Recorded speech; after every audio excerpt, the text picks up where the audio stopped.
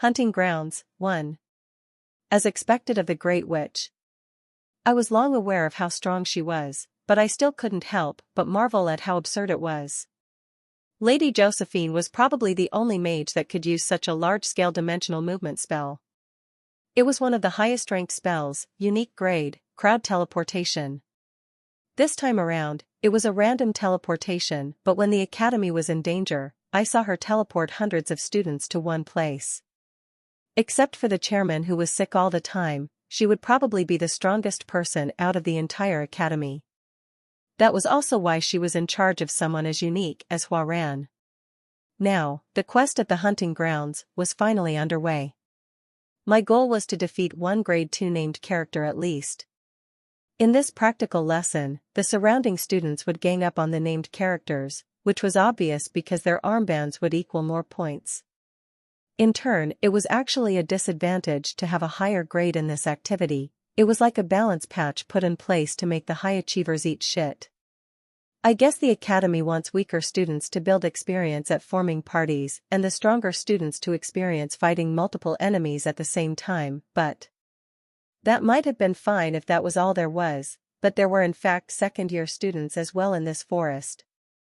Their job was to become an obstacle and thoroughly stop the freshmen in the stead of grade 1 and grade 2 demonic beasts, which obviously did not exist in the forest for safety purposes.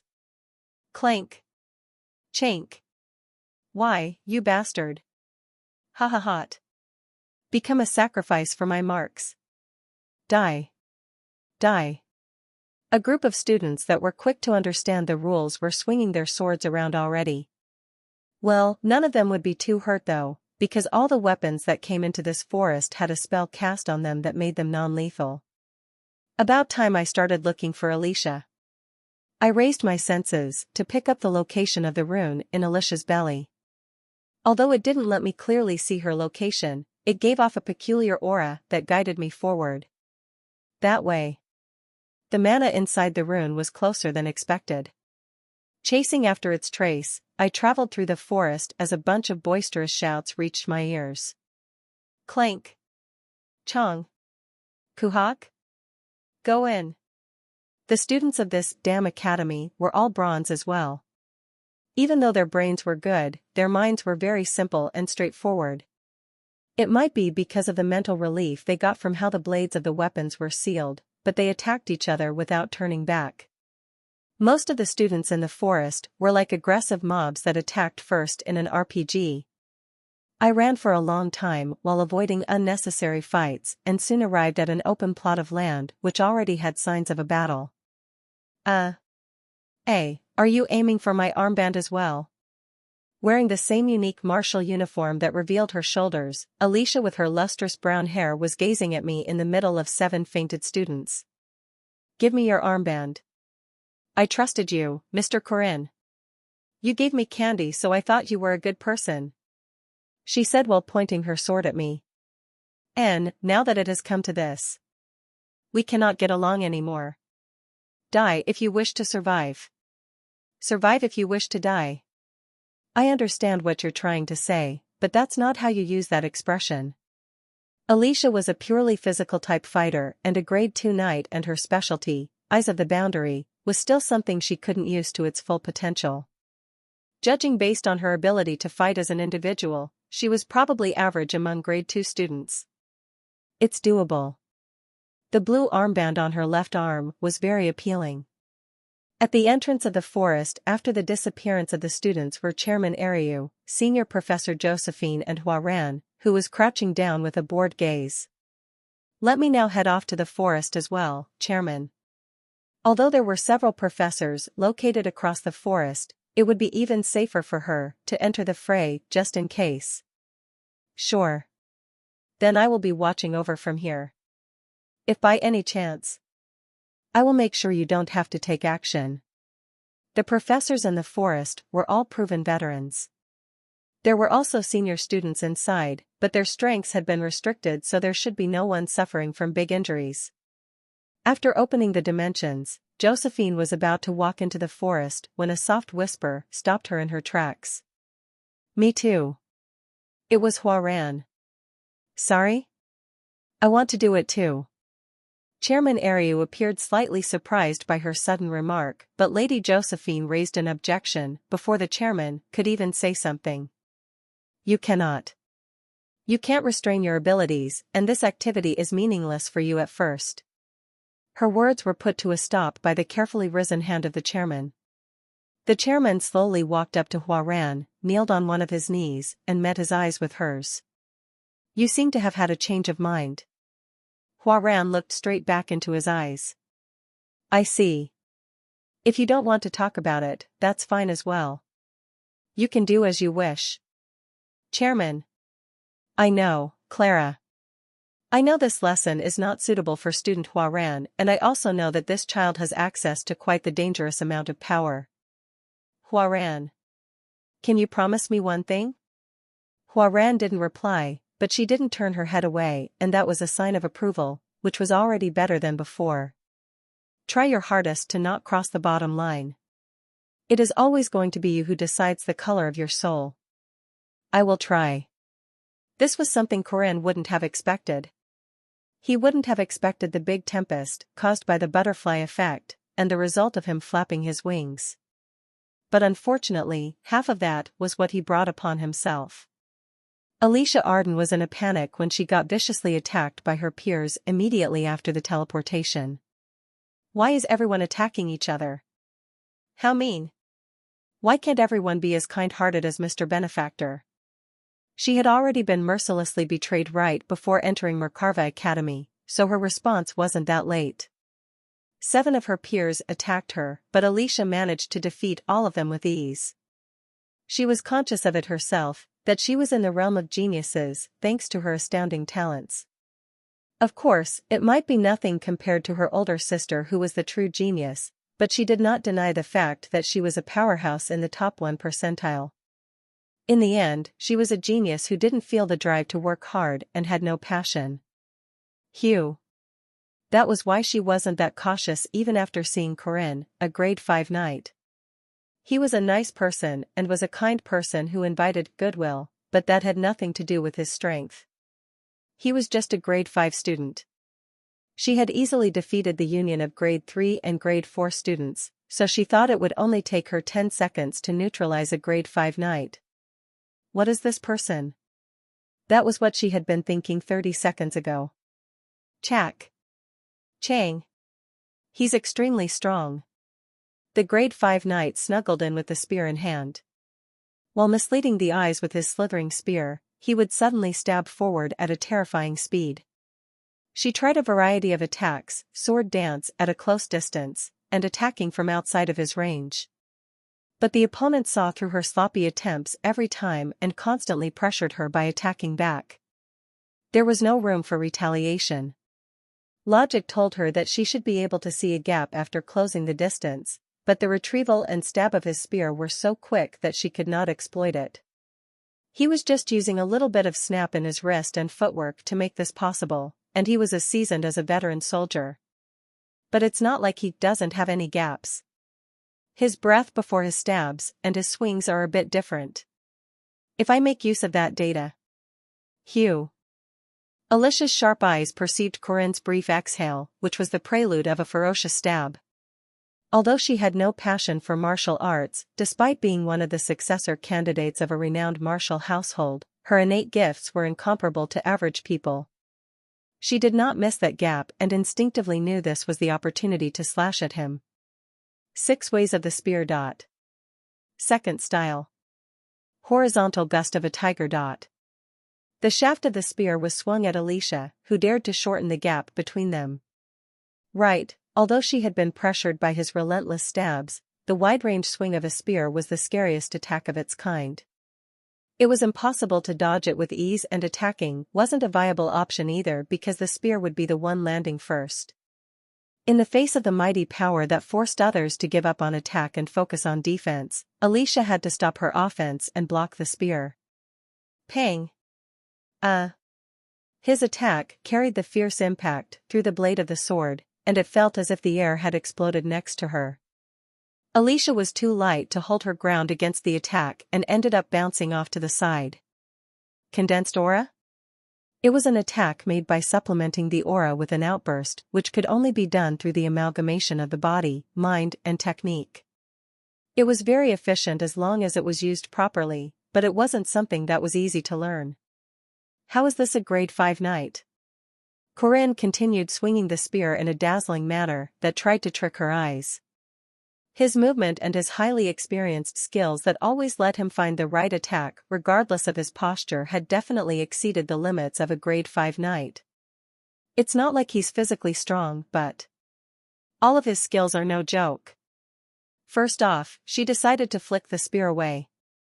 By pressing down on the spear, she would restrict its movement and dash in for the final slash. Chink. However, Alicia's ambitious goal was stopped by his first response.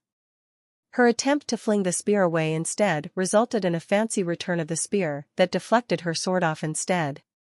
Outer trap, swinging the spear outward to deviate the attack. After pushing the sword off to the side using the outer trap, he pressed on the blade again with the shaft of his spear. In the blink of an eye, Alicia's sword was all the way down next to Corinne's thigh. This was the inner trap, swinging the spear inward to restrain the enemy's weapon. Huh? Alicia became startled after realizing that her sword was suddenly facing the bottom, and what she saw next was the spearhead stabbing towards her. Stab, a forward thrust. The combination of those three fundamental skills was what made up the most basic yet most profound counter skill of the spear, the pinnacle of spearmanship. 6 ways of the spear. Third style. Trap and stab. Kuhuk? The tip of the spear landed on her solar plexus. She blocked the attack with her aura, but the power behind the stab pierced through and made her gasp for breath. UHT. Without even giving her the time to restabilize herself, the spear struck her sword once again. Their weapons were flung off and those weapons were each about to return to their original places when the spearman kicked her ribs with his leg. Kuok. Lack of practice from over-reliance on talent. Eek. She retrieved her sword. It was faster than that of the spear due to being a shorter weapon, but what came instead was a palm that was even faster than her sword. Looks like you only relied on the sword and didn't learn anything else. The aura-embedded palm strike landed a clear attack on her chest. Pang. Hyuk. Along with the same burst of air that echoed across when she was hit by the horizontal gust of a tiger, Alicia flew in the air for 10 meters before landing on the ground. Consecutive attacks to the solar plexus was enough to drive normal people unconscious, but Alicia immediately stood back up after rolling on the ground. Kuhu. It was painful. That palm strike just then made the half-digested food inside her belly climb back up her throat, but it was in perilous situations like this that Alicia became the most rational. I knew it. She's the type of person that shows her true colors when provoked. While Corinne was once again realizing how much of a genius she was, Alicia was also serious now that she had become ever so rational. He's strong. I have to use my strongest attack. He wasn't an opponent she could look down on just because he was in grade 5. His skills and combat senses had been trained to the extreme and was definitely above her own. Without closing the gap, Alicia sheathed the demon-slaying sword back into its scabbard and postured herself. It was the posture for Batojutsu won the craft of drawing out the sword. Batojutsu, the craft of drawing out the sword, is an old term for Iajutsu. Batojutsu is often used interchangeably with the terms Iajutsu and Bato, which was unique to Alicia's fighting style. Ardent First Sword Style. Domain Severance. It was still an unpolished move, but it was one that allowed her to definitely slice anything that was next to her. Corinne Lorque observed her while holding the spear while Alicia was eager to end this fight with this one strike. I will hit you with my strongest counter skill if you come near me. The spearman deeply stared at her. For some reason, he stayed still without moving an inch for several seconds. Instead of running up, he relaxed his arms and lowered his guard. Eh? This is not good. The fact that she let that fluster show on the outside was a clear proof of her inexperience. While looking at the blank-minded Alicia, Corinne picked up a few pebbles and grinned. Fling.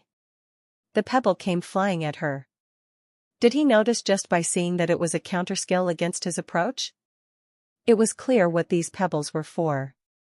He must be planning on dashing towards her as soon as she unsheathed her sword to parry the pebbles. It won't go the way you want. Empowering her entire body with aura, she blocked the incoming pebbles.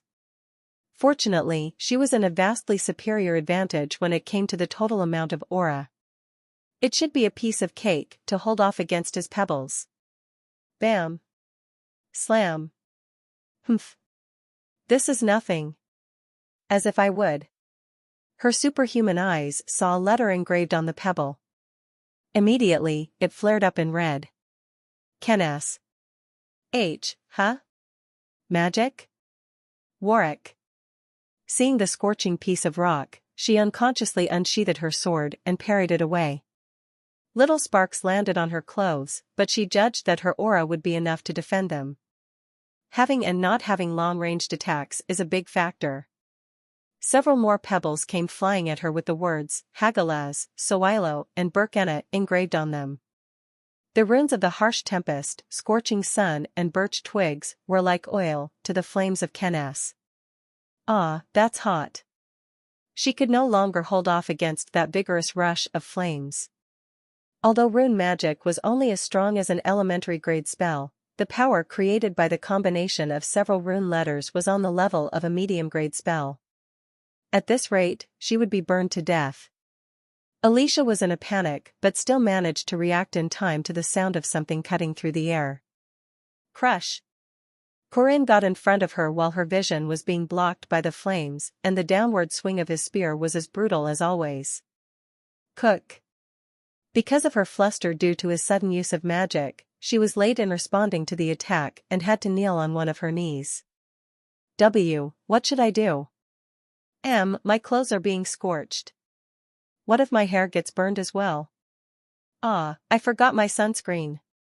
Chalk. Huh? It was the sound of something being ripped off in a very clear and refreshing manner. Sitting in Corinne's hand was Alicia's blue armband. Are you an idiot? How can you think about something else during a fight? Ek? Please have mercy. No. Go back. Tears welled up in her eyes. Hunting grounds, too. After taking down Alicia Arden, I put the blue armband into my pocket. About this much against grade 2, huh? Honestly, I was only able to win because it was Alicia. The others were a bit hard for me to face because of their unique abilities. Both the druid and the golem user are annoying, but the most difficult one to fight against among the named characters of the first-year students was the mercenary of flying swords, Doron Warsky. Even with the 50% backup of the second line of my precept, I would probably only have around 30% chance of winning. Huh. But more than anything, Alicia Arden was in more of a terrible state than I expected. The greatest strengths of Alicia Arden lay in her specialty, Eyes of the Boundary, and her base stats. Eyes of the Boundary was something that would let her see through the gap in the dimension, which immediately made the user enter the domain. Back when it was a game, the thing expressed as a domain was just a killing move that was described as the person attacking in a suspended world, but it was something that actually existed now that this was the real world. The Arden First Sword Style, Domain Severance, and the Void of 6 Ways of the Spear were all aiming for that same thing. In the previous iteration, I wasn't even able to reach the very depth of the void. This was unrelated to a person's physique and their strength. It was something that could only be activated in an unimaginably transcendent realm of concentration. Aside from that, Alicia's basic skills were also very insufficient. Even though I had 3 years of extreme experiences under my belt, that still shouldn't have been enough to overwhelm her in terms of technique. That made me concerned about the boss fight against Marie, which was now less than a month away. Well, her stats are still there, so she should be helpful. According to the original plot, the murderer of the City of Fog, John Doe, who was also related to the first missions of the second arcade, would soon be showing himself. At the end of the first arcade, Marie would fight against him, who infiltrated into the city, and show signs of awakening. Should I get close to Alicia and make her train for the time being? I still hadn't fully recovered my skills from the last iteration, but I still knew what Alicia lacked. Luina Arden would soon visit the Merkava city in search of the murderer of the City of Fog, and after meeting her and having a catalyst, that should be enough for Alicia for the time being. She's probably going to have to stay at the hospital for some time, but I guess I should help her out when she's better. Considering how she took a 8-trigram palm strike with a considerable amount of aura inside, she would probably have to stay in bed for a week. I really wasn't expecting to be that weak though. Honestly, I might have even beat her with a sword. There's a grade 3. Don't let him go. Why, you bastards. The hunting grounds were very noisy. Students were starting to understand the rules, and the clever ones began to hunt in groups. Whether it be against demonic beasts or other students, a numbers game was always an effective strategy, and the students were starting to understand that as intended by the academy. It was natural that low-graded students would unite and cooperate against their higher-graded peers, and the group that I came across was of a similar kind. Huh? Wait. He's just grade 5. Should we get rid of him? Don't bother. What are you gonna do with his armband? Oi, grade 5. Do you want to go around with us? He can at least be a bait for us, right? Oi, if you join us, I'll give you 10% of what we gain. In your dreams. I quickly moved the spear before they could react and hooked off their armbands. UHT? What? They were flustered upon seeing their armbands hanging on the tip of my spear, but I ignored them and continued running across the forest. 2 white bands from those 2 grade 4 students. Adding that to Alicia Arden's blue armband should equal quite a high number of points. My goal was to hit 100 points in this lesson, obtain the seed and aim for the hidden piece. I would definitely be able to reach 100 points if I took the armband of another grade 2 student, but that was nothing easy, and it was questionable if I could even come across them in the first place. In the game, you could save and load to get 100 points, but that wasn't an option in the real world. My job now was to steal all the armbands of my peers. Clink. Clank. I was heading north with a bunch of thoughts filling my head when a bursting thud echoed across the forest. Clonk. Clang. This is unfair. The sound of clinking metal and screams filled the forest as the heat of the battle came closer and closer. Wait, why are they coming towards me? Screech. That was when something came flying in. Hup. Something was falling above my head while giving off a heavy load of pressure. This pressure. I instinctively thrusted my spear. Clang. Swathing the spear with my aura, I let it collide against the falling sword as the 2 blades fell in a stalemate. Kook. It was heavy, as expected of the magic sword created with heavy iron, which was 4 times denser than steel. Although there weren't any special traits in this sword, it definitely had a simple merit, which was weight. Normally it was a magic sword used against large-type boss monsters, but the fact that this sword came flying at me could only mean one thing. Clang. Ho, you flicked the heavy iron sword away? You're quite skilled, aren't you? The mercenary of flying swords walked closer while retrieving the magic sword. After seeing me, the man couldn't hide the slight speck of doubt that appeared in his eyes. Grade 5?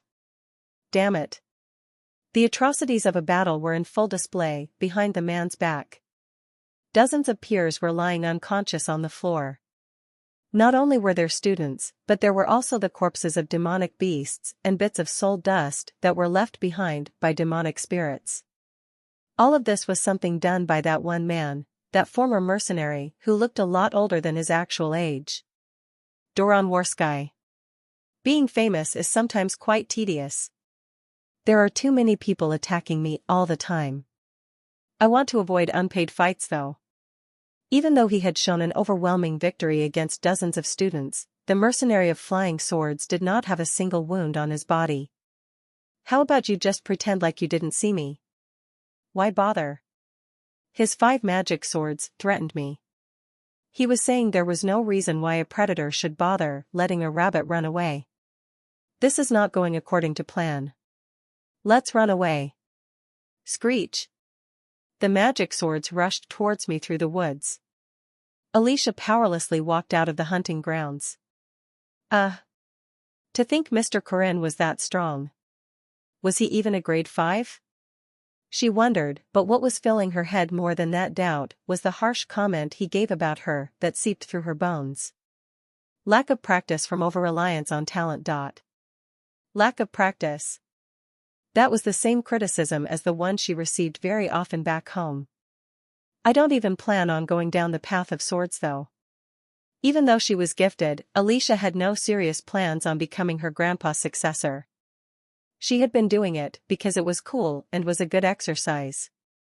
And more than anything, it's because she wanted to be praised by her older sister from a different mother. We can't stop the blood. The weapons were made non-lethal. How is that even possible? That day was when everything changed for her. The day of her first spar had changed everything in her life. And that was also when she grabbed the attention of her grandfather and became a successor candidate. Looks like you only relied on the sword and didn't learn anything else. However, she still felt pain after receiving such criticism. I must have looked pathetic. Would her benefactor have criticized her the same way? Thinking about it like that made her lethargic. He was strong, Alicia murmured to herself while thinking about Corinne Lorque. She had never seen such a sharp spear before. How much sweat and blood must have gone into it to perfect his skills to that level? From the fundamental skills of a spear to his experience that let him overcome the weakness of a spear and his perfect skills. He reminded her of her older sister. She found herself laughable for being self-conceited, for being called a genius, and not working hard. Should I try a little harder? Alicia decided to practice her sword more after going back instead of being satisfied by others calling her a genius. He gave me pieces of information, candies, and also gave advice. His face was quite wild and his muscles. She recalled Corinne's appearance one by one, and that was when something caught her attention. That belt.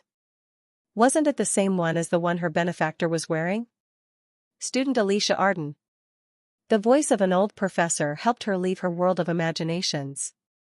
Yes. Ms. Arden. You're going the wrong way. Sorry? That's the habitat of grade 3 demonic beasts. What? Really? The entrance is on the other side. Go that way. And don't lose the way this time. Yes. Hiding the blush in her cheeks, Alicia dashed through the forest. She was buried in embarrassment and soon completely dismissed the thoughts about belts. Mercenary of flying swords, Doron Warsky was a veteran mercenary. He had been a part of a group of mercenaries ever since a young age, and was a veteran who defeated countless demonic beasts and spirits. The official acquisition of a Grade 2 Guardian certificate, which he got even before the admission, was the proof of his incredible experiences. How fascinating. Doron muttered while observing the crushed trees and the new vacant plot of land that replaced the previous lush forest.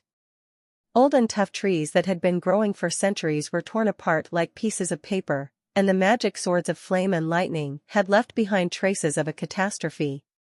But this was far from what Doron was capable of. He dealt with the swords before I could even use them properly. The core of the flame sword had been penetrated before its output could be raised to the maximum, and the lightning spiritual sword was buried so deep underground that Doron couldn't take it out even with his specialty, telekinesis. Plus, the magnetic iron sword, which worked well with magic circles of acceleration, had their weak point exploited, and the formula had been broken.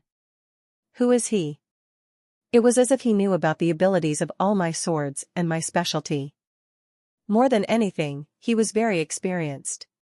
Putting outside how he knew about his abilities, he was proficient at efficiently dealing with the problem. Doron was startled by him targeting the swords, but from what he felt during their collision, his physical strength itself wasn't that great. He was barely on the level of a grade 3 knight, and would probably have to be considered a grade 4 knight. But that alone proved that the grading test had given a terribly wrong result of a grade 5 knight to Corinne. Doron also couldn't guess how such a powerhouse had stayed under the radar for so long. That's a lot of money gone. I have to give up on this practical lesson. 3 of his 5 magic swords were broken. He would be able to repair them quickly as long as he had the materials, but it would also take a whole load of his precious time for those materials to arrive. That almost killed me. I was quite fortunate to avoid being disqualified in the fight against Doran. The helping factor was that I remembered all the traits of his magic swords and those magic formulae in the previous iteration and the game. If I didn't successfully neutralize the tedious flame sword and the lightning spiritual sword at the start of the battle, it would have been over. Doran Warsky was one of the core party members alongside Alicia Arden for the player at the start of the game. He was very versatile, unlike the druid who depended on terrain and the golem user who had a clear limit when it came to interpersonal fights before being trained at it. Besides, his various elemental attributed magic swords were excellent at dishing out a lot of elemental damage, so he was the strongest ally character that could be used until the end. The only downside was that he cost a lot of money because of his character's personality traits, miser and employee, but he was even better than Alicia in terms of strength. Cug. Magnetic Iron Sword. The wound created by his super acceleration sword, which was accelerated by his proud magic formula, was still screaming in pain. Even though it definitely had become a non-lethal weapon, thanks to magic, my shoulder was ripped out just by coming into contact with it. But it was okay, because the wound was already starting to close. Regeneration of the Tenacious Warrior. It's working nicely. It was the specialty that greatly increased the regeneration ability when the HP went below a certain threshold during a fight. Instead of something as simple as regeneration, it was similar to a regression and a perfect restoration of the body. Hoo-hoo. That's what you get for taking my shoulder. 3 of his magic swords were broken. We were still at the start of the main story line, so those swords were made using grade 3 demonic stones and were relatively cheap. Because they weren't specially crafted swords by a proper grade 1 blacksmith, the joints and the fusion of the formula and the sword were still quite weak. It will cost quite a lot of money to repair that. Ruimble. That was when the forest quaked. Water droplets dispersed in all directions and even managed to reach me, which was ridiculous considering how far I was. There was only one person in this Merkarva Academy who would use such a high-level water-attributed spell in the forest. Marie?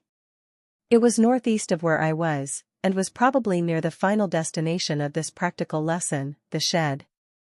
The only person capable of pushing Marie to this level could only be one of the named freshman characters, either Yule the Druid or the Golem user, Chronal Leden.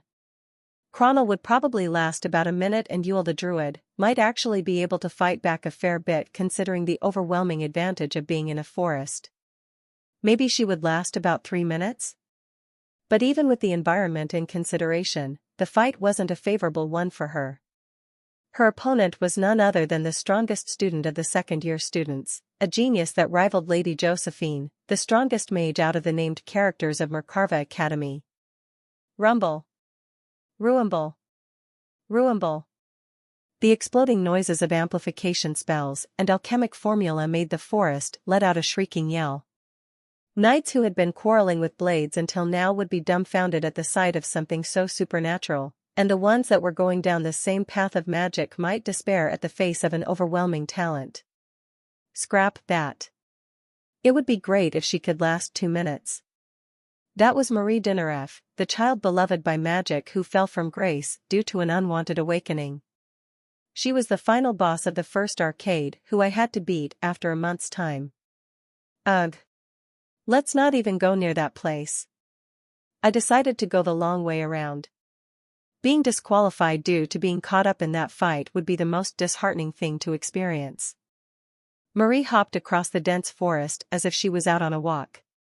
Her feet that were as energetic as a freshman of the academy led her forward to a place that had actual freshman students lying down on the ground. My back. Are you all right? Are your wounds serious? She was just asking as a matter of formality and received a response that was in the scope of her imagination. I'm all right. The student sounded discouraged more than anything. It seemed that she hadn't been expecting the gap between themselves to be so big. The genius mage, Marie Dinareff, the official rank of grade 1 that she received wasn't for show. I'll let you off this time, so good luck. Uck. Alright. That's good. I also had to push myself like you guys last year. You'll be able to do better next time. Without taking the armband of the disheartened freshman, she caressed her head and turned around. How is this possible with only low-grade spells? Lying down next to the astonished freshman were 10 of her peers. I like how all the freshmen are brave. But there's no one like him yet. Marie's cheeks flushed while thinking about the impressive freshman boy. If it was him, he probably would have continued fighting without giving up. That would be troublesome. I don't think it'll be easy to stop him. Would she be able to come across that boy in this practical lesson? The odds weren't that high, but if she did manage to see him, the imagination alone made her heart palpitate. Rustle. That was when tree branches shot out of the ground and wrapped themselves around Marie's wrists and ankles. You let your guard down. The owner of the voice was a girl with refreshing green hair. She pointed an antique staff, that appeared like the entanglement of tree branches, at Marie. Oh, spirits of the forest! Lend me your aid. Small fragments of light emerged following her request. They were the natural-born spirits that existed in the vast woods of the hunting grounds. Seeing them appear voluntarily without any contract, Marie gave a smile. So you are that druid freshman, right? She was able to stealthily move tree branches outside of Marie's perception, and a single request from her immediately called the lofty spirits of the forest. A druid had the blessings of the forest. It was definitely not an overstatement to say that this was a part of her territory. You should surrender. You can't beat me in the forest. Marie understood where her confidence was coming from, seeing the dozens of spirits that were surrounding her. Druids were born with natural affinity to spirits.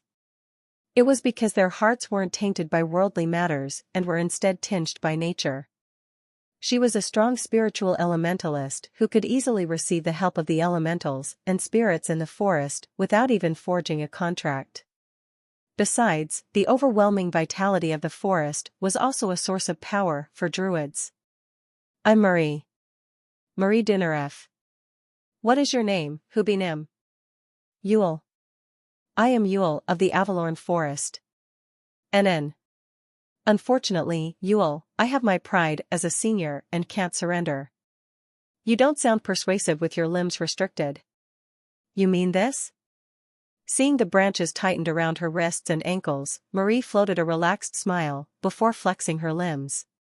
Crack. Crack. I'm sorry, tree. As soon as Marie used her power, the branches were ripped apart like paper. Yule blinked her eyes on repeat in a fluster, seeing how easy it was for her to break out of the restraint. How could that be? NN. You see, I'm the oldest daughter of a family of farmers. I'm confident in my strength. I even received a bull after winning in an arm wrestle tournament. That's clearly not at the level of a normal farmer. Although Yule had been mobilizing only a small number of branches to hide from her sight, a mage breaking out of it with her sheer power was dumbfounding, but Yule still believed that she was in the advantage. You know about the attributes of forest spirits, right? They are on a definite advantage against you, Sunbeam, who uses water-attributed spells. Let's see if that really is the case. Pababang. Balls of water immediately came flying at Yule. They were low-grade spells and weren't lethal, but they were enough to physically neutralize other people. Oh, spirits. Yule communicated with the spirits by using nothing but her voice and asked for their help. The forest spirits immediately moved the ancient trees, which were like their bodies, and formed a wall of tree branches that blocked the balls of water. The drenched branches soon returned to earth. In retaliation against Marie's sudden attack, Yule processed her evergreen mana. Bloom, O life. A large flower bud appeared from the ground, but when it blossomed, what appeared weren't beautiful petals, but the hideous forms of carnivorous plants. Yuk. Marie marveled at how unsightly it was, but did not turn her eyes away from it. It's not a plant of this forest. That means it's not an actual plant that she grew with mana. They were pure magic forms of life that were created from magic. It was when she came to that conclusion, those carnivorous plants that were born to devour something shot their heads towards her. Ads by Pub Future. Hiss hiss. Hiss hiss. The carnivorous plants opened and closed their horrifying teeth, while threatening to swallow the air alongside her. Marie raised her spear in response and used water bullets to shoot them down. Hiss hiss. It resulted in a frontal collision between the water bullets and the carnivorous plants. The physical power of water bullets should be more than enough to easily deal with those plants, that was what Marie thought, but things went in the opposite direction. Splash. NN? Even after being hit by the bullets, the carnivorous plants did not sway a single step and instead turned bigger. Aha. So they eat mana, huh? Click. Marie clicked her fingers in the air as a water bubble appeared out of the air, before rapidly turning bigger. It was roughly about as big as a water bullet, but the amount of mana inside it was on a whole different league. Water bomb. Boom. The water bomb exploded in the air. It swallowed the approaching carnivorous plants with its aftershock and flung them away. TCH. She was clever and had quick judgment. It was as expected of a grade 1 mage. It was a required skill of a battle mage to analyze the opponent's actions and decipher the enemy's magic formula to retaliate in time. And Marie was someone who received grade 1 as a battle mage. But I'm still at an advantage in the forest. There is no way I can lose in this place. Yule tapped the ground with her staff and linked herself with the earth below. Now, the trees of the forest that were on her side as well as the ground beneath would move according to her will. It's completely drenched, isn't it? All the way underground? Sorry. It was then. Combination spell, Frost. Chalk. In an instant, flowers of snow bloomed all across with Marie at the center. The carnivorous plants, which had been pushed away with the water bomb, were completely frozen. Everything which had been splattered with water was covered in ice. In other words, ruinable. Suddenly, the earth soared up as specks of dirt bounced off and juddered as if everything expanded out of nowhere. Huh? The tree branches underground did not heed to Yule's link. It was the first time this had happened and she was thus greatly flustered. The branches underneath were wet, right? I froze them. How is this? You can't limit a mage's ability to their main attribute. Remember, there are combination spells in elemental magic. Marie Dinnereff's specialty in magic was everything including the water attribute. Freezing the molecules of water that appeared from her spell was one of the combination spells she had. The tree branches that had been wetted with the water bomb had gone back down, and that was why they froze underground. Not yet. I still have spirits with me. As Yule said, the spirits of the forest were still in a normal state. They seemed infuriated by the disrespectful one who suddenly froze the ground. Sorry. But I think I'll have to say sorry one more time. You see, I'm going to explode a water bomb. A water bomb? Something at that level won't.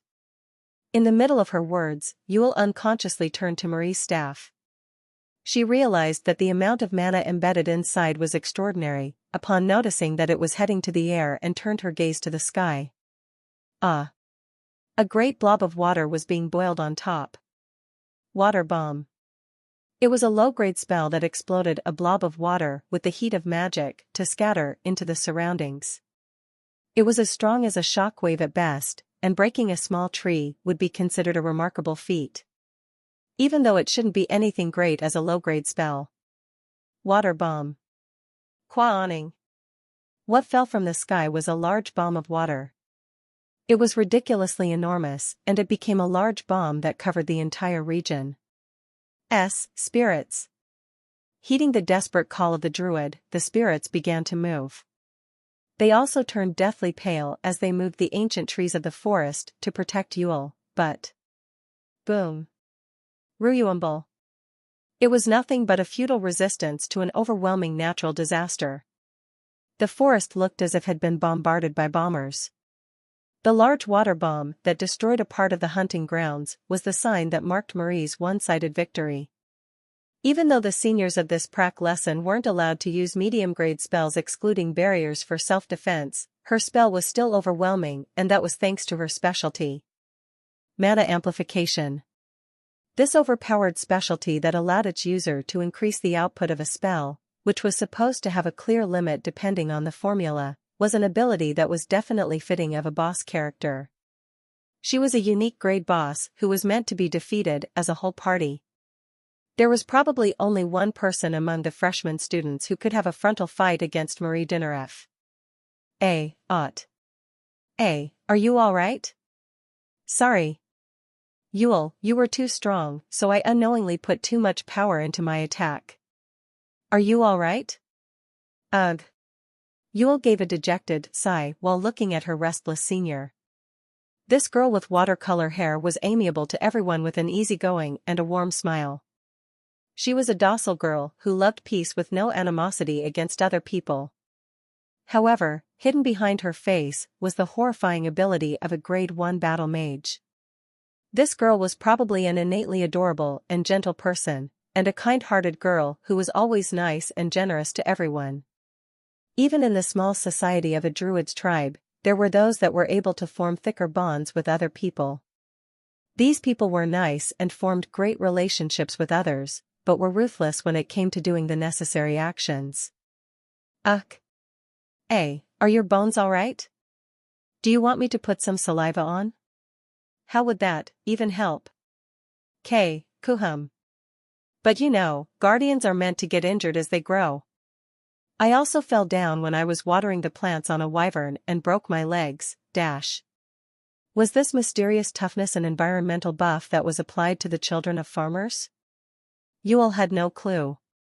This world was full of suffering, and both the city and the farm were too difficult for her. Until she was taken outside by the rescue team that was here to escort the injured students, Yule had to receive the extreme words of concern and encouragement from Marie. Maybe I shouldn't have amplified? But she wasn't an opponent I could beat with only low-grade spells and no amplification. Marie turned her gaze in concern towards another student who had been staring at her for a long time. Hello? I'm Marie. What is your name? Her golden eyes clashed with a crimson gaze. Right in front of the shed, which was the final destination, standing there to stop any intruders, was a large golem. Sorry, but the first place goes to me. Named character of freshman, golem user Chronal Laden. He was one of the starting party members that were available aside from Huaran. He was standing in front of the shed, stopping every incoming student. Is today like a special day or something? Why am I seeing all the grade 2s? Judging from how fast he came here, did he make like a golem horse to rush all the way here? To steal from other students in front of the shed? Although defeating Alicia was part of my plan, it definitely wasn't my goal to meet Chronal after Doran. I was facing 3 out of the 4 named characters in just one day. This scenario, which would be hard to see in the game even with an infinite number of saves and loads, was happening in front of my eyes. You have a lot of armbands, don't you? I'll be first if I take all that. In your dreams, buddy. You're the easiest after Alicia from grade 2, alright? Watch me break your favorite golem. Golem. It was a formula for siege warfare that had been inherited down from the ancient times. Using the formula of the user with the golem core at the center, one could create the large siege weapon. As long as there was enough material and mana, it would always be strong enough to break through castle walls, so humans had been using golems for a very long time. The fact that they were classified as siege weapons proved their strength, but that also implied a critical downside. Due to being huge, they were really, really slow. Bang! Quack! Unable to retain its form, the golem crumbled down as Chronal fell with it. Walking past the remains of the destroyed golem, I pointed the spear at his neck. Golems are nothing but big targets for small and strong weapons like people. If I were you, I would have looked for a friend to protect me. I have none. Huh? I have no friends. Sorry. Kook. Chrono let out an agonized groan as if his shoulder was dislocated when falling down from the crumbled golem. Stay still. Huh? Creak. Kuhik. I relocated his shoulder as a scream left his mouth. The intelligent mages weren't used to pain as much, so it was something that couldn't be helped. With this, I will be the overwhelming victor. You. While relocating his shoulder, I also took his armband as well as a bunch of green and white armbands. Hoo-hoo. By the way, the armbands that you've earned until now will still be your points, so I'm sure you'll be able to buy a few potions and stuff. Ugh. Including Chronol's armband, I had 117 points in total. It was an absurdly large amount of points. It was the first time I had acquired such a large number of points even when I was repeating this lesson in the game. Was the goddess of fortune smiling on me today or something? Leaving behind Chronol, I headed to the shed. It was time to receive my due rewards. Results of the hunting grounds. Grade 2 Knight, Alicia Arden, injured. Grade 2 Knight, Doron Warsky, weakened. Grade 2 Mage, Yule, the Druid, injured. Grade 2 Mage, Chronol Laden, Golem Core lost. 2 out of the 4 named freshman characters were unable to fight due to their injuries, and the remaining 2 were heavily weakened. Aside from that was the crash between boss characters, which shouldn't have happened in the original scenario. No one knew what outcome this would lead to. But lucky me. There was no doubt that the things henceforth were due to Corinne's own faults. A virtuous-looking old man welcomed me inside the shed. Oh. I was wondering why it was so boisterous outside, but it seems like we have a guest already. The keeper of the forest, maintaining this place, Mr. Harris walked up while stroking his lumpy beard. I'm Corinne Lork, sir. Student Corinne Lork.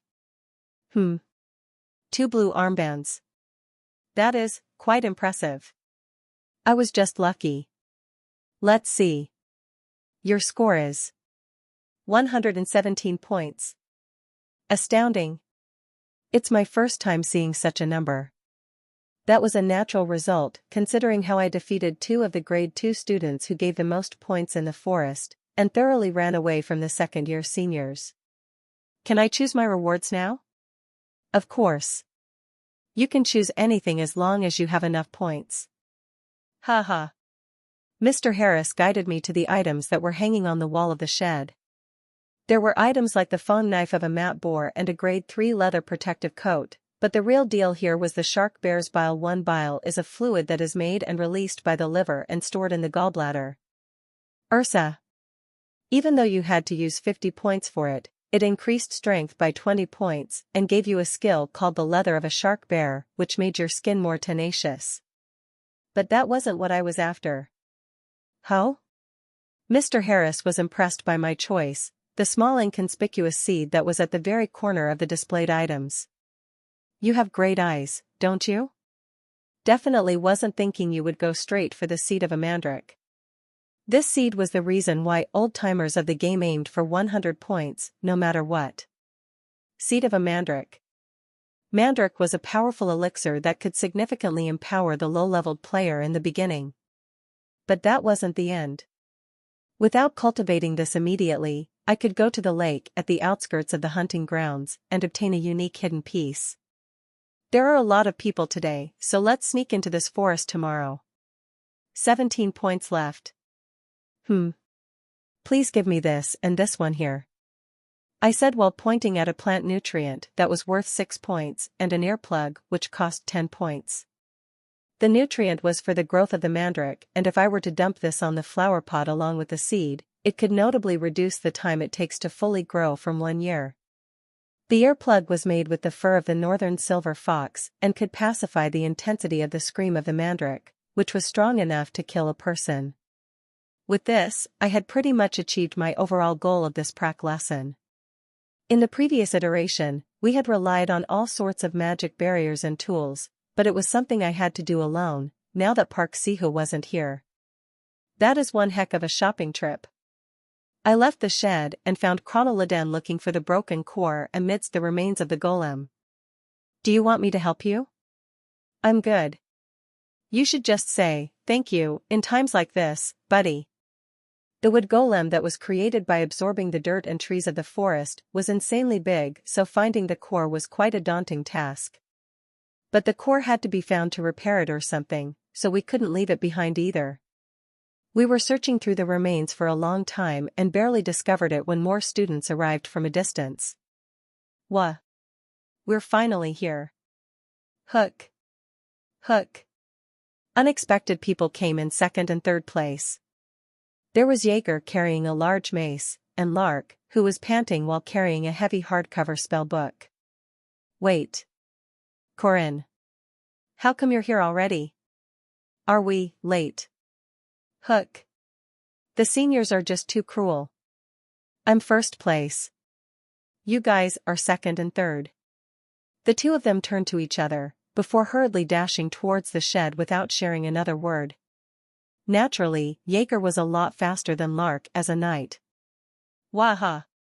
19 points. Jaeger left the shed with a stretch. He seemed to have defeated quite a lot of grade 3s and grade 4s. What about Lark?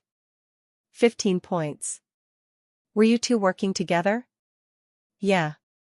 He summoned a ghost knight or something, and was good at controlling it. By the way, how did you reach here so quickly? It's a long story. Oh yeah? Anyway, you want to go to the training rooms today? Sure. What about you, Chronol? I shifted the conversation to Chronol. Huh? Me? This must be fate in its own way. It would be nice for us to have some food together and go sweating afterwards. Sure. In the previous iteration, I used to cooperate with Chronoliden quite often. Even though I called him weak, that was only when it came to interpersonal fights. Against big demonic beasts, his golem was the best tanker/damage dealer, with no room for doubt. Let's have kimchi udon today and not Ruimble. That was when the forest jolted. Damn. That's fancy. Is it the other grade 2s? That can't be. Unlike Jaeger and the other freshmen, I denied that possibility. 3 out of the named freshman characters were unable to fight because of me. Alicia Arden, Doron Warsky, and Chronoliden were all incapable of fighting anymore, so the only one left behind should be Yule, but she should have lost to Marie a long time ago. There was no way that the current Yule could last more than 3 minutes against Marie.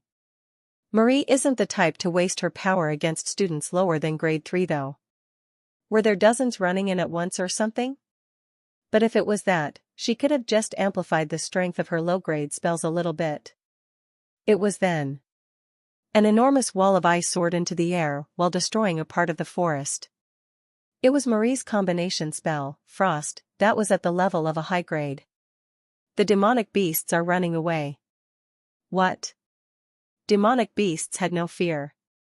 Strength wasn't the thing that was important when inducing anything similar to fear, one had to have a similar demonic nature to them. No matter how strong a human was, they would recklessly run in. Marie was forced to use the high-grade spell Frost combination, multi-shield, and the demonic beasts were running away. For something like this to occur. Don't tell me. A tremendous amount of force was roaring in the skies. The outburst of evil aura and signs of destruction were displaying their significance. Marie Dinnereff was a genius. Born as the first child of a family of farmers, she walked the path of magic and was praised as a genius by everyone around her. This innocent and lively girl of the countryside had been walking up an easy slope that was far from the likes of frustration, failure, and despair. This did not change even after she entered the Guardian Academy. She was innately gifted at interpreting formulae, and was blessed with mana. After learning one thing, her mind could comprehend 10 things of a similar kind, and she was referred to as the successor of the history's greatest mage, Senior Professor Josephine. That was why the thing in front of her eyes was fear that denied everything about her from the core. Hook. The tear next to her neck was scorching in pain, and an unreal amount of pain was stopping her brain from functioning properly. I have to analyze. But what could she even do after an analysis? She saw it with her eyes and felt it with her skin, but her brain refused to admit it. Thin and slender fingers of the opponent were like the poisonous claws of a godslayer that ripped through her dimension. The red lips and white teeth of the opponent were cracked open like that of a rabid dog, and her blood-stained gaze was scarlet like it was drenched in the blood of her heart. And the white skin that appeared as soft as finely ground flour was ridiculously thick enough to ignore an explosion of mana. She wasn't using aura to protect her body, nor were her claws sharpened thanks to a specialty. It was just an overwhelmingly strong physique that was in a whole different league.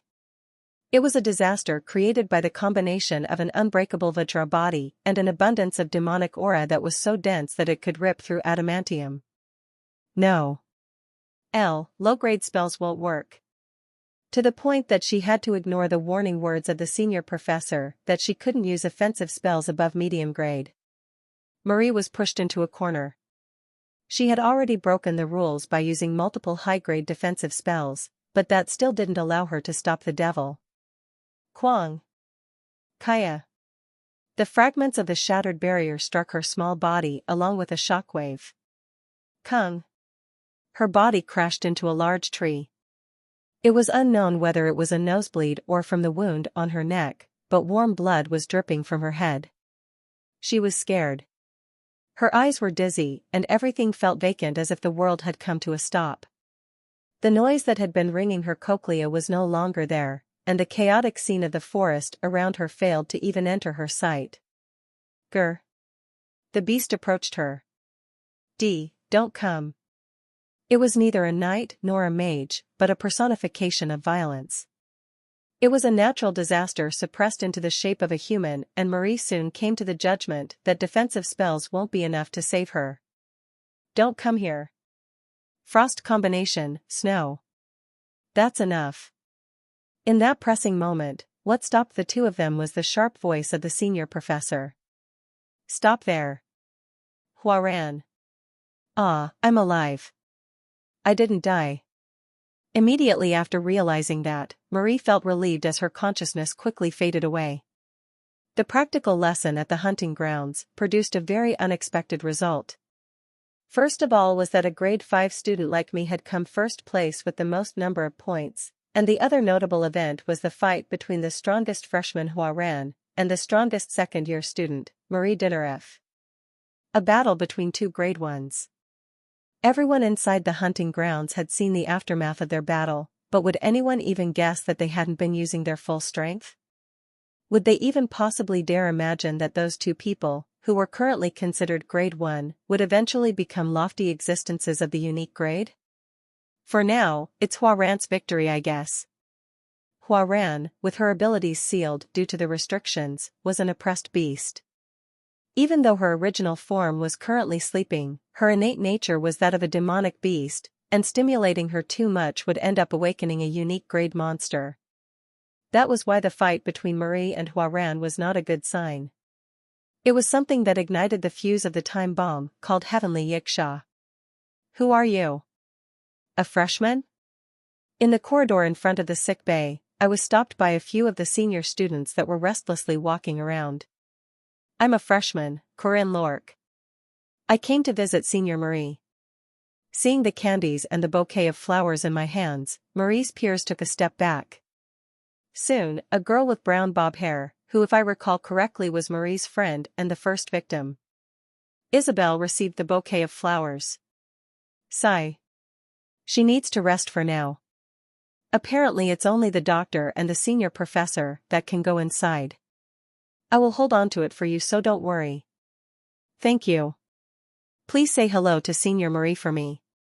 Leaving behind Isabel and the second-year students, I walked out of the building. The catalyst for Marie to awaken into being a unique grade was the encounter with the murderer of the City of Fog, John Doe, which would be happening in a month. I wasn't sure how the demonic molecules were working inside Marie's body, but there was still a lot of time. As long as I increased my stats through the weekend missions and received the help of the freshman lads, it should definitely be possible. There was no need to hit the last phase 4, and as long as we could go up to the third phase, my current arrangements should be enough. It will be manageable as long as we go according to the main scenario. I can solve it even without the player. The reason I bothered showing off my power to the grade 2 named characters was also partially because of this, because there was no way they would help if a grade 5 weakling suddenly came up to them and proposed a cooperation. Their first show of interest in the player is when the player displays their innate talents and strength. Thus, this practical lesson was like my self-introduction telling the grade 2 students that I wasn't someone to be ignored. One more week and the named characters should be back to themselves. That's when I'll make an offer about forming a party. The final boss of the first arcade of Heroic Legends of Arhan, unique grade vampire, Marie Dinaref. While hoping that her story would not end in misfortune this time, I walked across the paved roads of the academy. Owls were crying at dusk when Marie opened her eyes. Ah! Beneath the familiar ceiling, Marie raised her body in the dark sick bay. NNN. Marie? Isabelle, who was leaning on the bed in sleep, woke up with a rustle. When she realized that her friend had woken up, she immediately raised her voice. Marie. Are you okay? Is your neck all right? Without paying any attention to her disheveled hair, Isabelle observed Marie's condition. Although most of the blood had been wiped off of her hair, there were still powders of dried blood slowly falling down, and the bandage around her shoulders still had signs of seeping blood. That freshman.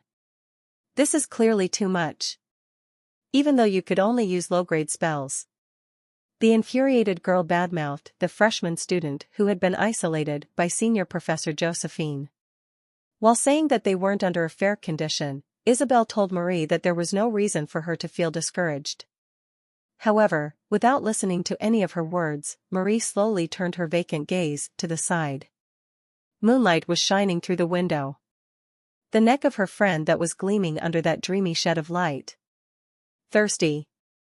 Seemed as appealing as a ripe fruit. Final boss of the first arcade, Marie Dinaref. Aura rank, upper medium, 9,400. Mana rank, upper unique, 66,700. Specialty, mana amplification, blood law, summon familiar, blood realm. Overall grade, unique grade. Main quest, Marie Dinaref. Difficulty, S. Time limit, failure upon Marie Dinaref's death. Reward? The boss characters of each of the arcs in Heroic Legends of Arhan were tough foes that brought the player deeper into the immersive world.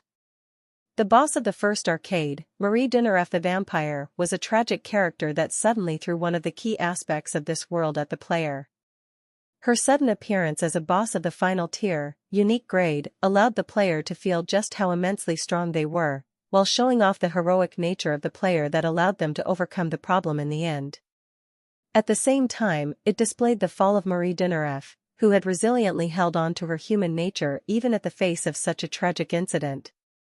The life at the academy, which felt like it would be all fun and games at the start of the story, suddenly turned bleak and grim in an instant, and it was through this episode that the developers showed their true colors. That was the tragedy I had to challenge myself to, now that the player wasn't here. My job was to save the girl who had faced a great misfortune and a terrible end. It was fate which even the protagonist of this world was unable to change, and that was why Park Sihu had tried to make use of this tragedy as efficiently as possible. But was this seriously an unstoppable tragedy? To be frank, that wasn't really the case. With enough preparations. And with enough faith. As long as we topped all that with good enough members, the unfortunate story of that one girl was actually one that could lead to salvation with relative ease. That was why I did not want this story to follow the original plot. I did not want her story to end in misfortune like the sequences of fate which went by the name of scenario. Like how I resisted against the player who had insisted on efficiency, monopolization, and jackpot. I want a happy ending for her story. So what if I am being a little inefficient? And so what if I can't swallow everything for myself? And also, how is it a problem even if I can't hit a jackpot and have fewer benefits? Everything is fine as long as we have fewer deaths. Do we even need a reason to save people? This evening's lesson was supposed to be carried out by Lady Josephine in preparation for an external mission. It was a mandatory course of the first semester, where we would hear theory on practical things like camping outside and managing food, and carry out an actual external mission as a test. Dude. Did you hear that? I was opening my book and preparing myself for the lesson when Jaeger came up and whispered at me. What's up? You know Hua-Ran. That demonic bitch. It was very concerning to see Jaeger say that even though Hua-Ran could fold him to death using 2 of her fingers. However, that was the impression which was shared by everyone inside the class. Although she was wearing none clothes of the church, anyone could tell that the chains wrapped around and talismans were there to restrict her. Why would a student be wearing restrictive clothing? That naturally made them see her as a demon. I heard she was locked in isolation. Isolation, huh? Yeah. Apparently there's actually a special facility in this academy that locks dangerous demons inside. Jaeger then continued narrating several conspiracy theories, but he wasn't completely off the mark. There really was a special facility in this academy that was dedicated to demons. To be fair, it was more of a rectifying facility that tried to help demi-humans control their overflowing mana and violence. Aside from the fact that there was a barrier that somewhat suppressed their powers, it was just a fancy personal accommodation. Hua-Ran had used more power than necessary to hurt Marie, so it was natural for her to receive some level of repercussion. What I didn't understand was why Hua-Ran had started moving already. She should have been quietly listening to lectures. That was the same in the previous iteration and the game. She incited fear from the surroundings due to being a demon, but she didn't do anything in particular and quickly went under the radar. That's why that monster. Calling her a monster is a bit. Oi, aren't demi-humans practically just demons? Do you have any demons around you, Lark? Just think about how many humans they killed. Lark chimed in and the conversation was about to turn long when a female professor wearing a loose robe walked in after opening the door. Hello everyone. I am Professor Lalara Mars from Alchemy. Deputy Principal Josephine has other things to attend today, so I will be carrying out the lecture instead. Lady Josephine was known for not changing the schedule unless it was a serious problem. Why would someone like her skip a lesson? Is it because of Hua-Ran? Considering how Hua-Ran created a big ruckus during the practical lesson, it was understandable for a special measure to be taken place. Without thinking too much of it, I glossed over the small event. 6 ways of the spear 5th style. Clank. The deafening thud resonating across the training rooms probably gathered the eyes of other students. They would have crowded in if not for the privacy curtain. It had already been 3 days since the end of the practical lesson at the hunting grounds. For the past 3 days, I came straight to the training rooms after the lessons and spent all my time here. My combat strength that I tested at the hunting grounds was quite satisfactory. Even though they were still very inexperienced, I still managed to defeat Alicia Arden, a strong character, and the golem user Chrono Laden. However, this was still far from enough. I probably had better fighting senses than Park, but my stats were weaker in comparison to how he was at this point in time. Hugh. Leaving aside the level I had achieved with my spearmanship, the problem was that my body couldn't handle condensed aura. My ripped palms, and the vividly protruding veins, was proof. What was fortunate, at the very least, was that the wounds left behind by the recoil from the skill was already being recovered thanks to the regeneration of the tenacious warrior. I might actually be able to recover even if my intestines were to fall out. Judging by the speed of the regeneration, it was probably at the level of a grade 2 skill. But I didn't get to test it as much. Maybe I had to get injured on purpose, just to test this out. Condensed aura that worked in alignment with 6 ways of the spear was a skill with way too big of a risk, but the regenerative ability came in for the clutch and offsetted the risk by a lot. But still, the best choice was to obtain a body that could withstand the skill, so here I was today, diligently training myself again. She still hasn't left the hospital? Yeah. Looks like she's still very sick. The second-year students were looking quite strange these days. The main topic of their discussion was Marie, who hasn't shown herself for 3 days ever since the incident at the hunting grounds. It was understandable on the first day, but ever since the second day, her roommate Isabelle was also unable to be spotted and no one was allowed to visit Marie either. Naturally, it would have been hard to leave unscathed after a clash with Huaran, but Marie was the final boss of the first arcade. Not being able to see the first unique grade boss of Heroic Legends of Arhan made me quite anxious. Should I try visiting the hospital? I was walking down the academy campus with that thought in mind when I came across an unexpected person. Hujek. NN? Alicia Arden was wrapped in bandages while eating a potato croquette, and was greatly startled upon seeing my face. Why are you so surprised? Gulp. No? I am not surprised. Have your injuries gotten better? Yes. I didn't feel sorry or anything about causing injuries. The common courtesy in the academy was to refrain from blaming others about wounds that were caused during lessons and practices. Are your bones fractured? No. It's just a few cracks. I just need to rest for a few more days. Rather than blocking condensed aura with aura, the best option is to offset it using the same resonance. There is no reason to bother blocking a dense amount of power from the front. Her eyes had a strange glint to them as she gazed at me. What's up? Mr. Corinne. Are you really a grade 5 knight? Oh, that? I showed her my student ID card and the sign that said grade 5 knight. See? I am a grade 5 knight. What kind of grade 5 knight beats a grade 2 knight? Are you perhaps disguising yourself? No, I am definitely weaker than you. You're lying. I'm serious. Here. I threw a sudden fist at the unbelieving Alicia. It was the fastest jab I could throw, but Alicia quickly stopped my fist with the potato croquette still in her hands.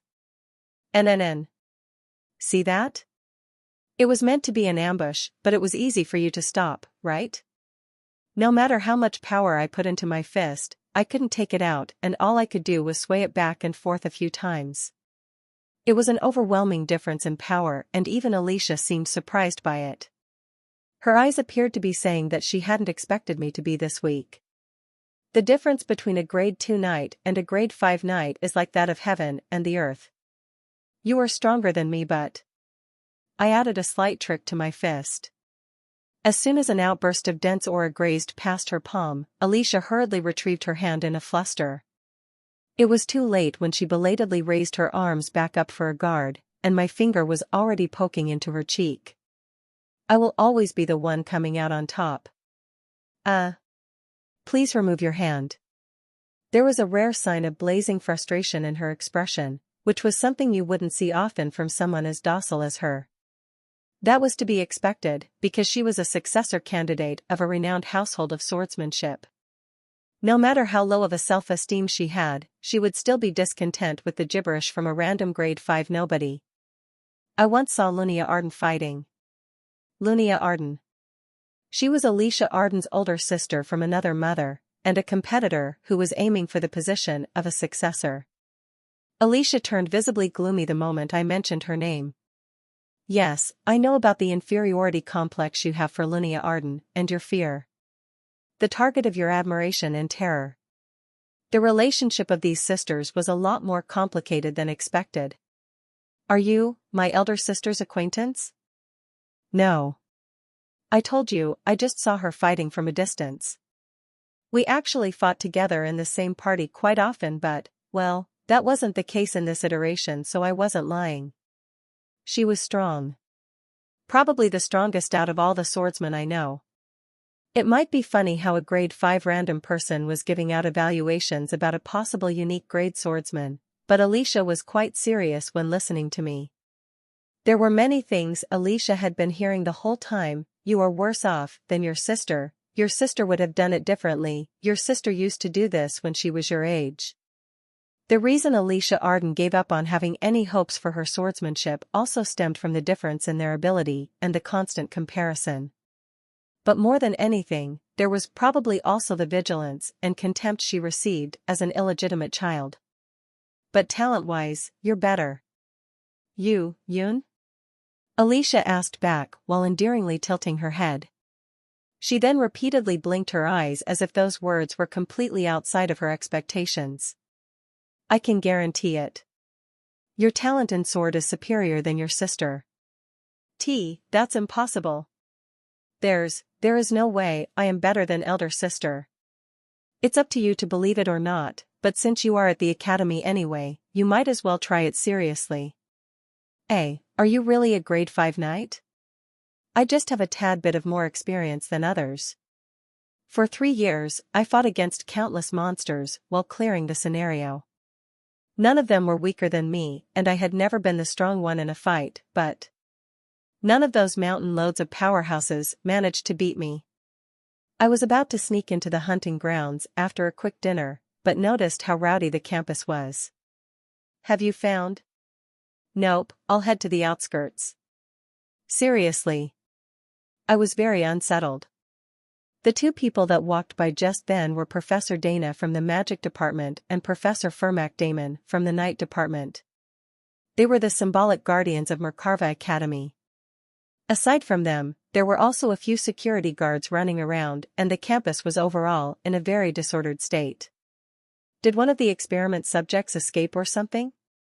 Considering how Professor Dana, who carried out live experiments on dangerous beasts, was also here, it might be because of an escape of a demonic beast or a demonic spirit of the laboratory. It was quite rare yet frequent in Mercarva Academy. Even in the game, Marie's boss fight had taken place at the laboratory. She would move the demonic beasts of that place around as her familiars, and defeating them was the first phase of the fight. Well, there was still a month to go though. Away from the eyes of other students and professors, I arrived at a certain lake located at the corner of the hunting grounds. Because of how far it was from the center, it wasn't managed properly and there were plenty of tall weeds nearby. I was here to meet the being that was living in this place. But first off, I had to force some water out of my eyes. While giving a noisy shout, I wobbled my body. My staggering hands were carrying the seed of a mandrake and... Oh no! I'm falling. I fell down in an exaggerated manner and dropped the seed into the lake. This can't be. What should I do? No. What am I supposed to do? No. I continued screaming while sneaking a glimpse. Hitting the ground, I acted as if I was aiming for the Academy Award of Best Actor. It was definitely an amazing act, but it seemed that it wasn't spicy enough yet. No. The one and only seed left behind by my mother. No. Bubble bubble. It's here. I forced out a few more tears when the center of the lake started to bubble as an old man appeared from inside. Ho ho. Why is it that you are weeping so much? The old man appeared after being moved by my awesome act, gazed down at me with a benevolent smile. A hidden piece that could only be used once in Heroic Legends of Arhen, which had the narrative written by the scenario team of a Korean company. It was the God of Lake. The Honest Woodcutter. It was a famous fairy tale in Korea, and the original was from Aesop's Fables, or something. It was a very famous story where the god asks, "Was this what you had lost?" to the woodcutter who dropped an iron axe into the lake while showing him golden and silver axes. This god of lake also existed in Heroic Legends of Arhen, and while walking by this lake, there would be a prompt asking, "Will you drop any items inside?" So it was quite common for players to chuck several items inside the lake. Because the original was about golden and silver axes, most of the players threw weapons that were below the unique grade, but it didn't lead to any result no matter how many weapons people threw inside. But old-timers of a game weren't someone to be looked down on. They were people that did all sorts of wacky stuff that others would not even try. I tried dropping 500 trash items into the lake today, lol. There was the so-called trashing challenge that began by one of the players, and among the players were brave heroes who even dropped precious items inside. And I was one of those brave heroes. Is this golden seed yours? No. That golden seed isn't mine. Those nerd developers must have been giggling to themselves while wondering if anyone would ever find this hidden piece. Is this silver seed yours? No. That silver seed isn't mine. What kind of mental retard would drop the seed of a mandrake, which you had to exchange for strenuously hard-earned 100 points? Well, that was me. Ho ho. Then this seed must be yours. Yes. That's correct. That definitely is my seed. I see that you are an honest man who does not get greedy from seeing gold and silver. In honor of your honesty, I shall give you all 3 seeds. Oh my. Thank you very much. The god of lake disappeared after giving me the 3 seeds. Even if you dropped more items inside, this god of lake would not show up anymore. It was a hidden piece, which could only be used once. After double-checking that the god of lake wasn't here, I turned to the beautiful seeds on my hands. Yellow golden seed of a mandrake. White silver seed of a mandrake. Seed of a mandrake. Hoo. Now this is a dupe bug. Honesty is overpowered. Mandrakes forever. The mandrake seeds that I got from the god of the lake were sparkling like gems. The normal seed of a mandrake already had the effect of greatly increasing a person's mana capacity, but these yellow gold and white silver seeds had very special uses for them. That was natural, considering how they were precious Easter eggs which could only be obtained through this method in heroic legends of Arhan. In the previous iteration, Park Siho had the yellow gold one, so I only took the white silver one for myself, but that alone had already given me great benefits. This time, the yellow gold, white silver, and the normal mandrakes were all mine. The normal mandrake could be shared with 2 or 3 other people after being boiled with water, but the yellow gold and the white silver were best eaten raw, and that would thus make a big difference. The only problem was that they would immediately let out a tremendously ridiculous scream when reaped, but that wasn't a big deal. I headed to the dormitory with a bright smile on my face. There was roughly 3 weeks left until the D-Day of Marie awakening into a vampire. Until then, my job was to train Alicia, hire Doran the mercenary of flying swords, coax the druid of the Avalorn forest and befriend the golem user, Chronal. Aha, perfect. It was such a perfect plan that there was no reason to add anything else.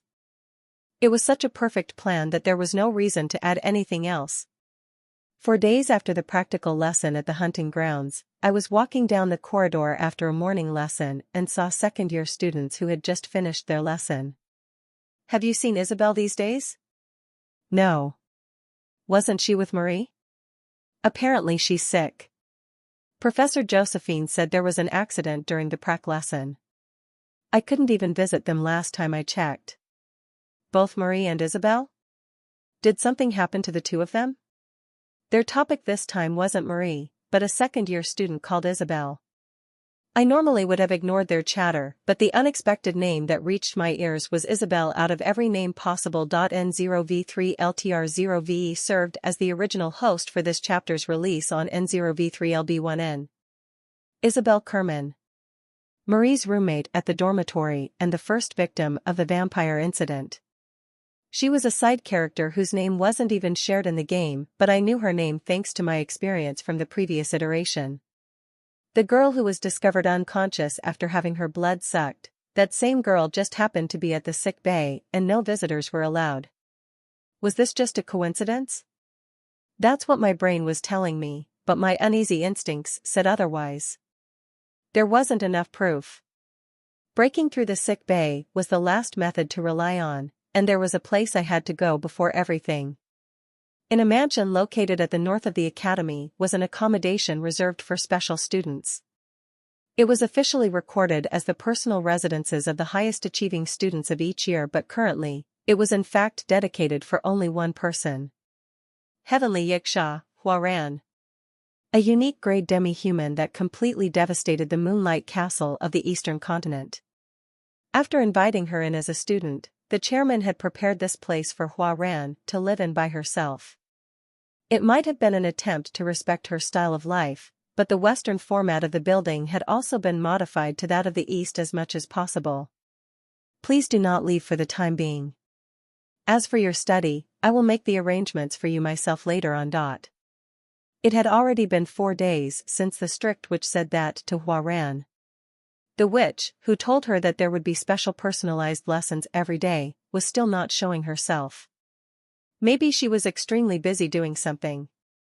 With not a single visitor coming to the house, the exaggerated noise of the turning pages of the book was the only source of sound resonating across the house inhabited by one girl. Boring. The story inside the book had a happy ending, but the face of the girl reading it was filled with dissatisfaction as she closed the book. Reading several books in just one day, she once again realized that she was put in a situation where she wasn't allowed to do anything. Her semi-imprisonment was because of her participation in the practical lesson. It was something that she whimsically asked for due to a simple desire of watching and observing the weak boy who had to survive in the midst of fighting students. Unfortunately, she couldn't even do that either. Gazing outside the window of the second floor, she blankly stared at the tree in the garden as a rebellious spirit rose inside her. Should I climb over the fence? Even though that noisy woman asserted that she shouldn't do so, there was no reason for Huaran to obey her command. But at the same time, there was no reason to disobey that, so she was gazing at the fence hidden by the budding tree while hesitantly pondering by herself when. Geez, there we go. Oh, I knew it. You are here. A boy that would have been mistaken as a caveman if not for his clothes landed on top of the branch. Huaran. We met already, didn't we? I'm Corinne Lork. It might be a bit sudden, but I brought something because I didn't want to come empty-handed. Corinne Lork grinned while taking out a box of cake which was sold at the dessert store inside the academy. Huaran did not have the common sense to tell whether that was a respectful action or something that warranted him being scolded as an illegal trespasser. Can you open the window for me? She was vacantly staring at him when the boy scratched his cheeks and muttered, maybe she can't hear me, before glancing at the window. He then laid his foot on the windowsill and opened the window. The boy looked like he would immediately jump into the room but suddenly changed his mind and slowly dropped the cake before returning to his branch. Entering facilities without permission is going against the rules, you see. I think you're already breaking them. I'm just standing on the branch of a random tree right now. While telling her that the way the action is described is more important than the action itself, Corinne broadened her horizons on the ways of a delinquent. I have a question. What is it? Huaran deemed that it was fine to answer his question. Due to being bored for the past 4 days, she had become a bit more benevolent. Has Lady Josephine ever come back in the last 4 days? In order to ask a question like that and analyze the answer that would come back in response. How many things did Corinne Lork have to know about? Although young and instinctive, the clever brain of the girl formed an evaluation of Corinne Lork from that one question. Asking about his objective, however, would be quite meaningless. Information was something that could have all sorts of values, depending on the perspective and the context, so there was no reason for Huaran to bother thinking about what he would infer after an inquiry about Lady Josephine's location. No. Not a single time. Thanks. It seemed that he had collected all the necessary pieces of information. The boy turned around but soon, he turned back to her as if he remembered something and looked into her eyes. The red eyes of a ghost that people of the East had labeled as scary and ominous. In front of him was a beast that was in an absolutely incomparable realm to him, but Corinne's eyes stayed firm nonetheless. I'll buy you a meal next time. Corinne Lork left behind a vow for the price of that piece of information before disappearing again into the world beyond the fence.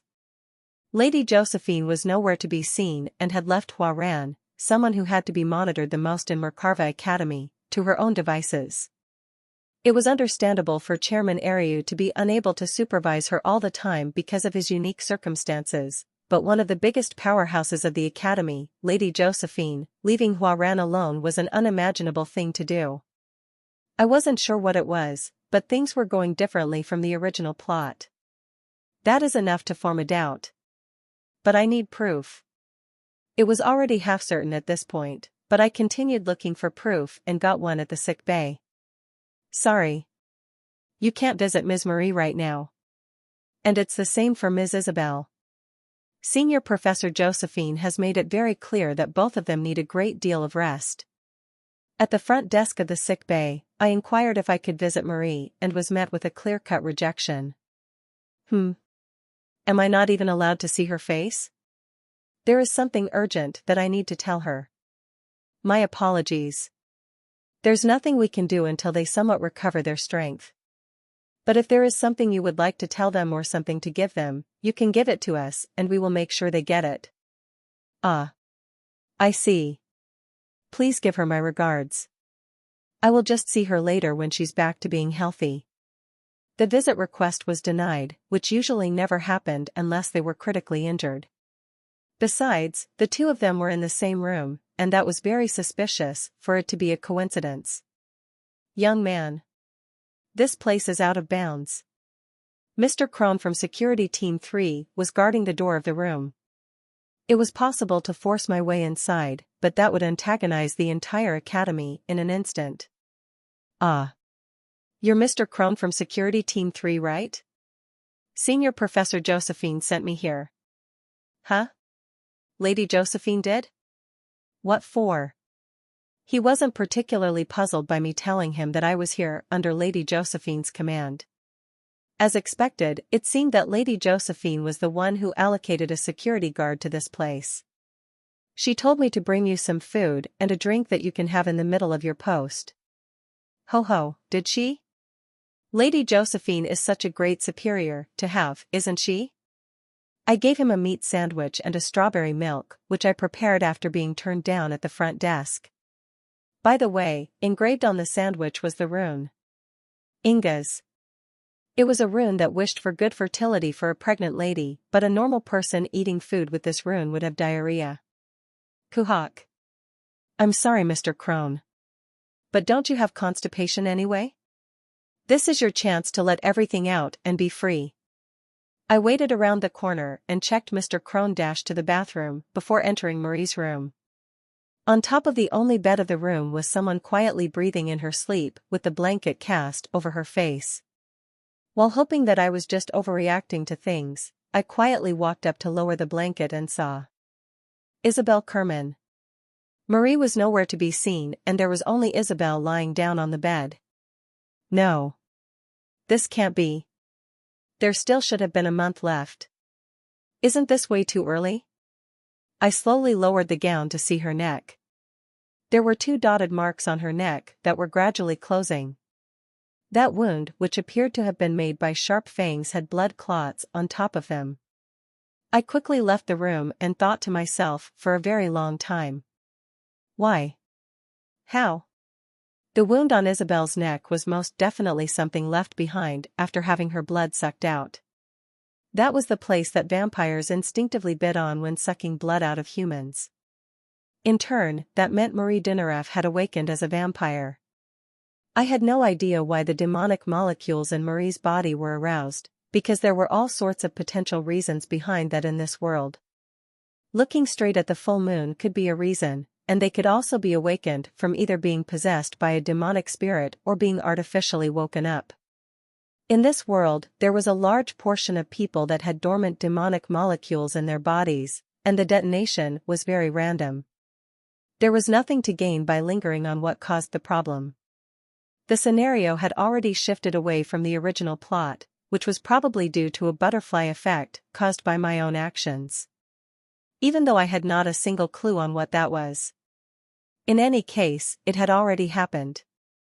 Nothing had been prepared so far, but I still had to do something. Lady Josephine was missing. Professors and the securities were searching everywhere. Judging from those 2 facts that were still ongoing, it was safe to assume that Marie hadn't been discovered yet. She appeared to have run away somewhere like the previous iteration. Unlike the original plot, it's probably not the lab. If that was the case, she would have been discovered already. She even sucked the blood of her own friend. And yet she was hiding in the forest, crying by herself. Do you know how hard it was? Who knew that stubborn bitch would dig a hole in the forest and stay there for a whole month? I remembered the memories of the past that were still very spooky. In the previous iteration, Park Si-hye captured Marie because the blood of a high vampire was one of the ingredients of elixir, that bastard. He said Marie persisted in the forest for a whole month. Forest. In Merkava Academy, there was only one forest. The hunting grounds. The depths that were out of bounds for normal students, that must be where Marie was. If she was hiding there, it would take some time for the other professors to find her. I had to reach her before them, do the raid and subjugate her. It's fine. As long as there is enough manpower, we can progress to the third phase and it'll be fine even if we don't defeat her. The final boss of the first arcade, Marie, had 4 phases in total. To achieve my goal, and if my hypothesis was correct, then we wouldn't even have to get to the end of Phase 4 in order to complete the raid. What was necessary was to finish Phase 2 where Marie would join the fight and start Phase 3. Everything would be okay as long as we reached that point. Although she was a powerful boss who was perceived as a unique grade after her awakening as a vampire, a 5-man party with enough strength was enough to suppress her. In the first place, the method to beat the boss fight of the first arcade was to aim for the gap that was created whenever Marie was desperately retaliating against the instincts of a vampire. Without something like that, it would be simply impossible for the early game player party to beat a unique grade demi-human who was pretty much unrivaled in terms of strength. In other words, the key question was whether the party could hold on until reaching the last phase of the boss fight. And according to my plan, there was no need to even reach the end of the fight. Phase 1, get rid of the horde of monsters. Phase 2, withstand the bombardment of magic and inflict some damage for advantage. And in Phase 3, we had to fight against the blood familiar that would run berserk inside the blood realm. After beating the familiar in Phase 3, that would go over to the final mechanic which leads to the final phase, and that final mechanic was the key of this fight. Even without the player, reaching the third phase was nothing difficult as long as we had the first year named characters, but... Hold on. Alicia Arden, injured. By me. Doron Warsky, weapons destroyed. That was also me. Chrono Laden, golem core destroyed. By me again? The named freshman characters were all disarmed. What the heck? Fuck. I was doomed. According to the original plot, after meeting John Doe, the murderer of the City of Fog, an important character who appeared at the latter stages of the first arcade, Marie would attack her roommate and go berserk. In the previous iteration, we had been waiting underneath Marie and Isabel's dormitory immediately after the event so we were able to respond in time, but Park Si-hye had intentionally let go of her. The members of the previous iteration were Park Si-hye, Yule the Druid, Doron the Mercenary, the Golem user Chronal and me. It was a 5-man party. Thanks to having hidden pieces and the game knowledge, Park Si-hye and I were fully prepared and could defeat Marie even without the help of Alicia, who was a strong early game character. But what about now? All the freshman members were pretty much unable to fight. And the saddest part was that I was the one who caused everything. But honestly, who could have guessed that an event that was supposed to start 3 weeks later would be happening this early?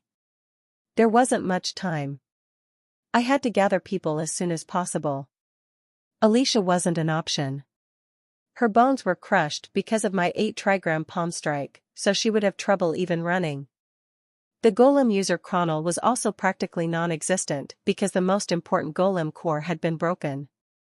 The only ones that could somewhat move were Yule the Druid and the mercenary, Doron Warsky. I did think about Hua Ran for a second, but leaving aside whether it was even possible to persuade her or not, I wasn't confident in predicting how things would turn out if she was to join the party. If Hua Ran's restrictions were to be broken during the fight against the awakened Marie, then that would immediately lead to game over. Power too big to control would only be a hindrance. Hello. Doron, who was training by himself at the very corner of the training rooms, threw me a glance before minding his own business again. Shiik. Boo-boom. With one glance, he manipulated the swords as they fiercely shredded the target apart. I turned to the flying swords and noticed that the 3 magic swords that I had destroyed were nowhere to be seen. What is it? Corinne Lork. I don't remember telling you my name though. It is normal to remember the names of every capable person of the Academy.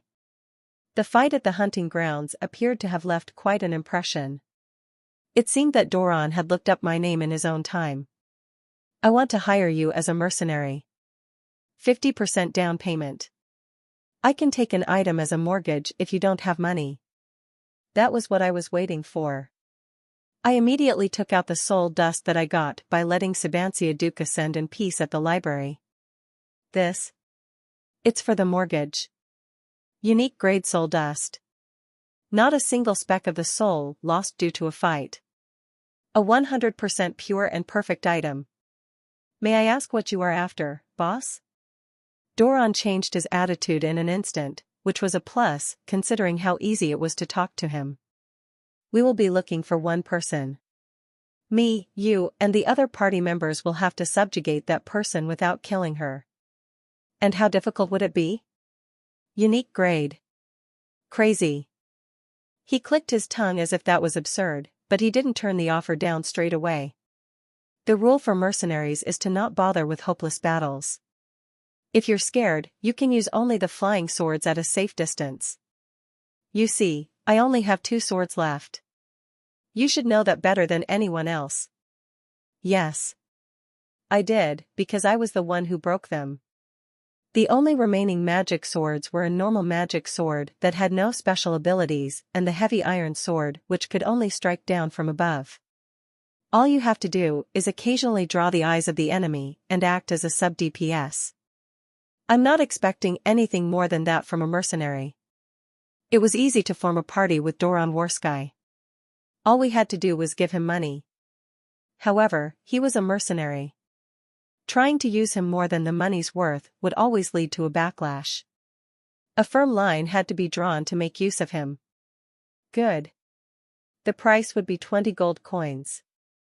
If you can't pay the money, I'll sell the mortgage if I have to, so don't worry. What a nice employer to have. Doran didn't ask anything else. He didn't ask who the unique grade was, nor raise any doubt on where I obtained that information. He was someone who considered following the given commands without bothering about anything else. The Code of Mercenaries. After deciding to meet at the entrance of the hunting grounds in 2 hours' time, I looked for the next target. Most of the locations of the NPCs in the game were fixed. It was to make sure players didn't have to go around everywhere when looking for specific NPCs, but there was a particular reason behind them in this real world. An example was the druid of the Avalorn Forest, Yule. She spent most of her time at the library. Papers are disgusting. Nature is the best. Even though that was what the druid screamed out all the time, there was a reason why Yule was always at the library filled with papers. You mean you want me to cooperate? Please. Why should I? The girl with a light green shade of hair asked an obvious question with a discontent look on her face. As someone who could read the aura of nature, she must have realized how pathetic my aura and my mana was. She must have found it laughable for someone as weak as me to suddenly ask for cooperation on defeating a unique grade demi-human. Ogham alphabet. That's your traditional alphabet, right? The letters that were lost when Avalorn was burned down by demonic beasts. You. How did you?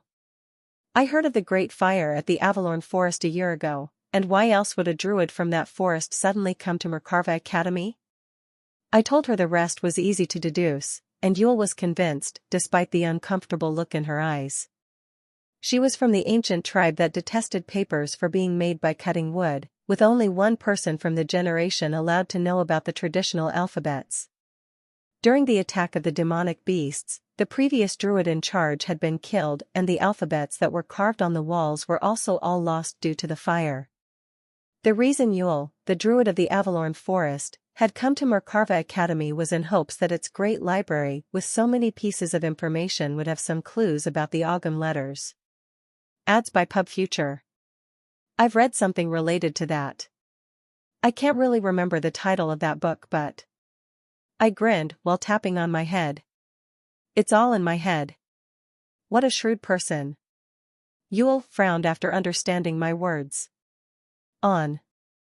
I think that's enough for the proof. Right? I said while writing down an Ogham letter as Yule quickly wrote that down on her notepad with a pale face. Just by looking at how she was using a paper notepad as a druid who befriended nature, it was extremely clear how desperate she was. By the way, the book I read was called Exploring the Wild by the Adventurer, Boromir, which was written 80 years ago. Due to introducing the culture of pagans, the old faith banned it as a taboo, and this great library was thus the only place that possessed a copy of that book. In the game, it was something that was found by progressing the rapport event with Yule, so it would take a long time for her to find it by herself. More. Her face that was eager for more letters gave off her desperation. You don't need to be in a hurry. I'll tell you everything once this is over. It's a promise. Yeah. I'm not asking for much either. I'll do all the dangerous stuff myself, so just support me from the back. I left the library after making a promise with Yule. The sub-DPS and the support were all in place. The only things that now had to be done was fill up the numbers, so we could stand our ground during the first phase. Can you say that one more time? I think I'm hearing things. The two people who loved going to the training rooms these days, those owls who were slowly enticing Chronal Liden into their grasp, were shocked after hearing my words. Grade 3 Knight, Jaeger Hinspeter. Grade 5 Mage, Lark Bugman. These guys that I knew from way back were just side characters and single-time villains whose roles were pre-assigned by the main scenario back when it was a game, but now they were different. I'm looking for a party. It's difficult, low reward, extremely dangerous, and we might even die against a strong unique grade demon, but we can gain tremendous honor and recognition if we succeed. The boy wearing glasses with unkempt hair and the typical delinquent-looking guy with short hair turned to each other. People that loved efficiency were like this. They would use a calculator to calculate their chance of victory and the efficiency, to see what would be the most beneficial for them. However, the true alpha men were different. That sounds super retarded, but let's do it. Because alphas never care. That was why humanity was able to conquer the South Pole. When we arrived at the forest in time, the sun had already set over the horizon, and the woods with not a single presence of students was as dark and unfathomable as the abyss. Is she really in this forest? Senior Marie, right? Jaeger, Lark, Doran, and Yule had each prepared themselves for the upcoming fight. Boss. I know what the goal is, but how are we going to find her? It would take years for us to search through this whole forest with just the 5 of us. That obviously wasn't my plan. We don't need to look for her ourselves. We can just ask. Right? Seriously. How do you know so much? This was our second conversation. With a puzzled look on her face that showed her befuddlement, the druid lowered the antique staff onto the ground and closed her eyes. Oh spirits! Even though the druids were known to use the power of the forest for themselves, this was nothing like magic where they had to spend their own mana. They were the protectors of the forest that grew up together with nature. A single sincere request from them was able to move the forest. In the dead of the night, the forest greatly fluctuated. Judging based on the cheerful reactions of Lark and Jaeger, it seemed that many spirits of the forest were responding to Yule's call. Yes. I beg you. Please find her. Please lead us to her. Although this wasn't a part of the game, we had greatly relied on her in the previous iteration. Most of the spirits of the forest were low-grade elementals.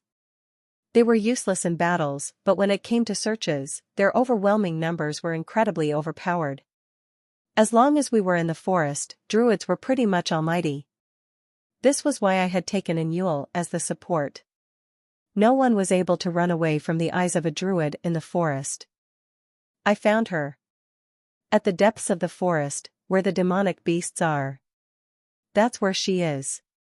Where the demonic beasts are, huh? I had a rough idea of why she would be there, but Marie's instinct should be telling her that their blood wasn't enough. I trusted myself. There was enough evidence to support my hypothesis, and that was why I was shoving my head into such a dangerous matter. Kai-eek! A chilly howl echoed across the woods. The demonic beasts of the hunting grounds were creating a ruckus even though it was rather late at night. Dude. This? Jaeger seemed to have noticed it as well and glanced at everyone while inquiring with his gaze whether his prediction was correct or not. The spirits are frightened. It is not any different for the demonic beasts. Have you seen anything like this, Doron? A few times. There is only one reason why predators would be terrified. The appearance of an even bigger predator. The demonic beasts at the top of the food chain in the forest were so horrified by the appearance of the powerful being that they were wailing in fear. It was natural for them to be scared and terrified. That wasn't something as simple as powerlessness and fear towards a stronger being. The demonic aura exuding out of unique grade demons, those unfathomable monsters, had something like the fear-inducing aura of the dragon race. Clomp clomp. Clomp clomp. Those shrieks of the beasts subsided more as we approached the center of the forest. From fear to powerlessness, and from powerlessness to obedience. Such was the way of the ecosystem. At one point, the only source of sound became the rustling leaves beneath our feet, and that was when our eyes spotted something different. KRRGHK. Kurg. In an open plot of land with dozens of demonic beasts stood a girl that appeared extremely out of place. Her watercolored hair that used to be both neat and tidy was tainted with blood, and her everlasting smile was replaced by stiff clots of blood. Kurek, Kurek. An owlbear had its neck bitten by the girl, who was less than a quarter of its size, but was staying still without even dreaming of fighting back.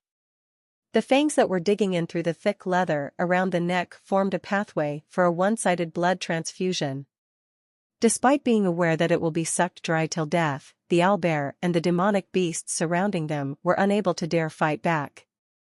Those beasts had their brutality repressed by the demonic aura of a unique grade, and retaliation wasn't even an option for them. A scene that was completely outside of his expectation made Lark take a few steps back in horror.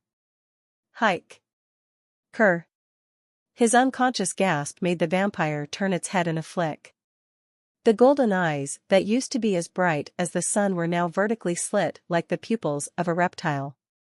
Vampire. The king of demons. One of the most powerful demi-humans. Get ready. Yule and Lark, go to the rear. Doron and Jaeger, take a step back and focus on support. I'll take the lead. I felt mana fluctuating behind me. It was probably the spirits and Lark's ghost knight being summoned. It was none of my business, considering my inability to perceive spirits due to the restriction, the second line of my precept. However, what was important was 3RD precept. Marie Dinaref, relation, C. Backup, 50% increase in stats. Aura, low, 1480 plus 740. Mana, very low, 920 plus 460. Strength, 26 plus 13. Agility, 26 plus 13. Vitality, 26 plus 13. Aura, 26 plus 13. Mana, 26 plus 13. Regeneration of the Tenacious Warrior. When your HP falls below a certain level during a fight, your HP regeneration speed will increase tremendously. Plus 50% regeneration. I will save the world. Either kill or save Marie Dinaref and take the first step in saving the world. There is a conflict with the first precept. I will not disregard the misfortune of the good. Save Marie Dinaref. Wish you all the best, Hero Corinne Lork. Marie's fate and the effect she will have on this world. The backup I received was after a calculation of the effect this would have on the world later on, instead of considering this as a one-time event of the first arcade. Besides, considering my 50% additional damage to physical existences, my current physique at this moment was pretty much at the level of a grade 2 knight. Kuwoo. Queek. The demonic beasts sprinted forward while roaring out loud. Starting from owlbears to map boars and horned rabbits, those monsters began flooding us with their brutal natures which had been suppressed by Marie's demonic aura. Right. A beast is a beast. Easy for them to know who the weaker one is, I guess. A unique grade demon behind them and grade 2 randoms in front. There was no need to even think at that point on who they should attack. The first phase of the boss fight with Vampire Marie Dinaref was the battle against demonic beasts and spirits that were under her control. We had to come out victorious in this little skirmish and pass through the second phase. Main quest, Marie Dinaref. Difficulty, S. Our current party was about half of what we were in the previous iteration. But even so. Everyone. Get ready. We will win. We will overcome every adversity and hardship to achieve victory.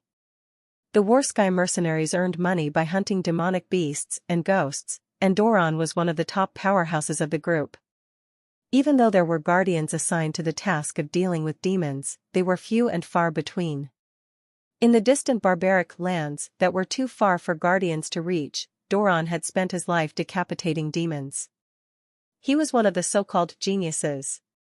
Using his innate telekinetic ability, he floated his swords and supported them with acceleration spells that were simple yet powerful. He was only 13 years old when he became the right-hand man of the captain of the mercenary group. No one in the Warsky group was stronger than Doran as an individual, but there was a reason why he didn't bother aiming for the position of a captain. Fights weren't simply decided by one's strength. He understood through his experiences that there were more factors apart from strength. An owlbear approaching from the side. Use a fireball. Yule, hold it back with tree roots. 1 second is enough. Using the low-grade spells of the support, he kept the beast in check. In just a matter of seconds, with the owlbear stuck in place in a fluster, a spear accurately pierced through its neck. Keek. Without getting greedy to end the life of the demonic beast, the man unhesitatingly retreated to his original position to protect his teammates. There was an overwhelming number of demonic beasts. Even though none of them was over grade 2, the sheer number of those monsters was enough to make Doran nervous, despite his experience. Besides, he could only use 2 magic swords right now. His experience as a mercenary told him that this party would definitely crumble in less than 30 seconds, but it's not crumbling. Jaeger, don't go too far. You'll be surrounded. Why, yeah. It was him. The grade 5 nobody who gave him trouble at the forest, a strange guy whose intention was hard to see through. In this chaotic battlefield, he was the only one that remained calm. Without being repressed by the demonic aura of a unique grade demi-human, and as if the roars of the bellowing demonic beasts were nothing, he stayed firm like a boulder. He's just like the captain. That grade 5 knight was the one keeping this party alive. Like the veteran captain of the mercenary group, he was controlling both this party and the battlefield. Fighting, tactics, and support, there was not a single thing he couldn't do. Not only was he strong as an individual, but he was also like a veteran leader and a strategist. How was that even a grade 5 knight? There must be something terribly wrong with this academy's grading test. Hook. Hook. Jaeger. Take 3 steps to the back. Huh? I'm still fine. There is no need to hurry. We can slowly reduce their numbers. But Jaeger turned his gaze over to the other side of the wave of monsters. He gasped for breath as his eyes displayed the fear he had for that fallen demon. Everyone in this place knew that the fight would be in the favor of the enemy as soon as that unmoving demon moved itself. That was why they were in a hurry. Their trepidation was forcing them to move their bodies, with their brains telling them that they had to get rid of as many demonic beasts before that as possible. But the leader of the party, Corinne Lork, was not swept away by it. Don't hurry. Calm down. Step back. Although an attitude like that was something that every party leader needed to have, there were a bunch of them who couldn't do anything similar to that. Despite the disadvantageous shift in the battle, he did not pant a single time, nor was he devoured by the surrounding atmosphere. Yule. Don't do anything for the next 15 seconds. Otherwise, you'll pull the aggro. The spirits can just cloud the vision of the demonic beasts. Lark. Fire 3 magic missiles to the front. Target the small ones that are trying to sneak in. Jaeger. Hold that big guy for as long as possible. Doran. Strike that same guy on its head with the heavy iron sword while Jaeger is holding it back. He was the only one that wasn't showing any regard for the unique grade monster. It was as if he was certain that she wouldn't ever attack them. His composure and that unknown confidence was what allowed him to lead the party forward. Both Doran and Yule were strong yet unique people, and yet he was skillfully controlling them as if he had fought with them multiple times already. Even though I only have 2 swords now. The 3 swords that served as his main weapons were already broken. Even though Doran was a user of flying swords, right now, he only had a normal grade 4 magic sword and the heavy iron sword which could only be used for something simple like striking down from above. Despite that handicap, Corinne was giving him appropriate orders at the right timing. Besides, he himself wasn't weak either. Kawa. 6 ways of the spear 3rd style, trap and stab. By flexibly blocking the incoming attacks of the demonic beasts, he pierced through their weak points in an instant. All the monsters attacking Corinne Lorque were done in by that same pattern. That simple technique had been mastered under his hands, and the beasts couldn't do anything against him. The intricate techniques of a martial art were there to make others powerless if they didn't know how to deal with them, and Corinne was doing a wonderful job. On top of that, his spear was incredibly fast and heavy for a grade 5 knight, and all the demonic beasts were oppressed under his spearmanship. There was an enormous horde of demonic beasts under grade 3, but it was nothing in front of a well-balanced party that was led by an experienced leader. That's the last one. As I've said, don't kill it. I know. Kuwu. Jaeger dashed into the roaring owlbear and struck down with his heavy mace. He aimed it at the knee. After having its knee crushed in the blink of an eye, the owlbear collapsed, only to have its other leg also broken very soon. Hoo-hoo. Is this enough, Corinne? You idiot. Come back. Doran rebuked him, who appeared to be under the impression that everything was over already. Everyone apart from Jaeger knew that this was only the beginning. Ugh. A beastly groan echoed across the woods. They were all familiar with the senior who used to give them baked potatoes with a bright smile.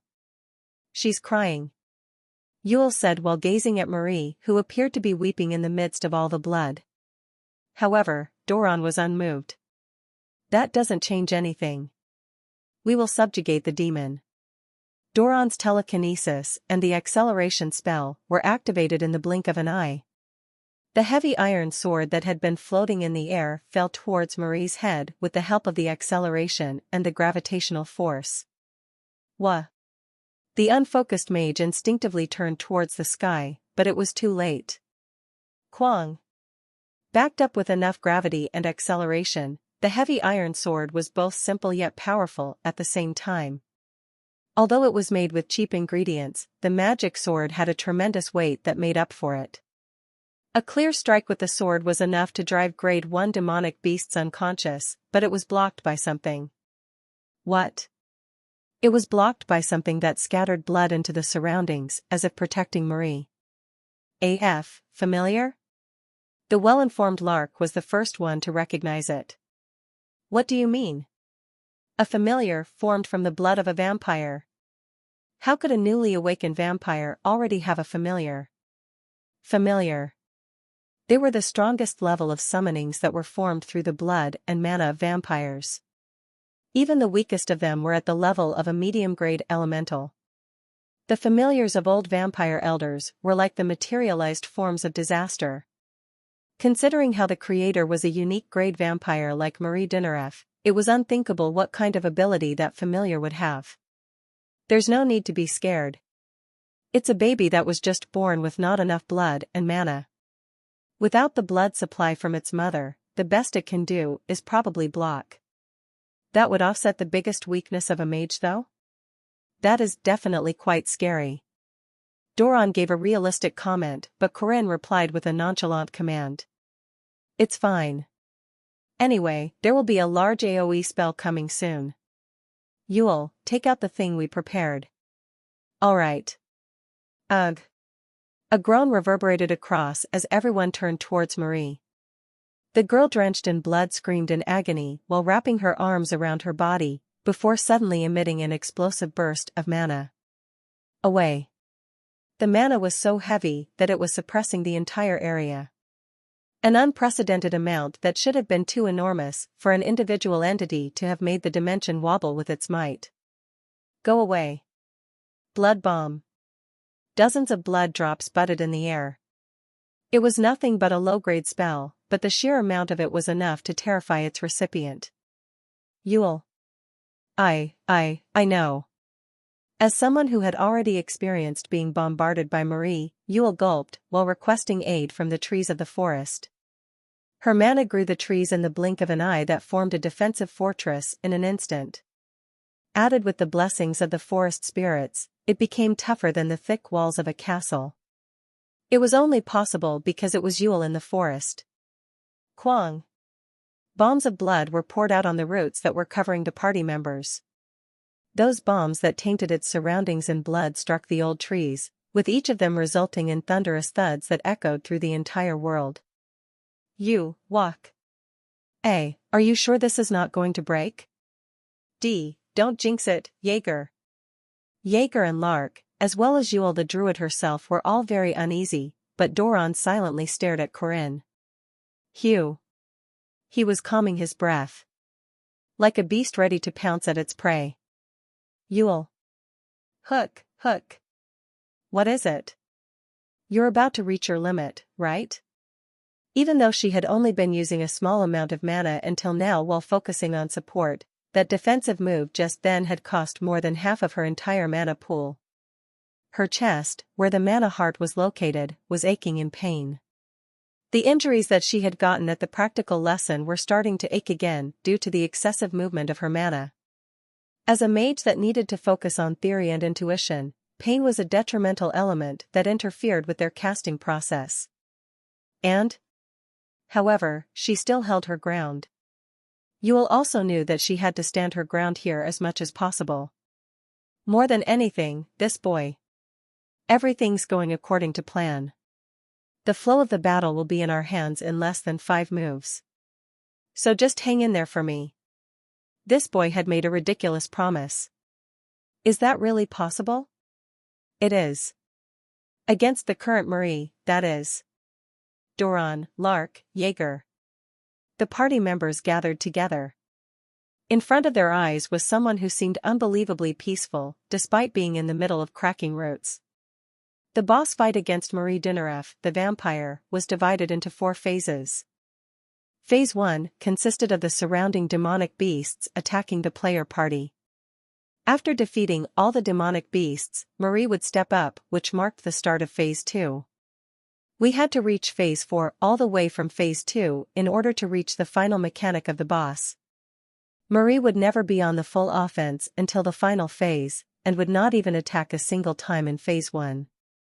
This was the same in both the game and the previous iteration. She's coming. Lark. Fall back. I can still fight. You can only use 1 or 2 more low-grade spells, right? How did you know that? Because I've been calculating it. You've been great. Yule will join you in a while. Distance yourself as much as possible until then. Alright. Lark separated himself from the fortress of trees and fell back as the blood bombs constantly raged at the defensive tree wall. Rumble. Crash. The blood bombs were noisy, but they weren't anything serious. The real threats were the combination spells. It's coming. Combination spell, Frost. Crack. All the moisture within the layer of blood expanded and became fangs of a venomous snake that pierced through the wall. Like how water drops broke through a boulder after decades and centuries of repetition, the blood that seeped into the nook and cranny of those intertwined tree roots expanded all at the same time and destroyed the wall. Needles of ice came raining at us like a rain of blood as soon as the wall was destroyed. The sheer number of them was absurd. It was an overwhelming difference in power that made resistance seem futile, and the downfall of Ice Rain would drown us before we could even retaliate in any way. However, we didn't let that happen. Earth, the mother of crops and trees. A heap of ashes feeding the gods, bugs, and the world. The green-haired girl prayed. She prayed for the law of nature that stemmed from the circulation of life and death. Sail. Ifin. You are. Youth. Strafe. The Ogham alphabets responded to the Druid's prayer. Although I was the one that engraved them, only the pure-blooded Druids were able to make them function as a miracle. That ancient alphabet, which was similar yet different from rune letters, morphed under Yule's prayer. It was the strongest move of Yule, the Druid of Avalorn, who would later become the next Sage of the Forest, and was only obtainable towards the end of her storyline. I was making use of that knowledge to make her use it ahead of time. Ruamble. The ground quaked. Lands shifted themselves up and down as thick veins appeared on top. The willows that had been growing for centuries gathered into a coarse cluster before turning into a large giant. What the? Even the teammates were both flustered and confused. This enormous willow giant was none other than the Wicker Man, a 1,000-year-long secret move of the sages of the forest, the spokesman of nature and the race beloved by the forest. It actually appeared. Even the summoner herself was perturbed by the unbelievable miracle. After swallowing the surrounding cluster of dirt and trees, the monster raised its 14-meter-tall body. Jaeger. Why, yeah. As we had planned beforehand, Jaeger grabbed on the captured owlbear with handicapped legs. Using the superior physique of a knight, Jaeger held on the unmoving legs of the beast and rotated himself in circles before throwing it at the Wicker Man. Coo-oo. The owlbear landed inside the Wicker Man alongside a scream. It soon became the living sacrifice supporting the Wicker Man and was scorched by the flames surging inside the giant. Wicker Man, a large tree golem weaved from branches. It was a magic golem that could move forever until the sacrifice inside its wooden prison was completely combusted into ashes. Go. Wicker Man. Along with the agonizing screams of the demonic beast, the Wicker Man turned ablaze as it advanced onward. A falling squall of blood rain was pouncing at the Wicker Man, but breaking a real boulder was not an easy feat for mere drops of blood. Warwick. Besides, the flame burning inside the golem was setting both the Wicker Man and the rainfall ablaze. Blood Bomb. Combination spell. All the attacks that attempted to stop the giant were in vain. The large giant ignored those insignificant attacks, so this time, gigantic walls popped up while trying to stop the giant in its tracks. In response, the Wicker Man raised one of its arms and struck down with its burning fist. Crack! The ice walls were shattered into fragments. Those walls could do nothing but buy a little bit of time against the colossal giant. Gasp! Huh! But at the same time, Yule, who was controlling the burning willow giant, had to gasp and groan in pain. There was nothing that could be done though. The Wicker Man was supposed to be the final secret move of Yule after she became the Sage of the Forest near the end of her personal storyline. The difference between a normal druid and the Sage of the Forest was like that of heaven and the earth.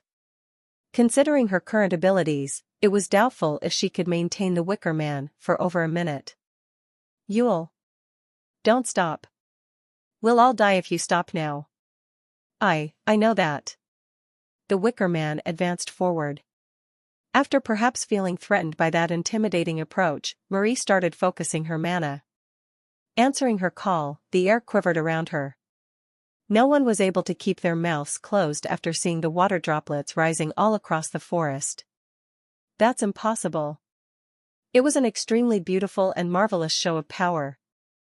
It was as if she was the ruler of the entire forest. How? They couldn't comprehend the scene in front of their eyes in time, and I was the only one who did, thanks to having more knowledge than others. All the moisture in the air was heeding to her call. Combination spell, Blood Ice. Blood-stained shards of ice formed with her amplified mana flared across the air and covered the ground, before speeding at the Wicker Man through the dense trees. Crack! The fragments changed into one crimson spear of ice and pierced through the Wicker Man. However, the Wicker Man was a structure and not an organism, and thus did not falter, despite the hole in its body. Goo-woo-woo. Even larger flames soared out of the Wicker Man along with the piercing scream of the sacrificed beast, as it attempted to melt the ice that was restricting its movement. It was a battle between the blood-colored ice and a scorching blaze. Even though the victor should be obvious, the ridiculous amount of mana forced a turn of events that deviated from common sense. That's impossible. Bucketloads of water poured out from the spear of ice that was melting due to the parching flame. Normally, the destruction of the spear of ice should have decided the victor, but Marie's spear was still being supplied with both mana and moisture. Cheek. At last, the bucketloads of water that was gushing out of the melting spear extinguished the flames of the Wicker Man. Common sense was of no use. This was the power of a unique grade demon. This was Marie Dinaref. Cook. After consuming a colossal amount of mana, Yule collapsed in pain while gripping onto her chest. Yule. Fall back. But. It's an order as the party leader. Don't get injured and just go back. Can you win? Your presence won't affect the result. I see. Without even the power to utter another word, Yule limped her way back. There was no need to overstrain a party member who was about to faint. After Lark, it was Yule, and the only remaining members were Jaeger, Doran, and me. Dude, can we really do it by ourselves? Jaeger's shivering voice was a lot softer than usual, but that was nothing strange, considering how even the enormous Wicker Man crumbled under one spell. She used all of her AoE skills just then. Do you know what that means? It's DPS time. Charge. Ever since the previous iteration, I had always been the one at the lead. Following me from behind were Jaeger and Doran. Blood Spear. Dozens of spells spread out as sharp spears of ice rushed towards us. Kang, Kagang, Doran and I were able to parry all of the dangerous spears, but Jaeger wasn't as experienced as us. Although he managed to parry one spear that had been flying towards him, his swing was too wide. He wasn't in the right posture to parry the next spear of blood ice. Without any hesitation, I smashed the spear that was flying at Jaeger. Kagang. Bam. Because of that, however, the spears that had been flying at me dug through my thigh and my stomach. Corinne? Jaeger called my name in a fluster, but I rebuked him. Look at the front. Focus on what's ahead when we're fighting. Eek. Leaving behind myself, who was slowed down by the attack, Jaeger gritted his teeth and pushed forth. In response, a spell was created in the air while trying to stop our approach. It was a blood bomb. No, you don't. In the middle of his sprint, Doran controlled his magic swords and sliced through the blood bomb that was just about to expand, and dispelled it in an instant. I'm going first, Slowpoke. Doran jumped at the unguarded Marie, but what fell before he did was the heavy iron sword. Clang! Marie's familiar blocked the descent of the heavy iron sword. Its protection remained firm, but Doran picked up the heavy iron sword immediately after landing on the ground. Direct acceleration. The heavy iron sword in his hand was rapidly accelerated as it drove an enormous amount of impact at the barrier formed by the familiar. Crack! At last, the heavy iron sword managed to slice through the barrier and traveled deeper in, but stopped right in front of Marie's nose. So damn tough. Doran was placed in a rough spot where he couldn't even protect himself due to his sword being stuck in the middle of the barrier, but it was then. Urieo. Jaeger shouted out loud while swinging his mace. The barrier, however, was still standing firm. Eat this. His specialty was accumulated destruction, and was a burst skill that let him immediately explode all the power that had been accumulated through his repetitive attacks. Kwang. Doran's direct acceleration of his heavy iron sword and Jaeger's accumulated destruction, the familiar of blood couldn't hold off against the combination of those two attacks and couldn't maintain its barrier. Haha. We broke through. Idiot. Don't let your guard down. Grip. UHT? Marie grabbed onto his wrist while Jaeger was just about to scream in joy. He wasn't expecting a mage to grab him like this. How is she so strong? Despite his attempt to break free from her grip, Jaeger's armguard was almost crushed, and he was soon flung off like a pebble. Wahek! Kwang! Kwang! Kwagwang! Jaeger crashed into several trees in the middle of his flight, but without even sparing him a glance, Doron directly held onto his two magic swords. After crossing them into an X shape, he slashed his swords down with all his might. Dual acceleration.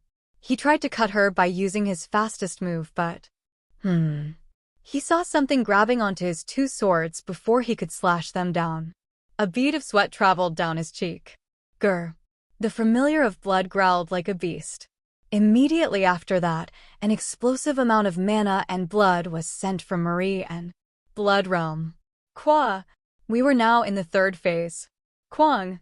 The two magic swords shattered and left behind nothing but pieces of iron, and Doron was flung off from the aftershock. The large-scale barrier that had been activated alongside the realm had broken his swords with just the physical impact of its activation. Phew. With Jaeger and Doron gone, I took a step forward with my now-recovered leg. I was stuck in the Blood Realm. I was now locked inside the barrier that was activated as soon as the defensive spell of the Familiar of Blood had crumbled into pieces. It was filled with a ridiculous amount of pressure inside. The Familiar had forcibly sucked her blood and mana to materialize itself to fight in the stead of Marie, who was only focusing on protecting herself. This was the third phase of the final boss fight of the first arcade. Are you upset because your mother was about to get hurt? What a good boy. A blood-colored dog was growling within the large barrier of blood.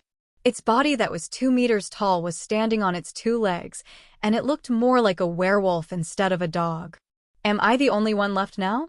Yule and Lark had to retreat due to lack of mana, while Jaeger and Doron were incapable of fighting anymore. The usual goal would have been to keep at least 3 members until the third phase, but right now, I was all alone by myself. Not bad. However, this was not a game and it was the real world. As long as this was the real world, anything was possible regardless of the degree of possibility. It was cold and chilly. Her skin was shivering from the cold, but there was a scorching thirst in her throat. She had done something wrong. She almost killed her own friend.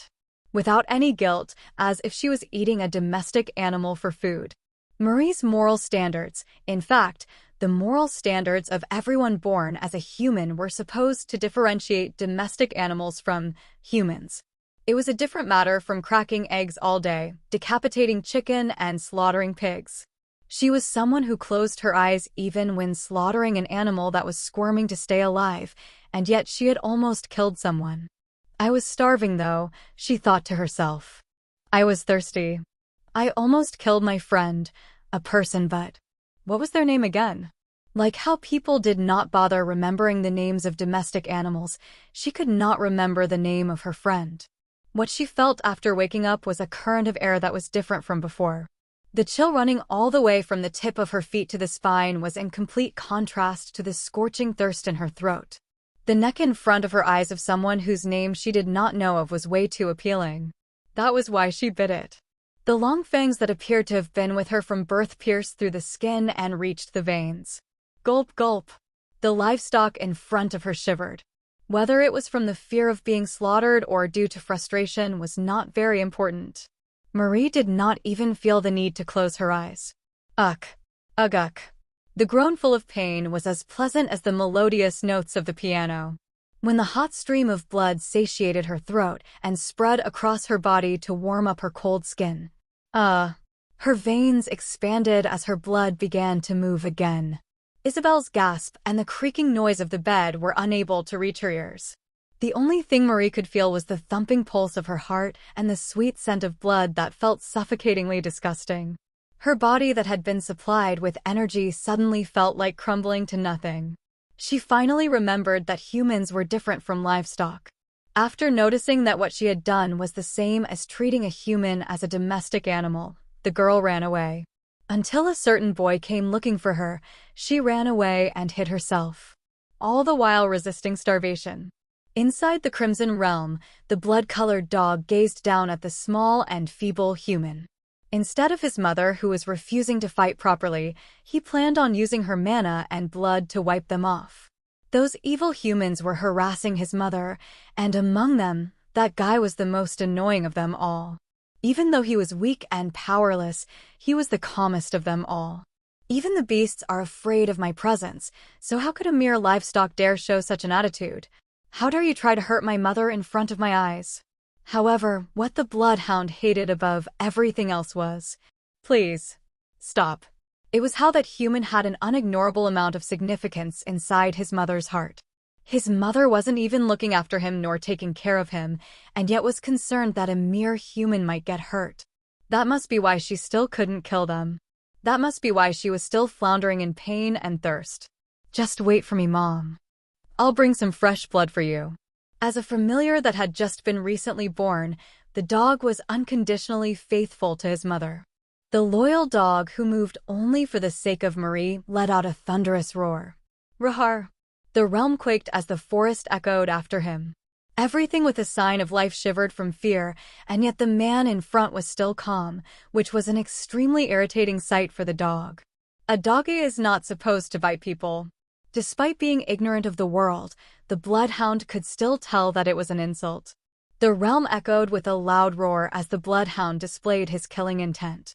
Despite having the same goal of trying to save the same person, the two of them knew that their paths would not coincide. A magic was formed in the air, but instead of a well-calculated equation of spell, it was just a sharp form made by a dense cluster of pure mana. Unlike the clean and elegant magic equations of his mother, it was a violent and oppressive use of mana. The missiles of mana were met with a spear. 6 ways of the spear, 4th style, spinning heaven. The spear turned. The centrifugal force and the footwork added power to the spear as it elegantly flailed across. The 4th style was one that scattered kinetic energy with the shift of balance and an endless acceleration to the spin. The spear advanced as it rotated and parried only the clusters of mana that were heading towards his body. Kawak! Kagak! Kajik! Seeing that inexplicable phenomenon, the bloodhound widened his eyes. The organism born from blood, which naturally had a different way of taking in the world, noticed the mysterious mass of power hanging on the spearhead. Using the bare minimum amount of aura, the man parried the attacks. Corinne was able to serenely advance through the bombardment that was loud enough to quake the entire world. Something like this couldn't stop him. Grrrh. The bloodhound used his sharp claws to dig out a piece of his body. It scattered the flesh to the ground as 2 four-legged dogs appeared from within. Kara! Kill him! Crunch through that human's neck and devour his guts. Pavok! The four-legged beasts dashed forward at a speed that was too fast for people to see. The two-legged beast that was made to face the rapid advance of those four-legged animals pulled his right hand to the back and bent his upper body like a bow. 6 ways of the spear, 5th style, crumbling mountain. To crumble a mountain. Staying faithful to that seemingly exaggerated name, the spear created an aftershock as it pierced through a sprinting clone. Pagak! After throwing his weapon, the spearman charged in with empty hands. When the remaining animal pounced at the man to bite through his neck, the dog had to confront a letter that was newly engraved in front of its eyes. Kenes. The rune letter meaning fire created slow rising flames, but the four-legged demonic dog did not stop its charge and followed through with its attack. The demonic dog was enveloped in magic flames, but little damage was done to it. The flames were so weak that they were at the level of a spark. Something meager like the unprocessed cluster of ether was not enough to scorch a demonic dog. Hagalaz, Soilo, Burkana. But soon, new rune letters were added to the mix. The consecutive use of magic made the small spark turn into large flames, and the combined power of runes was definitely more than enough to sear the demonic dog of blood to ashes. After quickly dealing with the 2 small four-legged dogs, Corinne picked up the spear that was stuck in the ground. The bloodhound stared at him with a growl. For the dog, that man appeared very insolent. How rude of him to act like he won after dealing with 2 weak clones. It decided to trample on him with an even more oppressive show of violence. As soon as the bloodhound growled, the realm responded to his call as countless bullets of mana butted in the air. The bloodhound was invincible inside this realm. He was one with the world. How could a lowly human contend against the entire world? Bullets of mana rained on the ground like bombs.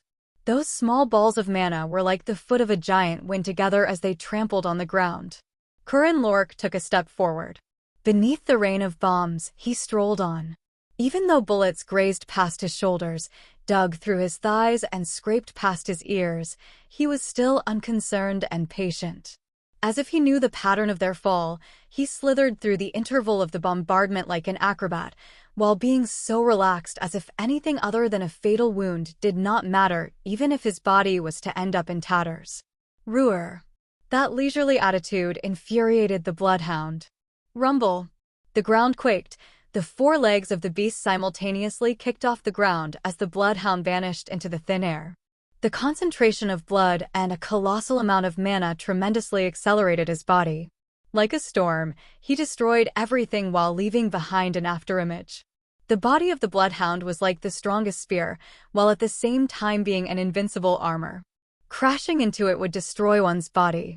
On top of that, the bloodhound went over the top as his ferocious claws started cleaving through the dimension. It was clearly an overkill, as the light in Kurin's eyes immediately shifted upon seeing that dash. Kurin moved to meet the storm. What was needed was just one step. Compared to the bloodhound that marched through hundreds of meters in the blink of an eye, Kurin's one step appeared very insignificant. However, that one step was enough to turn the situation on its toe. The bloodhound was flustered by this sudden step forward. He belatedly swung his claws, but the spearhead was already striking on his wrist. Trap and stab, demonic arts. Clank. The bloodhound was dumbfounded from the unexpectedly weak response from the attack. However, the condensed aura emanating out of the spearhead and the small impact was enough to deviate the course of his claws. At the same time, the feeble body of the man dashed across his side. Clang! The vicious claws of the dog landed on the ground. Unable to stop the forward momentum, the bloodhound's body was leaning forward when the man repostured himself behind his back, scavenging the grass for the snake. Quaduke. Unlike the front side of his body that was being protected by the condensation of blood, his back was helplessly weaker and ended up allowing the spear to stab through. However, that wasn't enough. The magic organism with no sense of pain immediately reacted by swinging his right arm behind after demolishing the ground in front. Without even looking at the right arm that was flying towards him, Kurin took 2 steps forward, and the right arm ended up barely missing him as it cut through the air. The spear in his hands rotated. After failing 2 big attacks, the bloodhound was in a defenseless state if anything. Spinning heaven. Second move. Rotating demon spear. The shaft of the spear rotated as it slashed through the bloodhound's thighs. Due to the right arm cutting through nothing and the slashed thighs, it couldn't control his body and ended up leaning to the side. However, it only needed 2 seconds for a full regeneration. 2 seconds was enough. Using the abundant mana of his mother, 2 seconds should be more than enough to recover his wounds. However, that same amount of 2 seconds was also more than enough time for the spearman. Their gazes collided in the air as the bloodhound realized something. Kurin's eyes weren't even on him. In the midst of his superhuman level of concentration, Kurin was gazing beyond, into the domain which only a handful of fortunate individuals were able to catch a glimpse of. A world of silence and suspended dimension. The only ones that could move inside the domain, where time flew extremely slowly, were very few in numbers. It was literally a suspended world. No one was able to take a step forward inside such a place because of the law of time reigning supreme like always. However, Kurin took a step forward regardless. He stepped into the domain of heroes. Ominous snake, extreme arts soaring snake, rearing head of the venomous dragon. The tip of the spear pierced through the center of the bloodhound. Unable to even utter a single sound, the body of the bloodhound crumpled down in an instant. In that split second, the bloodhound gazed at the spearman with his blood-stained eyes. "I've seen that same move before. Of course it's not going to work," the man proclaimed. Even though the bloodhound couldn't really understand the logic behind that sentence, there was something he still understood. "I can't beat this man." One who had reached the level of a semi-unique grade, with the sole power of a human after starting as a normal side character. Named hero. AAA class knight. A legendary existence which the world had chosen as the successor of the main player. In front of the hero who had reenacted the legendary spearmanship, a mere animal who was lacking experience was far inferior. Despite having no knowledge of his history, that mythological story and the legends, the newborn demonic animal was still able to understand something. He was in an inexplicable domain. This man was someone who far exceeded his cognitive capability. Cough, cough. The bloodhound was sucking in both blood and mana to regenerate his body, but instinctively turned around after hearing the cough from behind. Ach. Hawk. Marie was struggling after vomiting out an enormous amount of blood. The bloodhound immediately cancelled the mana and blood that had been channeling towards him and dispelled the realm on top.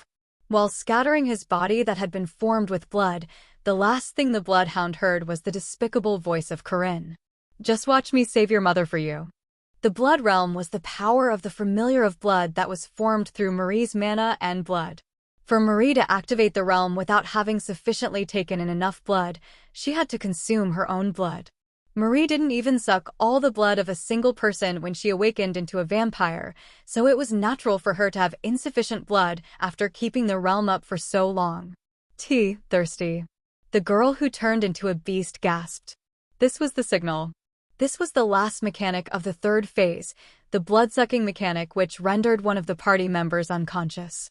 I walked towards Marie, who was gasping for breath in pain without even putting up a guard.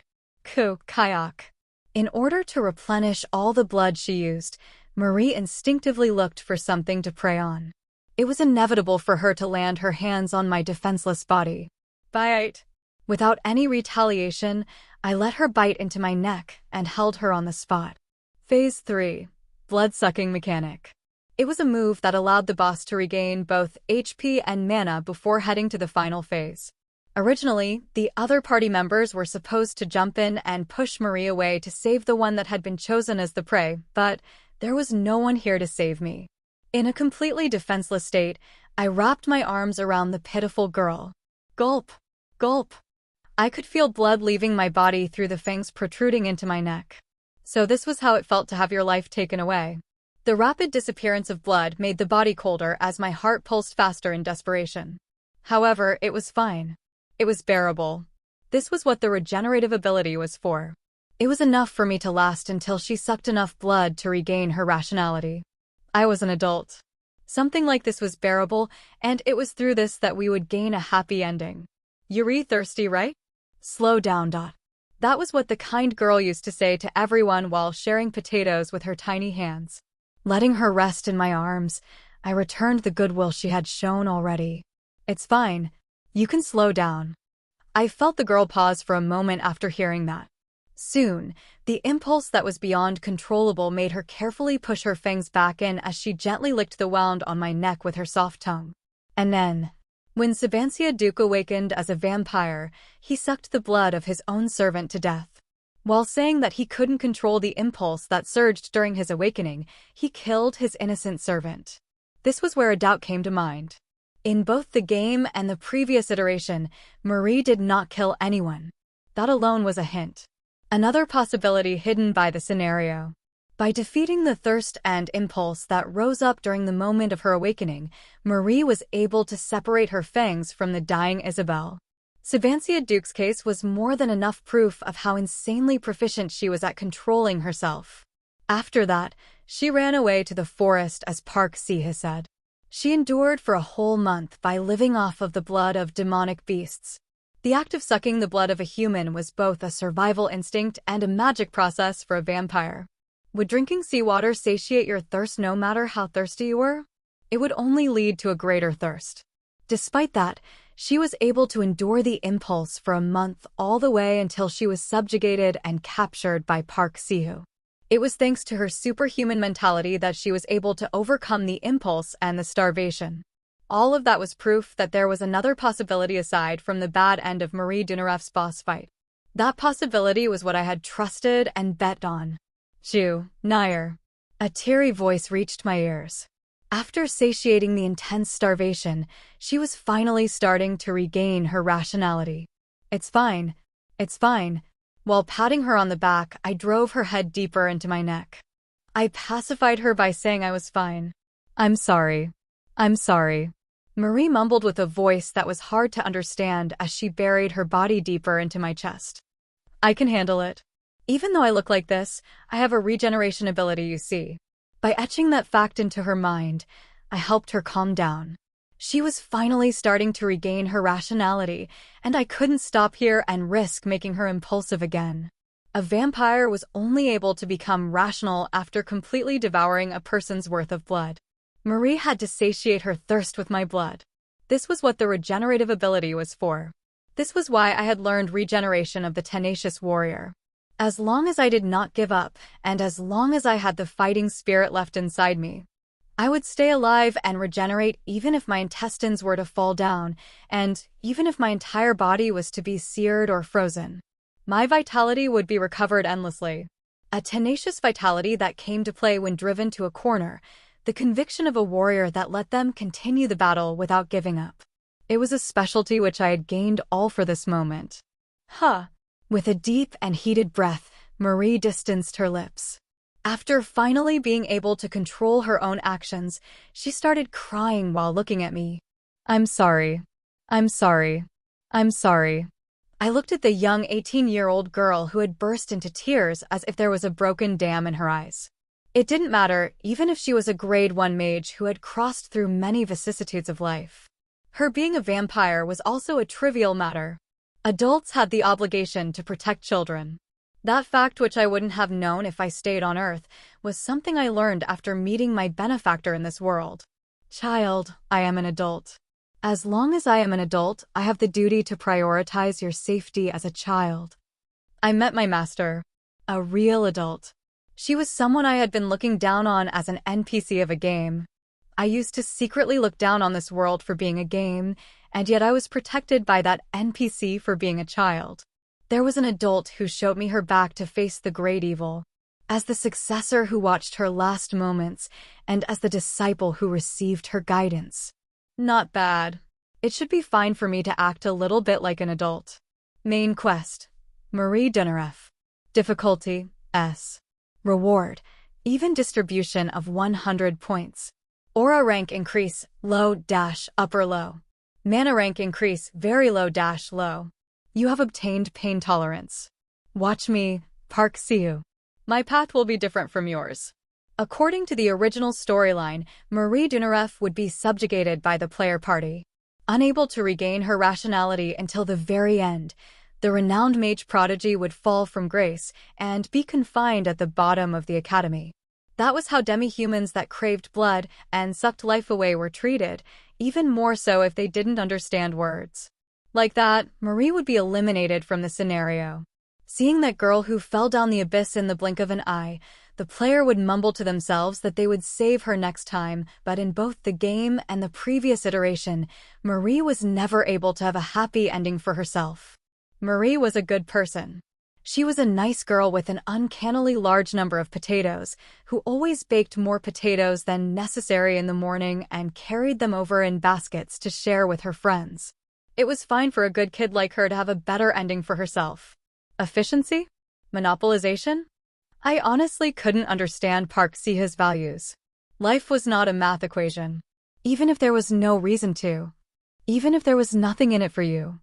And even though another person's death might make it better for you. Although you might need plenty of reasons to kill another person, you didn't need a reason to save them. Wow, where am I?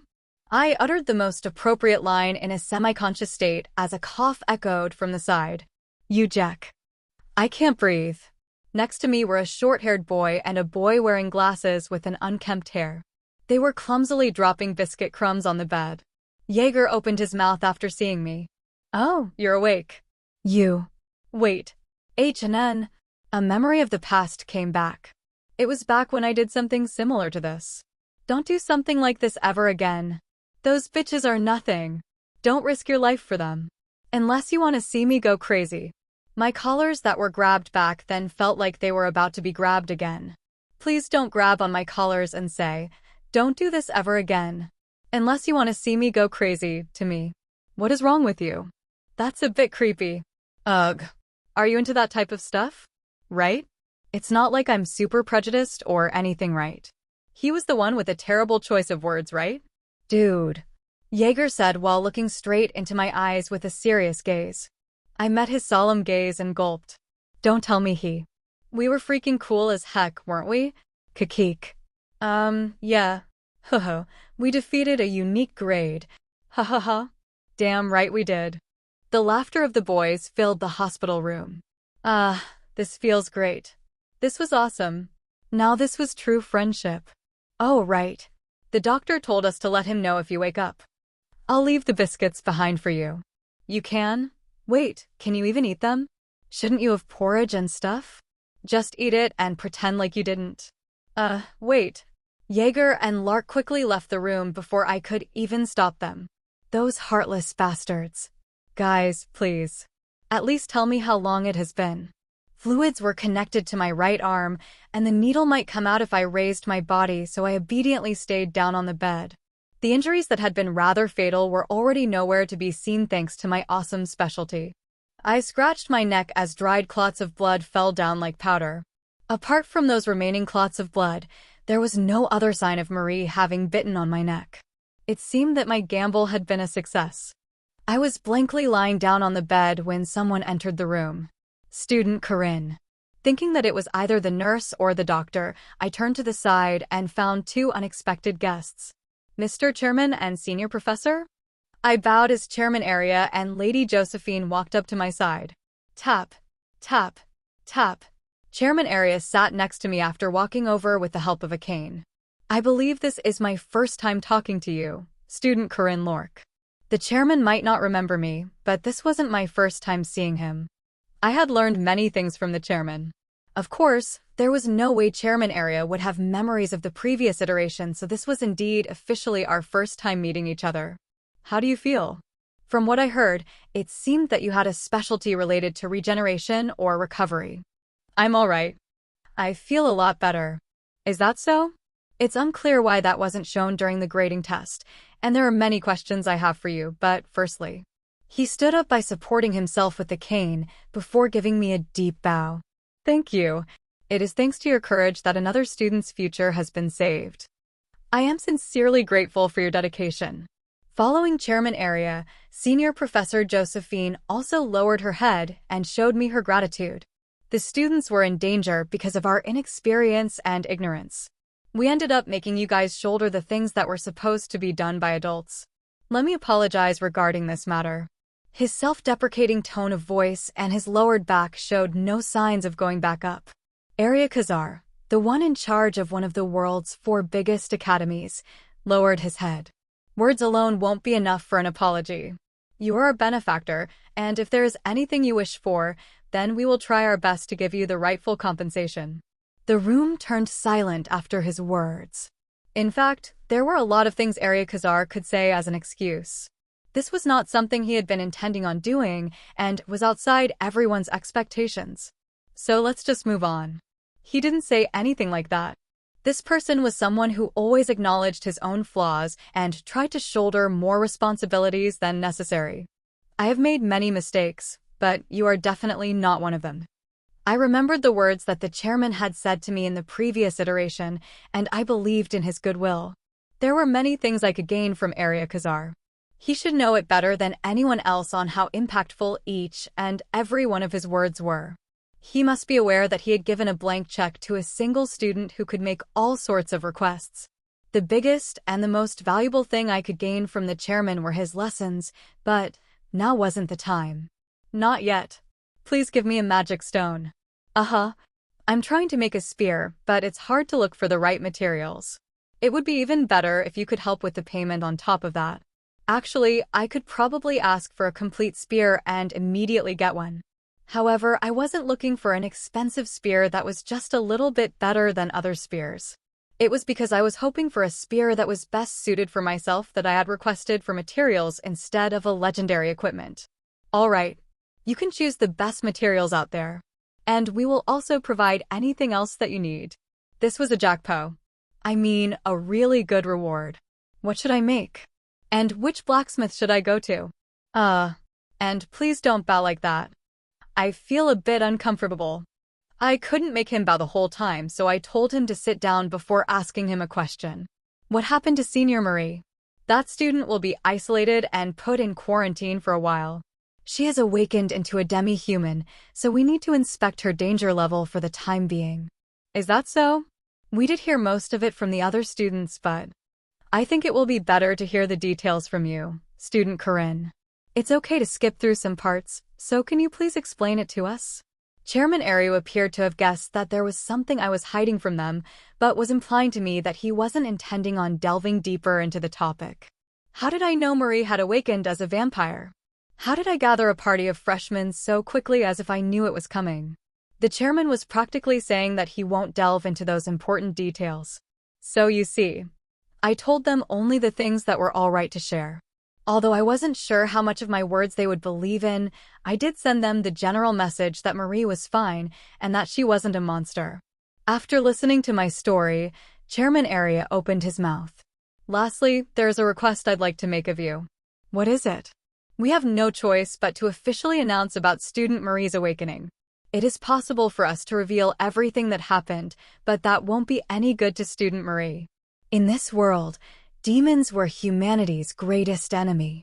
Most of the demi-humans were just normal humans that suddenly turned into one because of their dormant demonic molecules being awakened against their will. But that did not change how they immediately turned into humanity's enemy and a target of ostracization. Vampires, werewolves, jiangshi, the broad title of demi-human that all of them were labeled as had been bringing them to the scaffold and the stake for a long period of time. In this world, it had only been a century since people had been burned at the stake in a witch hunt.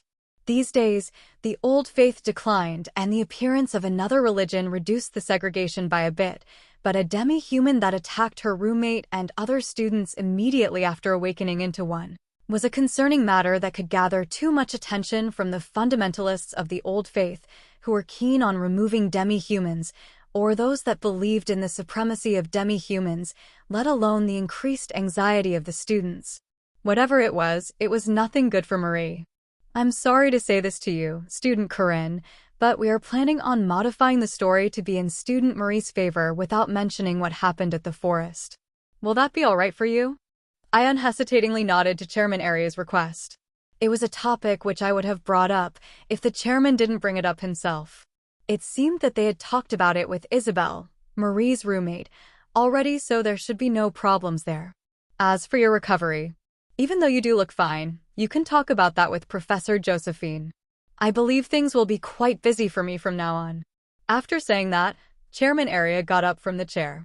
According to what I heard at the previous iteration, it seemed that bringing Huaran into the school had also been quite the task. Now that Marie had also awakened as a vampire, he probably needed to talk about it with the Elrath Kingdom, which the Academy was affiliated to, and other related facilities. The chairman would inevitably end up staying outside the Academy for a long time. He had been roaming around for a similar reason in the previous iteration, so this was probably about time. Student Rin. That guy will start moving once Chairman Aria leaves the Academy. I need to get prepared for that then. Even though that guy wasn't the final boss of the second arcade, he would reappear later as an annoying mid-boss, which was why I had to stop him from running away at all cost. Stu. Ko. He might have run away last time, but not in this iteration. Slap. Walk. I immediately came to myself from the sound of a whip slapping at the air. It was seriously a mystery how she could make such a sound with a whip. Considering how strict Lady Josephine was, I thought she would be glaring at me, but what I saw instead was completely different. Are you still feeling unwell? If you are, then we can provide you with the best medical service. No. I'm fine. I could probably even leave the hospital right now. I see. Well then, we can leave right now. Taking out the needle that was poking into my arm, I had tidied up the room with the help of Lady Josephine. Student Corinne. Yes. Would you mind going somewhere together? Sure. I had a rough idea of where she wanted me to go. Soon, she used her interdimensional spell and began walking off into the dark abyss without any hesitation. The cliché in novels was to feel sick after a teleportation, but there was no such thing. It felt like we were just walking to a different room, but the background changed in an instant, and I saw Marie eating steamed potatoes with her bare hands behind rigid iron bars. Good morning. Hello. Junior. Cough. Kek. Kehek. Marie coughed as if something got stuck in her throat. Can you please open this door? Are you sure you're going to be all right? I believe it will be fine. These iron bars were the safety device set against the demi-human Marie Dunaref, who had awakened as a vampire. Lady Josephine harboring such a doubt was nothing out of the ordinary, but I had zero hesitation. I walked into the door that Lady Josephine opened for me and handed Marie a bottle of water. Hurry up and drink this. You might die at this rate. Kahuk, kek. Tea, thank you. Like, who is it that gave you steamed potatoes without any water? Kahum. Lady Josephine let out an empty cough from the other side of the iron bars. It seemed the culprit was that old lady who didn't know anything about a proper life. Cough, cough, kaha. After finally relieving the physical lump in her throat, Marie tapped her chest to swallow the food down.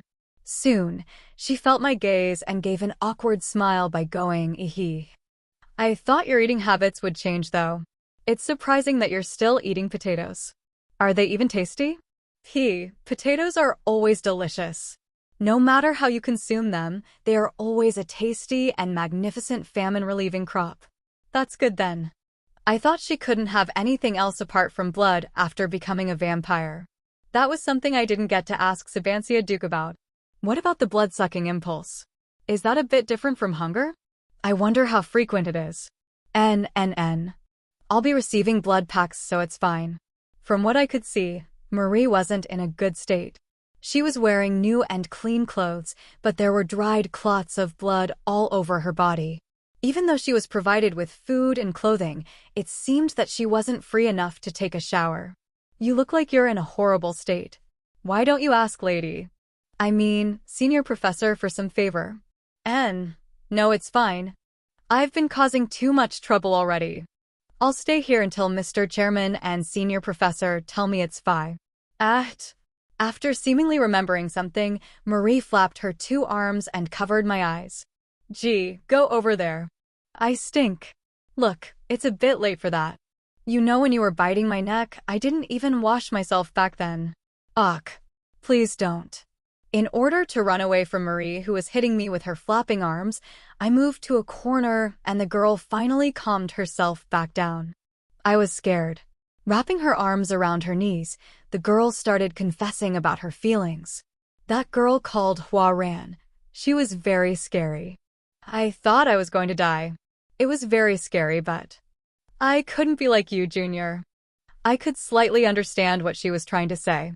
When faced with power that was too enormous to fight against, and when facing the dark shadows of death for the first time, anyone was bound to be frightened. Scary, cold, and mind-numbing. The brain doesn't work properly, and reality strikes at you without any consideration for your feelings. Like how a soldier at the battlefield feels ever so tiny at the face of a tempest that terrifies the heaven and the earth, Marie would have felt the same way. Even I was the same. Everyone would have to experience it at least once. Marie was a genius. She was a prodigy loved by Mana. Because of that, the desperation for life and the fear of death must have been an extremely distant relative of hers until now. It's not that she wasn't a hard worker, and it's not like she lacked experience. It was just that most of the things in existence were just unable to stimulate the genius called Marie Dunaref. It was only recently that the girl faced reality and a true sense of fear. The thing that everyone had to experience had recently come to her. Marie was stimulated by the danger and fear, which must have been the cause of her awakening into a vampire. The wings of a butterfly causing a storm, Because I had been overly focused on the incident with the murderer of the City of Fog, there was something I had missed. In the end, the cause of Marie awakening into a demi-human was danger and fear that was great enough to stimulate this genius. After meeting Hua Ran, I aroused something inside her, and it was because of that change that Hua Ran participated in the practical lesson at the hunting grounds. During her participation in the practical lesson, Hua Ran must have coincidentally come across Marie, and had probably used her true powers to contend against the Grade 1 genius. And that was what stimulated the vampiric molecules laying dormant inside Marie's body. I could only sigh upon realizing the malicious quirk of fate and the combined result of multiple coincidences. Actually, things like this used to happen quite often in the previous iteration. The backlash of the death of Alicia Arden and Park Si-hoo's failed attempt at killing Hua-ran resulting in awakening the Yiksha inside her were such examples. No matter how insignificant something was at a glance, they had the power to change the current. Because we were living in a real world instead of a game, and because the people that we had been disregarding as NPCs were in fact breathing organisms, they naturally reacted in different ways to the different circumstances. Junior, how are you able to stand back up? How come you don't give up? Even back when you were fighting against the elemental body, I thought you would never be able to succeed. Everyone was mocking you, but in the end, you pulled it off. It was so cool. The girl's confession and question about how I was able to stand back up flushed my cheeks a little. It's nothing that amazing or anything but. It was a bit embarrassing. Despite the grandiose oaths I made, talking about them was still quite embarrassing. You see, I like happy endings. And then? Good people being rewarded and bad people being punished. You know, I like that kind of didactic story. Hard workers should be rewarded, but as for the selfish ones, well, I didn't feel like cheering for them. Senior Marie, you're a nice person. You're kind and you're pretty. Anyway, what I'm trying to say is that I want a happy ending for you if anything. So, I want Marie Dunaref to be happy. My cheeks twitched by themselves. Damn it. It was super embarrassing to voice this out loud. You know, men were supposed to stay quiet and do what was needed to be done in silence. That was the coolest thing to do. Oh my, Lady Josephine murmured from outside. Rolling my eyes, I threw a glance to the side and found Lady Josephine wearing a look of awe while covering her mouth with her palm. Huh? What's wrong with her? Meanwhile, Marie continued opening and closing her mouth. I looked into her eyes and realized that her pupils were shivering profusely. Her white skin turned crimson red, and she even started trembling. What was going on? Was she having a withdrawal symptom already? Would you like some blood? A-U-H. Please speak in a human language at least. No. I swear I didn't think of anything weird. Huh. What was with this reaction that seemed like it would come out in a fully optimized game on a 4K monitor? Her entire body was flushed in red like a graphic card expressing that it will soon reach all the way to heaven, and Marie hurriedly escaped to a corner before gasping for breath to settle herself back down. Anyway, did it hurt a lot? If you're talking about my neck, well, it was just a little sting. I'm sorry. There's no need to be sorry. No. I'm really sorry. I just couldn't hold myself back. That impulse was. Wait, no. That would just be an excuse. Without caring about her disheveled hair and her neck that had dry clots of blood, Marie deeply lowered her head. I'm sorry. I am sincerely quite sorry. Walking up, the girl held onto my hands and sincerely asked for an apology. There were tears budding beneath her golden eyes. Thank you for saving me and for not giving up on me. Thank you for your help. I'll be forever in your debt. Sniff. Without even letting go of my hands, the girl wiped her tears that were about to drop down her cheeks. And thank you so much. Marie released my hands and took a step back before turning her back to me. Junior. I want to wash myself now. And I need to finish my potatoes. Sure, Senior Marie. It was probably best to leave her alone for now. Senior Professor? In response to my call, Lady Josephine opened a dimensional spell in front of me. I took a step into the abyss that would lead me back to the hospital room when Marie's voice echoed from behind. Bye, Corinne. See you later. See you later. The girl that was sobbing bid me farewell with a smile. I was back at the silent hospital room, but soon, I could hear the clicking noise of Lady Josephine's heels. Oh dear. Student Corinne. That wasn't so bad. Pardon? Looking like a senior in life who had gone through countless vicissitudes of life, Lady Josephine shook her head. I shall discuss everything related to her with you from now on, Student Corinne. Sure. After showing a faint smile at the end, Lady Josephine walked out of the room. While scratching my cheeks, I opened the window of the room as the dazzling afternoon sun glimmered through the window. With this, the first arcade had come to an end. It was a happy ending for everyone, which used to be impossible to achieve in the previous iteration and the game. There were a few things that were unexpected, and not a single thing had gone according to the original plot of the game, but that was what made it even better. Even without the player, the world was still working in one piece. Even without following the original storyline, we could still achieve a better ending. I was seeing the new beginning of a world composed of things which we hadn't been able to achieve even back when it was a game, and even back when we had a player. It was a nice feeling. She was all alone in the shivering, cold forest. Actually, she wasn't literally by herself. There were animals. The predators of the forest were trembling in fear next to her, and thus, it might be possible to say that she was not alone since she was with the beasts. The demonic beasts that used to be the target of fear were now frightened because of her. For some unknown reason, or because of some shift in values, that inexplicable fear made her feel rather content. Her scorching thirst and the shivering cold encouraged her to drink their blood, but the thirst never went away and her heart was still cold. I see. My heart and my veins do not pulse anymore. That was when the boy came looking for her. With a whole crew, he was probably here to subjugate her. Right. It was a natural turn of events. The tiny sliver of rationality left in her mind allowed her to predict the outcome of her life as an animal. It's fine.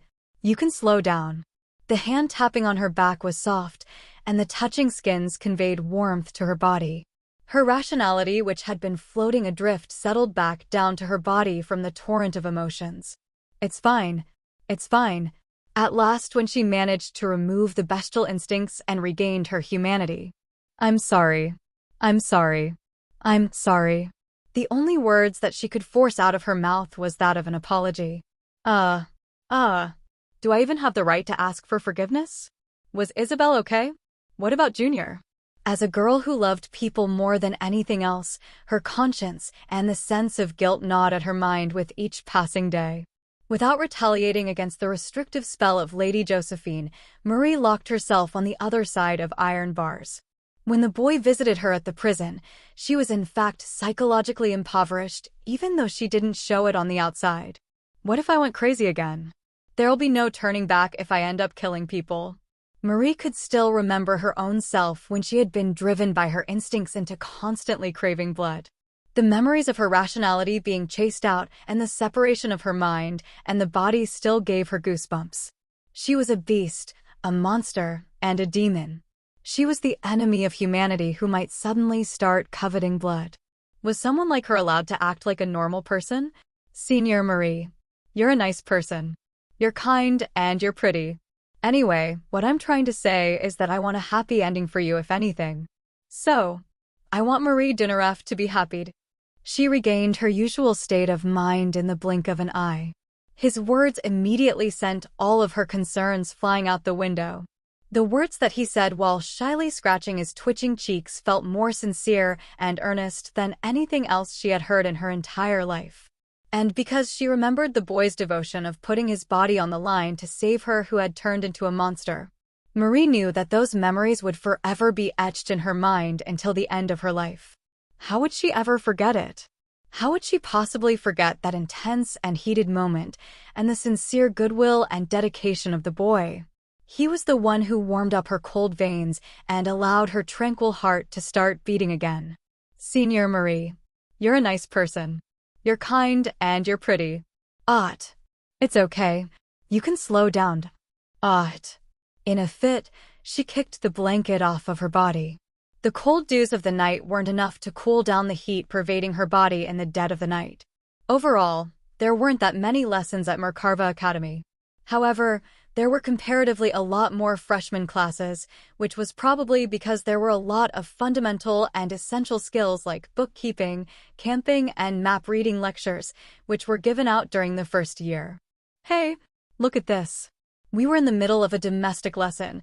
After learning how to sew ripped clothes in the previous lesson, we were now working on creating rations to have during a mission. What do you? Pup. Jaeger. You. Kukuk. What is it? Oh, damn. That's crazy. Yuek. That's disgusting. Boys are seriously just. Don't come here. It's not funny. At the center of the mixed reactions from male and female audiences, Jaeger seemed proud of his creation. In the middle of 2 balls of mincemeat that you could swallow at once was a large mushroom which was easy to find in the mountains. That was Jaeger's take on ration. How does it look, Corinne? Don't you feel like eating it? Looks like something that freaking Park would love. Who's that? Just some stupid guy out there. Anyway, you should do that when you can. When you're old, you can't even make jokes like that, even if you want to. Because you could get ostracized in an instant. Well, leaving aside whether Jaeger was going to be ostracized or not, it seemed that his love life at the academy had just been rendered impossible. Seriously. Just boy stuff. Let's not talk to him. Yeah. Even Jaeger seemed flustered after sensing the reactions of the female students who accounted to roughly half of both the night and the magic department, but it was already far too late. "K, Corinne. Please don't come here. We are not that close, are we? Miel. Is that a pound cake? It does have a lot of calories, so I think it's a great choice. Korean. You traitor. What was he even talking about? Of course you had to go with the girls in domestic lectures for good marks. Looks great. Can I have a bite? Ew. Must be rough having a friend like that. Here you go. The origin of this chapter's debut can be traced to N0 Velbijan. Oh, that's refreshing. It will be even more amazing with tea. Tea? Don't you think it'll be tedious to boil tea all the time when we're outside? Not necessarily. Tea bags are small and light, and it's hard to have access to fresh water outside, so boiling the water into a tea is a good way to filter the water. Wow! Thanks for telling me that. Do you want another bite? I'll be glad to. Oh, this is seriously amazing. Miel, I think you could even run a bakery. Now that's definitely an overstatement. Haha. Ho-ho. I returned to my seat after chattering with some of the girls and trying out their stuff when Lark came over to me. Lark was making smoked salmon and was thus taking a fair bit of time. Corinne, what are you even making? Why are you making the potatoes so thin? Ho-ho. This is what I call the cutting-edge technology of rations. A revolution. What are you talking about? I pressed down on boiled potato chunks with a hot rolling pin and made them as thin as paper. There were already 20 sheets of them. With a little bit of water and a bit of stirring, these sheets of thin potato could turn into mashed potatoes and could also become like hash browns after frying them with some oil.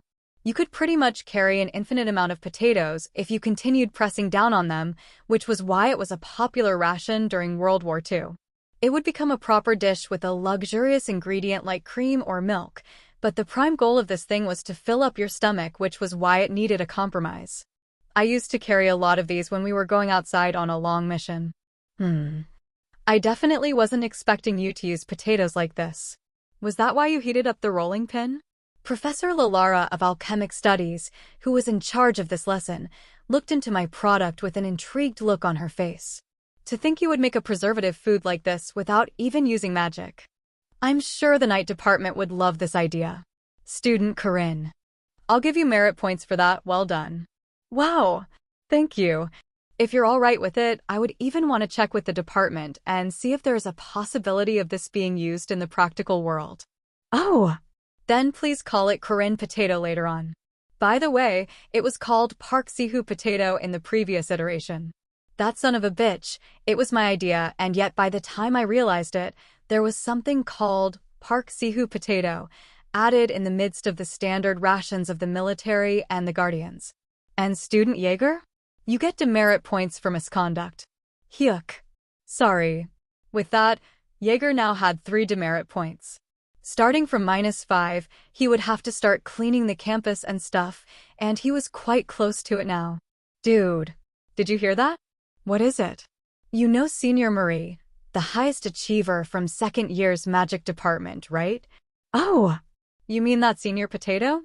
I heard this from a senior in the second year, but apparently they're done with her inspection. Really? Is she actually safe? Who knows? According to the chairman, she is.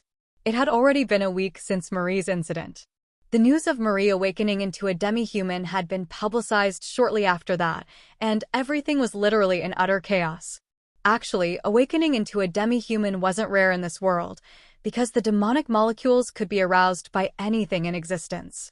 There were quite a lot of them, and there were even residential areas dedicated for demi-humans. The problem, however, was that it concerned the prodigy of the second year's magic department, Marie, and another noteworthy fact was that the genius had awakened into one of the more dangerous demi-humans, vampires. On the first day, there were mixed responses from the students. Shouldn't we chase her out? It's scary. How can we even go to the same academy as a demi-human? However, their arguments were rejected in an instant because of the existence of Hua Ran, a demi-human freshman. Leaving aside the potential risk of Hua Ran, she was currently commuting to the academy without creating any problems, so the threat of demi-humans wasn't something that felt as realistic. A week after the announcement that Marie had awakened into a vampire, after all sorts of complaints and queries from the kingdom, the Tower of Mages, the Old Faith, the New Faith, the Guardian Alliance, and other places. And after innumerable professors from the magic department checked up with her while basing off of countless books that told of the traits of a vampire, Marie was finally deemed to be safe. As of yesterday, Marie was announced to be completely safe, and it was also announced that she would enter a special dormitory under the personal supervision of Senior Professor Josephine. Because of that, Marie had naturally been at the center of every conversation in the campus for the past few days, and that was no different for one of the related personnel, Jaeger. Oi, that demon senior. I mean, Senior Marie is coming out today, right? I think so. And don't even think about calling her a demon and whatever in front of the second-year seniors. You'll be actually bashed to death. Jaeger didn't seem confident in containing his chattery mouth. All done. Oh, Corinne. You're pretty good at cooking, aren't you? That mashed potato looks nice. Looks like you have a lot, so do you mind me trying a little? Just wait. Let me pack some of it up first. The mashed potato that was made with the remainder from the potato sheets was quite decent. After packing some of it up, I ate the rest with the other guys, which marked a successful end to the domestic lesson. Sorry, Isabel. I'm so sorry. No. I'm telling you it's okay. At the back door of the central lecture building, Isabel was starting to feel tired from the constant over-the-top apology of her friend. On the first day of Marie awakening into a vampire, Isabel had been attacked and had been unconscious for a long time. Having her blood sucked out was by no means a good experience, but Isabel had her own share of combat experience as a second-year student of the magic department. She was rather used to being exposed to fights and blood losses. Marie was more important than that. When Isabel ran to her after hearing the news and called her name while gasping for breath, what she had gotten in response was Marie taking a step back in fear. Marie was crying back then, wasn't she? How scary would it have been for her? How confusing would everything have been? Isabel was as empathetic as a person could be when it came to things related to Marie, who had been her roommate ever since their first year at the academy. She heard how vampires would usually be swept away by their intense impulse to suck blood when first awakening into one. Isabel was very proud of how Marie had been able to stop herself in the middle and come to her senses. I'm sorry. I thought about how I should apologize, but there's nothing I can do. This is the only thing I can do to ask for your apology. It's okay. It's normal for things like this to sometimes happen in life. As expected of Marie's friend, she had a bright and optimistic perspective. That was why she had readily accepted the offer of Chairman Ario and Lady Josephine, who requested her to refrain from mentioning the fact that her blood had been sucked by Marie for Marie's sake. Even though they promised to give her a significant present as compensation, Isabel adamantly turned them down. Her belief was that compensation was unnecessary when protecting a friend. Now that Marie had regained her sense of self and had more than enough verifications from the professors of the magic department, there should be no need to mention this topic again. You'll be going into the special dormitory soon, right? Just in case. Marie, everyone will still be your friends, and that's the same with me. Do you still consider me your friend? Of course. But... Isabel patted Marie, who was immersed in her sense of guilt. Thank you, Isabel. Marie leaned her small and adorable body on Isabel's chest. In Isabel's eyes, Marie still looked adorable and cute even when she was gloomy from guilt. Feeling like the characters of a youth drama, Isabel was very content with the satisfying turn of events. She was open-minded enough to disregard the experience of her blood being sucked out. "Oh, there you are." It was when she was savoring Marie's hug that a seemingly insolent and arrogant, yet cheerful voice echoed across. "Corinne?" Marie's voice was directed beyond her shoulders. When Isabel stiffly turned her gaze to the back, she saw a boy who gave off a wild impression. She had seen him before. He was the freshman student who that stupid Kane picked a fight with for no reason. He was a subject of caution who Marie had been greatly interested in these days. Why are you here?" Marie asked as her golden pupils glistened and blinked cheerfully, in contrast with the gloomy look from before. During her question, she jumped out of Isabel's hug and hopped her way towards him. The only thing Isabel could do was watch the girl run forward in a hurry. "You're looking healthy." "NN. It's been a while." "Has it? We saw each other 2 days ago, didn't we?" "What? What was going on?" Why was Marie talking cheerfully with that freshman who she met 2 days ago, instead of me, her friend whom she hadn't met for a week? More importantly, were normal students even allowed to visit her 2 days ago? They seemed quite close as well, didn't they? Why was that freshman talking casually to Marie, whom every second-year student was dying to talk to? "Here. Congrats on your discharge." "Wow! Mashed potatoes. It's my favorite. Have that when you're hungry, and this one here is also for you." "Tofu. It's given to people that come out of prison in hopes they live a pure life from now on. 1TLN. When people get discharged from prison, their friends or family would bring tofu. It's white and it symbolizes purity. The common rule is to eat it raw without any condiments or sauces, because adding spices or other ingredients ruins the symbolic meaning of having a white tofu." "Well, it's just an Eastern culture." "Wow! Corinne, you're so smart." Marie unhesitatingly dug into the white and unseasoned tofu. Then, she gave a bright smile with bulging cheeks without even swallowing the tofu inside her mouth. Gazing down at her with a facial expression that wasn't too different from Isabel's was the freshman boy. "Why don't you take your time? Slow down.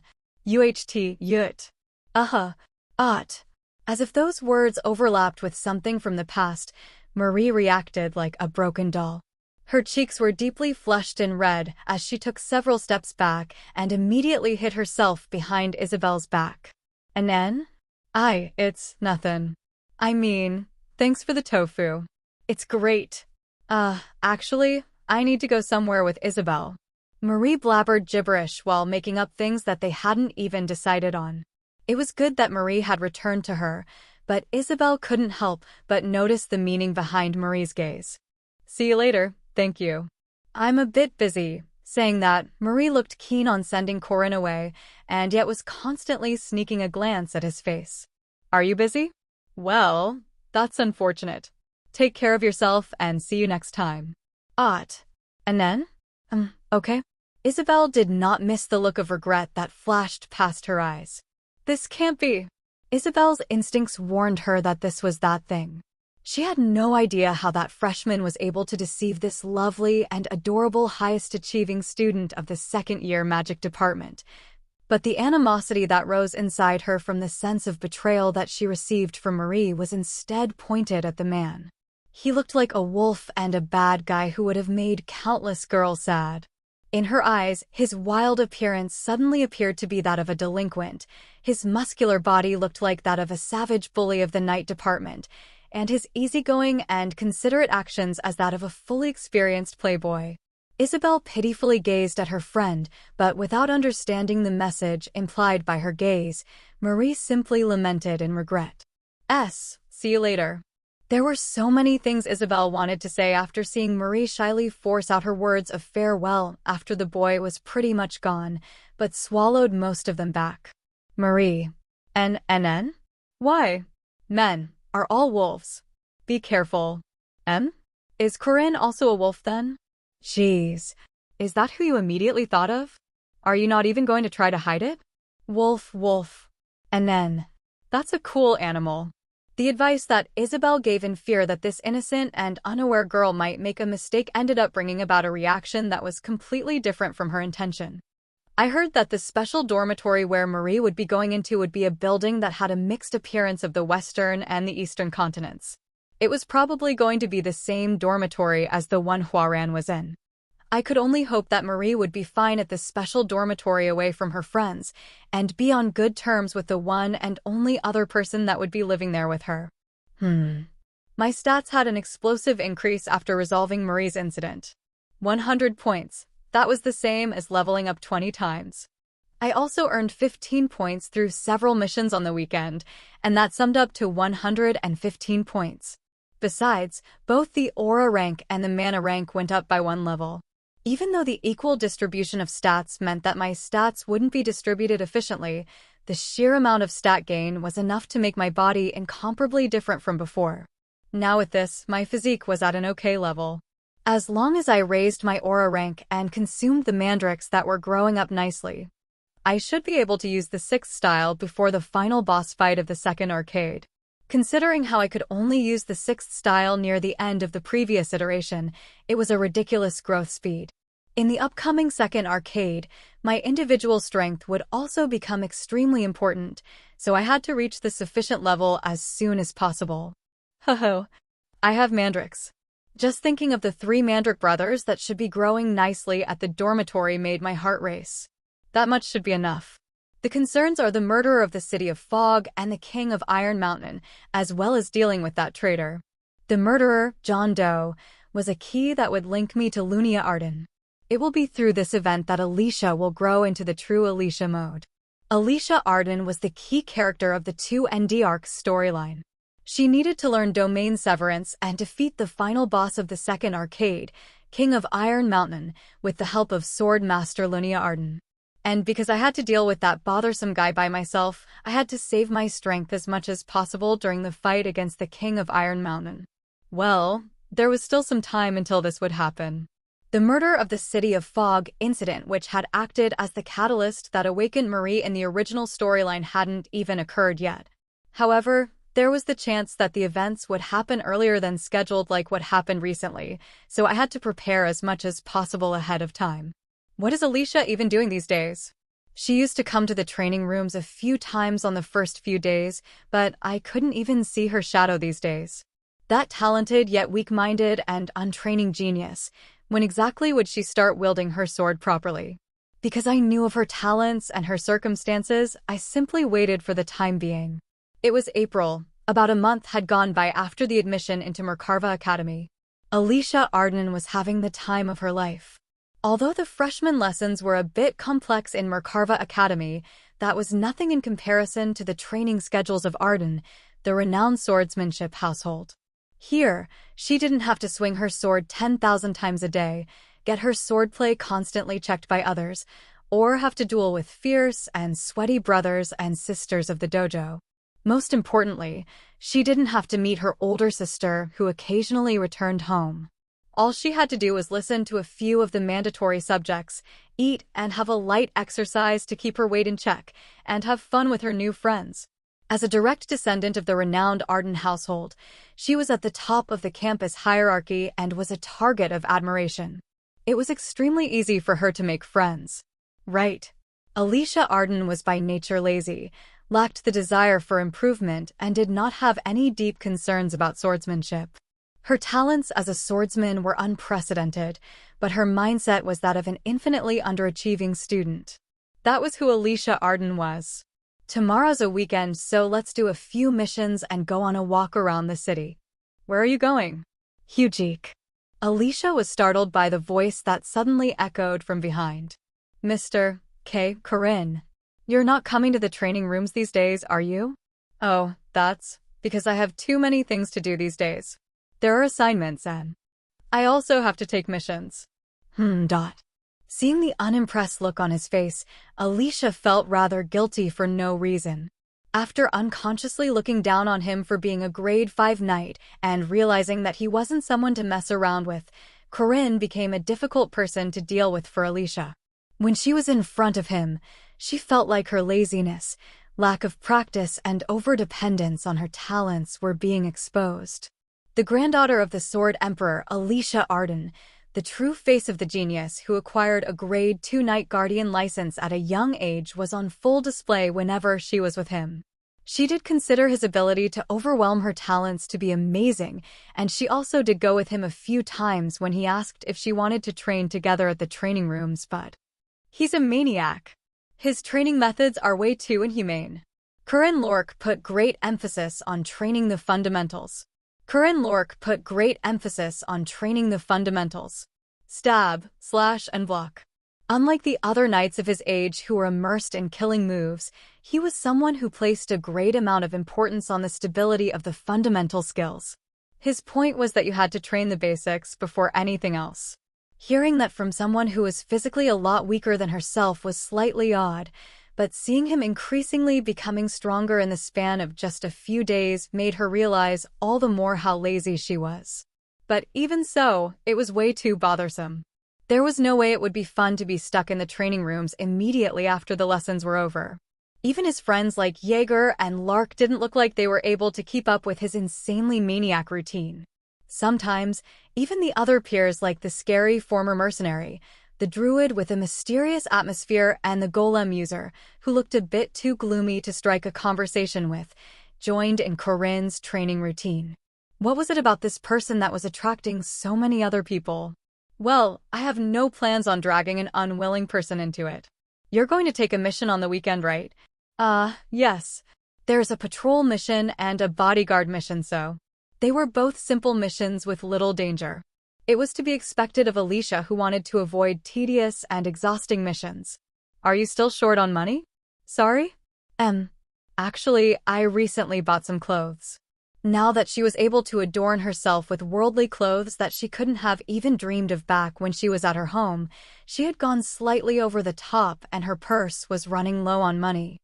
These days, she only had the option of having food at the academy cafeteria. I know a mission that pays quite well. Do you want to form a party? Hut. How much? 2 gold coins per head. The difficulty is around grade 2. I will go. The reason she couldn't just run away from this boy, who was a bit difficult to deal with, was because he tended to give great pieces of information like this. If not for his maniac training routine, Alicia would have been glad to see this boy every time. We'll depart sometime next week, so save some money this weekend. Buying food and borrowing things like tents are all going to cost money. Yes, Mr. Corinne. While feeling slightly glad that the boy wasn't even asking her to go to the training rooms together anymore, Alicia bid him farewell. My daily routine was rather simple and desolate.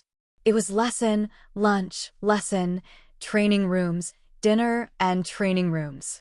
Even though we were in a Guardian Academy, I do admit the fact that my schedule was more challenging than average. However, I had to get stronger. Although I did manage to save Marie, that was only the tip of the iceberg. The scenario would continue throwing challenging trials at me. Gathering peers to stand up against those trials was very important, but one of the key members of the group, Alicia Arden, was lazier and more of a normal girl than I expected. It was understandable, though, because she had just been a normal student until recently, let alone a successor candidate. Alicia wasn't the type of person to follow through just because I stimulated or pushed it onto her. There was only one person in the world who could prompt her, her older sister, who Alicia both feared and admired. Only with the prompt of her sister would Alicia admit her true nature and her talents. It's about time for her to arrive in the city. The fastest way to see Lunia Arden without triggering the death event of Alicia Arden was in an emergency quest that popped up in the middle of a patrol mission. There was still some time left until that point, so I had to do what I could do until then. A normal player would use the system window to make several things and be introduced to how crafting worked in this time frame. Park would have gone around the whole city looking for hidden pieces. But as for me, I couldn't craft because I didn't have the system window, and obtaining the hidden pieces was also quite iffy. Most of them were quite useless for the time being, and I had no use for them. Hugh. The 6 ways of the spear was accompanied by the befitting levels of enlightenment as one proceeded down the derivative skills. Compared to the simple styles, they were more complicated and difficult. They were hard to learn, so I wasn't even able to master half of them in the previous iteration. Back in the game, those abilities, attacks, and spells were usable by just pressing Q, W, E, and R, and the player could just read the names of the abilities to use them, but that didn't apply to me. In order to master the techniques of this world that I hadn't even bothered to remember back when I was busy playing the game, I had to focus and imagine tremendously. They weren't simple skills that I could learn by hitting the level requirements and allocating skill points. Because I wasn't the player, I couldn't use a wide range of martial arts and magic, and there was only one thing I could do. Imagine, focus, and enact. Ominous snake. A dazzling stab, a foreboding snake that slithered and deceived the eyes of the enemy. Ominous snake. Secret arts. Distorted march. A stab that blocked the paths of the enemy with the help of aura. The remains of aura left behind the traces of the stab would disturb the vision of the enemy and take control of the area. In complete darkness, the only thing I could perceive was what was on the other side of the veil of darkness, the halted space that could even be considered the gap between dimensions. I fixed my posture and stabbed forward with the spear. It was the fastest stab and the strongest hidden move of the ominous snake. Ominous snake, extreme arts soaring snake, rearing head of the venomous dragon. Kwang! A short yet heavy thud filled the training room. Was that a success? Wah! Clap, clap, clap. There was a chair inside the training room, on which was a bright girl clapping in admiration. She was the mage with watercolored hair, who often came for a visit. That's amazing, Corinne. Did you see that? NN. It was super fast. So it was a failure. NN? Marie tilted her head with a puzzled look on her face. The fact that she was able to see the fastest stab meant that it was a fail. Because the true rearing head of the venomous dragon wasn't simply in the realms of being fast. You accelerated twice in the middle, right? You saw that as well. Although I failed at using the skill inside the domain, it did still reach the boundaries of the domain. It should have caused an illusion of the dimension of time being contorted, so how the heck did she see that? She did awaken as a vampire, but that was still very impressive. Senior Marie. Do you really have no plans on learning swords or spears? My eyes told me that Marie would also have great success as a knight. It was to be expected of a girl with the physical abilities of a boss character. NNN. I can use hoes and sickles, but not swords. You see, I actually tried going to a dojo when I was young. Was she the type who had no talent at understanding martial arts despite having impressive physical abilities? But that's when you were young, right? If you try consistently then, no. Forget it. It's probably best to focus on one thing instead. That stupid Park was the prime example. He learned all sorts of spells and secret arts, but had too many skills to make proper use of them. No matter how gluttonous one was, there was a limit to how much they could digest. Instead of doing a sloppy job at learning everything, it was generally better to focus on one thing instead. How's your magic practice going these days? NN. I'm learning from Professor Josephine. A one-on-one lesson from the Dimensional Witch, Lady Josephine. Marie had gotten herself a great teacher, so she should be able to learn how to control her abilities very soon. Once again, I realized that something that we couldn't even try in the previous iteration due to her being unable to retrieve her rationality until the end had been changed due to my decisions. Do you want potatoes? Marie took out sandwiches and meat pies as well as steamed potatoes, which must have taken her a long time to prepare. It's not a lot, but there you go. How is this not a lot? In any case, I started having the extravagant meal as Marie started stealing a glance at the bandage around my right hand. My palm had been ripped while I was practicing the move. Even though it should recover very soon, I had to wrap it with a bandage in order to have the meal. Are your wounds not being healed? It's not good to have blood everywhere while having the meal, right? I have to absorb the blood back anyway. That's a pity. Huh? After unknowingly letting out a comment, her circular eyes started to tremble as if there was an earthquake in her eyes. No. What is?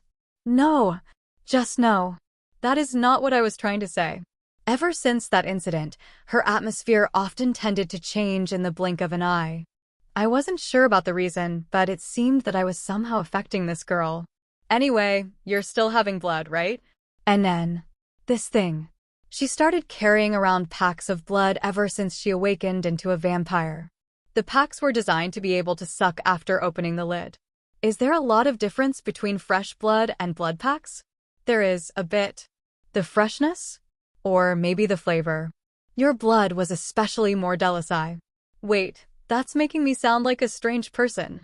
It's normal for eating habits to change over time. Let's just say that. Ugh. Is it like the difference between normal vegetables with pesticides and organic vegetables? Marie showed her wholehearted agreement to my words. NN. That's it. And it's similar to frozen meat and fresh meat that was butchered just recently. That was very easy to understand. The difference between fresh meat and frozen meat was indeed quite big.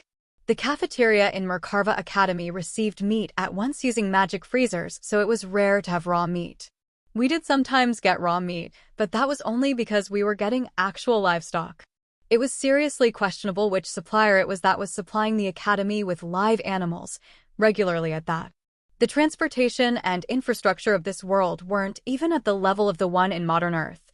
Supplying live animals would be extremely difficult unless they were an extremely big company. Wait, did that mean Marie had to eat frozen meat her entire life? Thinking about it like that made her seem even more pitiful.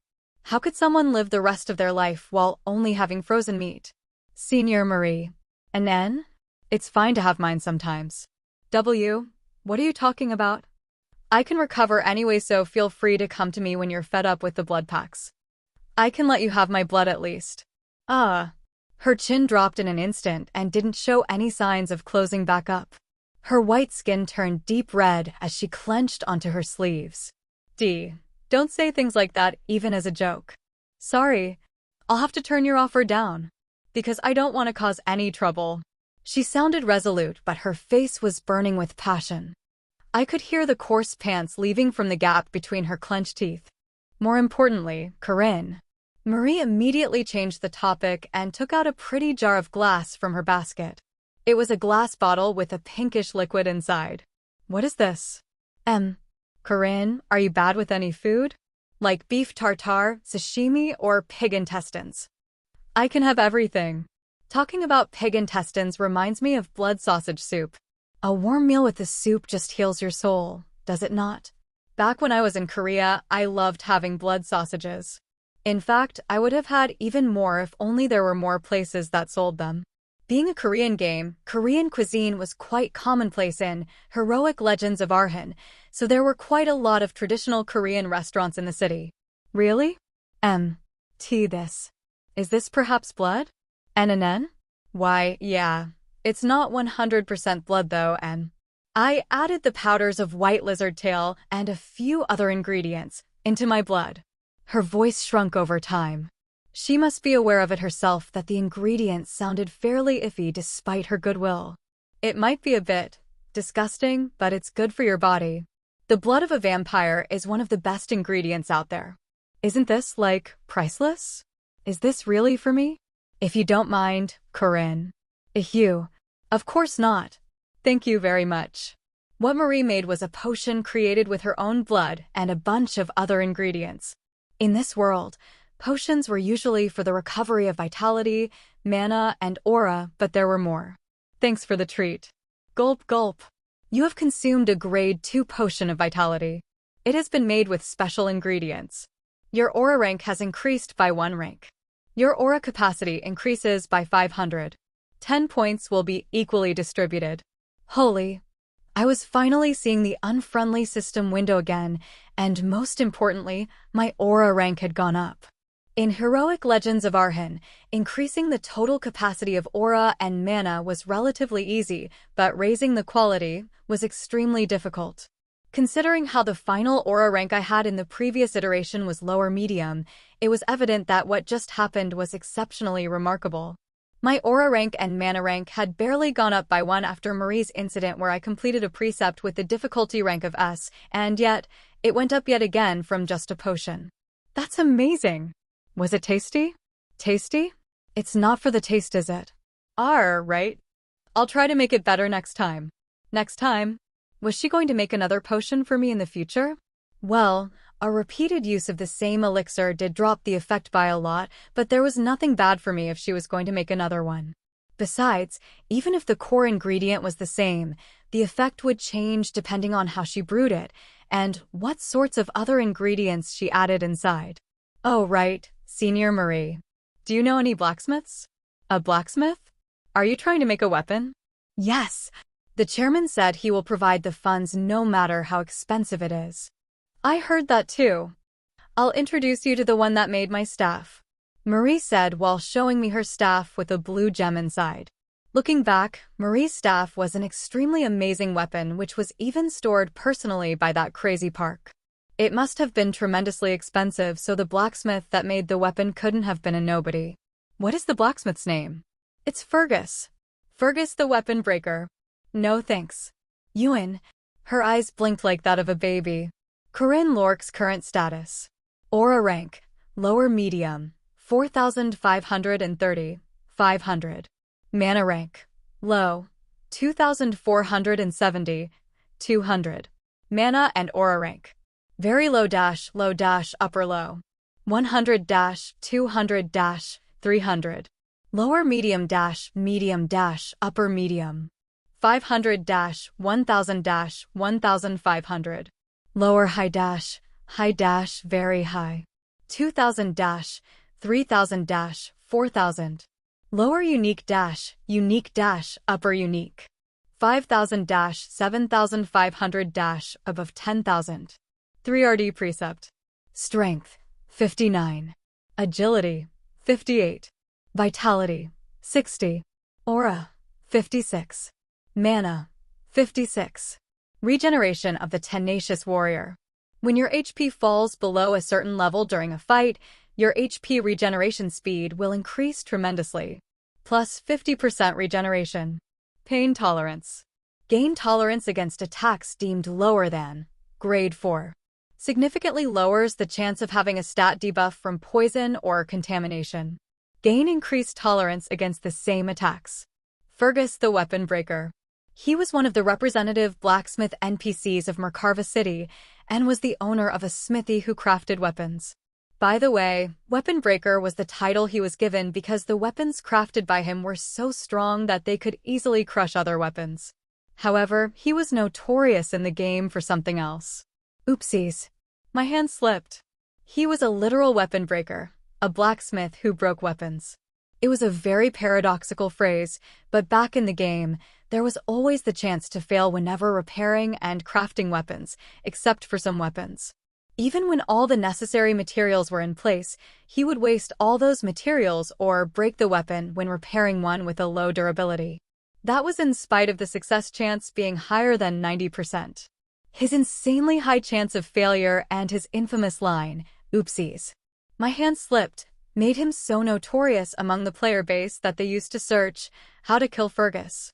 Along with his increasing popularity, the publishing company updated a DLC which added a new quest line for Fergus. Beard is the dream of men. A man with a face that seemingly proved the adversities of his life, a black and not-so-long beard, and an impressive tan skin hummed in a low and thick voice. Hello. I greeted the middle-aged man after walking across the scorching smithy. Mr. Corinne. Is this really the place Senior Marie told you about? It is. Apparently it's the best smithy in Mercarva City. Alicia followed from behind and glanced around in curiosity. She appeared to be quite unfamiliar with shabby places like this due to being used to the specialized smithies in her dojo. You said you're looking for a place to repair your weapon, right? Do you not know how to sharpen your own blade? The blacksmiths of my family had been taking care of everything. You're quite the sheltered lady, aren't you? Ugh. She appeared frustrated for being unable to refute my words. Welcome to my workshop. Fergus solemnly greeted us with an intentionally stern voice. We're here to repair her weapon. Here you go. HAHT. Fergus widened his eyes into circles after seeing the weapon in her hands. The blade gave off a chilly glare while the handle had a perfect grip. He must be thinking that it was a good weapon despite looking average. The demon-slaying sword appeared just like a normal single-edged sword on the outside.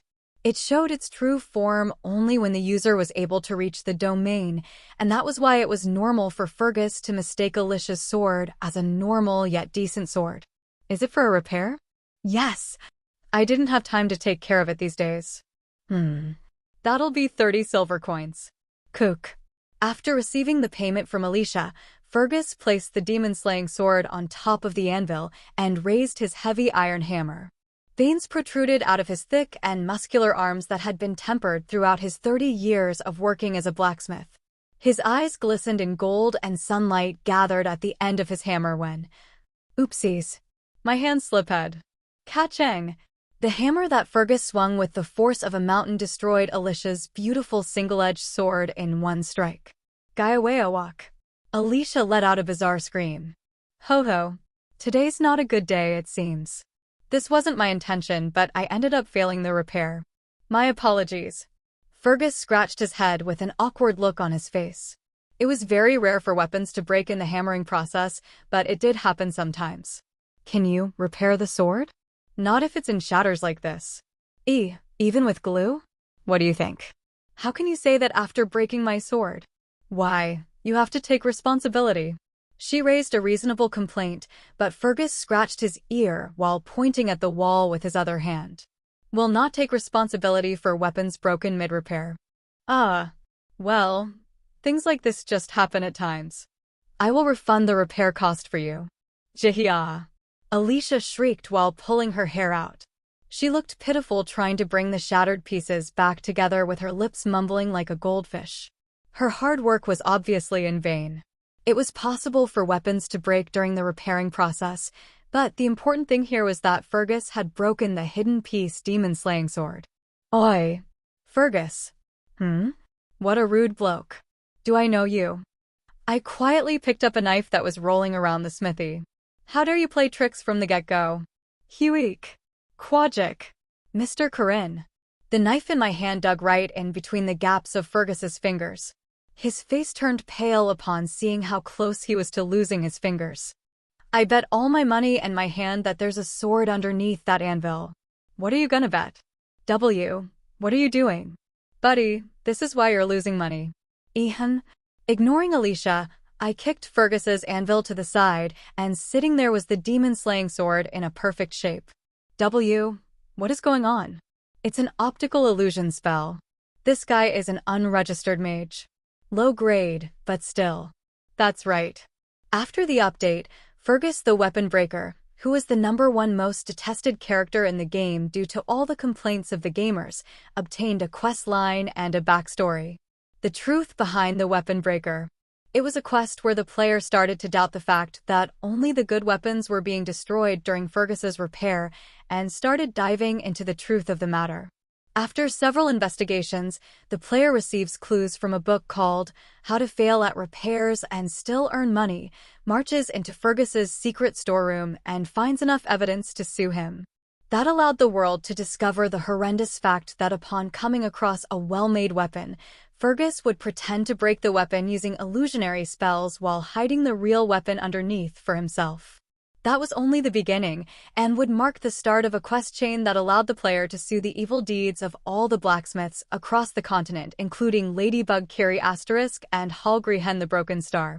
Right, unless they were scamming us like that, there was no way these freaking blacksmiths could break so many of those damn weapons. Only then would everything make sense. Alicia. Yes. Bring me a hammer. What? You hack? The only ones who can scam are those who are prepared to lose their hands. Do you not know that? Ego. Please don't kill me. Please spare my life. Hehehe. After you, it'll be Kiri. Please show me mercy. Please forgive me just once. Kwalakak. Wah. I thought you were really going to break his hand. Of course not. I'm not that crazy. That crazy Park did break his hands, but, well, actually, that wouldn't have been so bad either. Anyway, Fergus's fate had been decided already.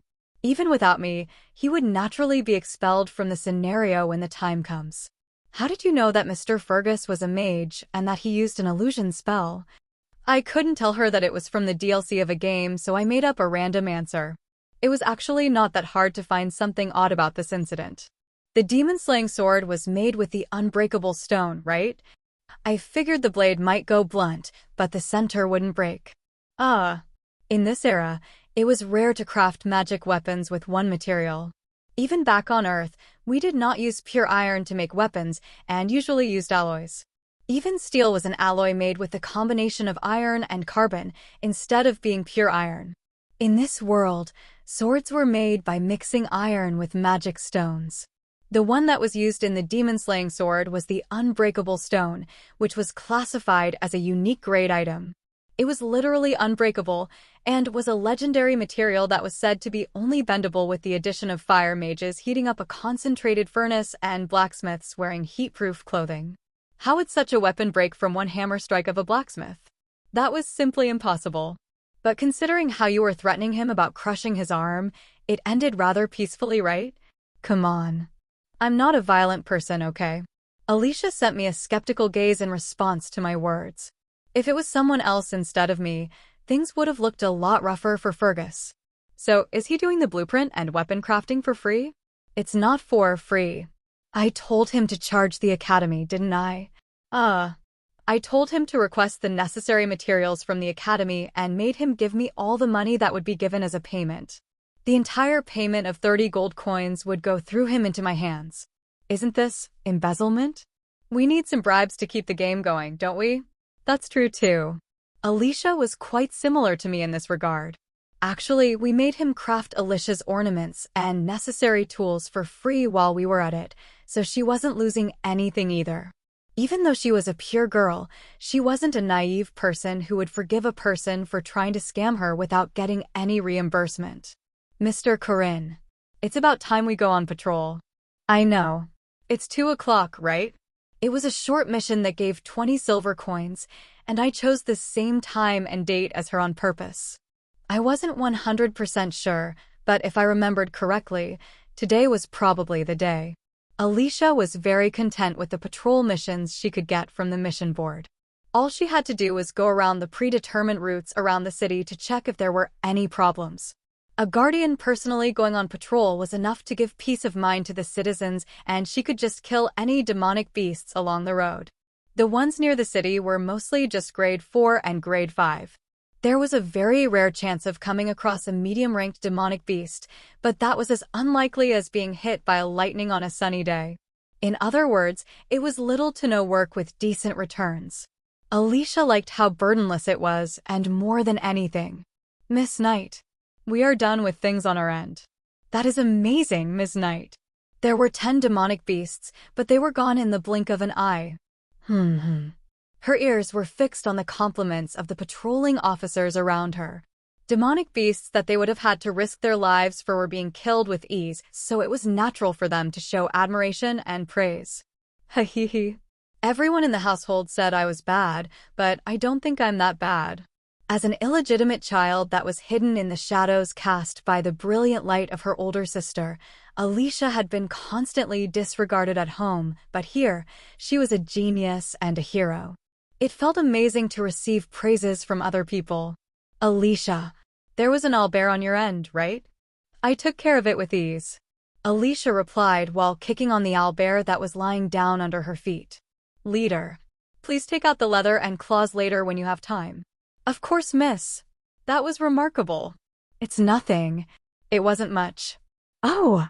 So even an owlbear is nothing much to you. As expected of a swordsman from the renowned Arden household. Alicia enjoyed the looks of admiration and praise that she wasn't able to get at home.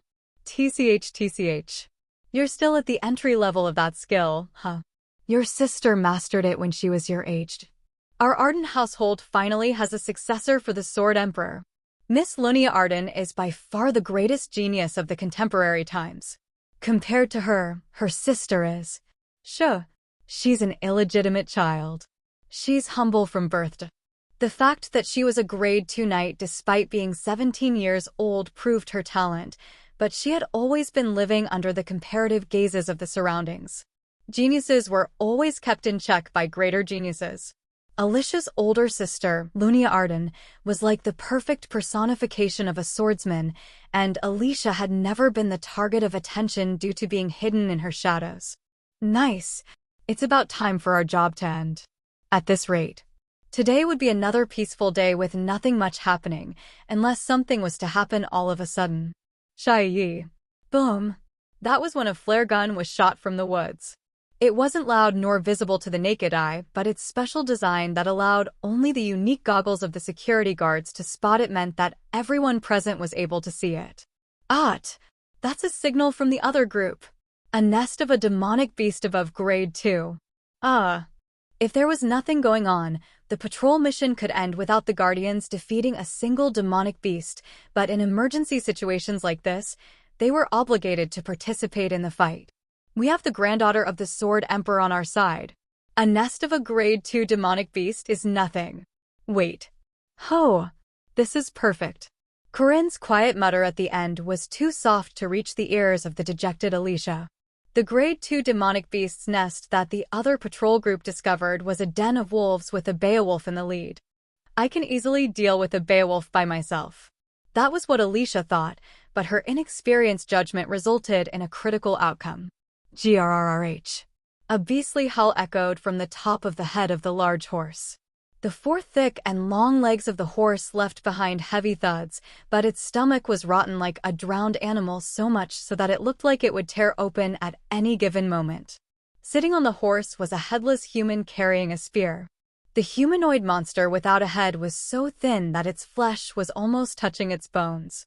The strange-looking horseman urged the horse and marched towards Alicia while slashing at the air with its long, thick nails. Tap, tap. As if it had become one with the wind, the demonic beast raced across the ground with soft steps unlike before. It's coming! It flailed during its march that made it look more like a mollusk than a vertebrate. It couldn't even fight against the gust created by its own march as it wobbled its way towards her. First sword style of Arden. Domain Severance. The unpolished Batajutsu, which was still the strongest move Alicia could pull off, was swung at the approaching demonic beast. Hueek. However, the beast's movements were far beyond her level of imagination. Like a giant squid, it suddenly blasted its body forward and dodged her attack before trying to wrap itself around her body like a snake. Kahuk. It was both fast and experienced. It was at least a grade 1 demonic beast. She got caught off guard because it was immediately after she dealt with the Beowulf, and it wasn't her fault in her opinion, because no one would have expected such a monster to be in the forest. Mr. Corinne. Please help. Require assistance. Alicia asked for help as soon as she started being pushed back by a little. She was a normal girl who was very distant from the pride of a knight in a lot of ways. Knight Corinne is currently in the middle of fighting other demonic beasts. But what she heard in response was not Corinne's voice, but the voice of the security guards who were fighting against other demonic beasts. Kiik. In that desperate situation, as the monster's nails approached her neck and Alicia closed her eyes shut. Kajik. Something splattered with a thud. A hot stream of blood flowed down her cheeks. Kia. A resentful voice tickled her ears. Alicia reopened her eyes and saw a gleaming blade that was right next to her face. This sword. Her gaze traveled up the blade and looked at the beholder. The swordsman with long and jet-black hair had the same cold and intellectual look on her face as always. As weak, lazy, and cocky as ever. Lunia Arden. She was the oldest daughter of the renowned Arden family and was the most likely candidate to become the next successor. The contemporary swordmaster who was believed to be the second coming of the Sword Emperor's sister. She was Lunia Arden, Alicia's older sister. Fergus from Mabinogi. Lady Kiri from Dungeon and Fighter. Hallgrihen from Ragnarok. Those three are the infamous gear upgraders of the three famous RPG games of Korea, which are of course famous for RNG upgrade systems. She stood tall and proud with her tough and imposing physique. Her back was so straight that it looked like she was being supported with a thick stick, and her long black hair reached all the way down to her waist. The buttons of her jet black suit were all undone except for the few around her chest, which thus revealed her voluptuous lines, but she gave off a dignified aura that overshadowed it. A heroine. It was as if that word had been made solely for her sake. Flop. The monster slowly crumbled to the ground after the sword pierced through the head of the horse all the way to its rider. The Grade 1 demonic beast, Dullahan, that had been pushing Alicia to her limits died in the blink of an eye. Even though it was a surprise attack, only someone like Lunia who was at the level of a semi-unique grade knight would be able to defeat such a sensitive monster in one strike. Yuuni. She was the contemporary heroine, Lunia Arden. Her bluish-brown eyes, elegant set of facial features as well as her physical characteristics all the way up from her legs. Even from a glance, it was easy to spot the similarities between these two sisters. However, they gave off a totally different atmosphere. It was as different as a tiger and a rodent. Unlike the innocent and warm look on Alicia's face, Lunia looked so sharp and cold that the chilliness seemed to affect the surrounding air. Lunia opened her mouth without even hiding her animosity against her younger sister, Alicia. That was pathetic. Why did you not fall back after seeing the Dullahan? Why didn't you scout the enemy beforehand? And most importantly, what was with that miserable attack? She coerced Alicia with her voice. The coldness of her expression and the contempt in her gaze were so intense that no one would be able to forget it after receiving it even once. Sorry. Stop. The result of your actions are all a part of your responsibility. A few words of apology are not going to be enough. Be aware that your carelessness was what endangered the soldiers who had followed you out of trust. Yes. Alicia shrunk and instinctively lowered her shoulders when the back of Lunia's sword struck her arm like a whip. Ugh. A swordsman of Arden must stand tall at all times. Why, yes. They seemed more like a higher-up and a subordinate of the military instead of sisters. In truth, that indeed was the base culture of the Arden household. Well, they were actually more like a group of gangsters than the military. But still, to think there's someone unwilling to help their comrade in distress. Lunia turned her sharp glare towards me. She might have noticed that I was watching Alicia while pretending to have my hands full. However, she soon turned away from me as if she didn't want to bother quibbling about it. After a while, several female swordsmen wearing suits neatly lined up in front of her. Captain, we have finished dealing with the nearby demonic beasts. Shall we chase the ones that are running away? Those swordsmen that followed Lunia Arden around looked like armed gangsters wielding weapons, but they were the elites of the Arden dojo. Jenny the Rapid Sword, Sarin the Dual Wielder, Lena of the Rippling Sword, May the Sword of True Darkness, and Milia of the Illusionary Sword. They were the 5 swords of the Arden family who were each at the level of a Grade 2 knight. Each and every one of them were either stronger or as strong as Alicia. There is no need to chase after them. We're going back. By your will, Captain. The 5 swordsmen lowered their heads without raising any questions about Lunia's command. Then, they gave a comparatively warmer greeting to the intimidated Alicia. It has been a while, young miss. Hello. Sisters. Tap. That was when Lunia tapped on the ground with her scabbard as if she wasn't content with something, as they immediately readdressed her using a different title. Do you have any injuries, junior sister? I'm fine. Senior sister Jenny. After making sure they were calling each other using the right title, Lunia turned around. While the security guards were almost done inspecting the nest of the demonic beasts, Alicia fidgeted with her hands before carefully walking up to her. What brought you here? That is classified information. Then how long do you plan on staying? That is classified information. Their conversation was followed with a heavy silence.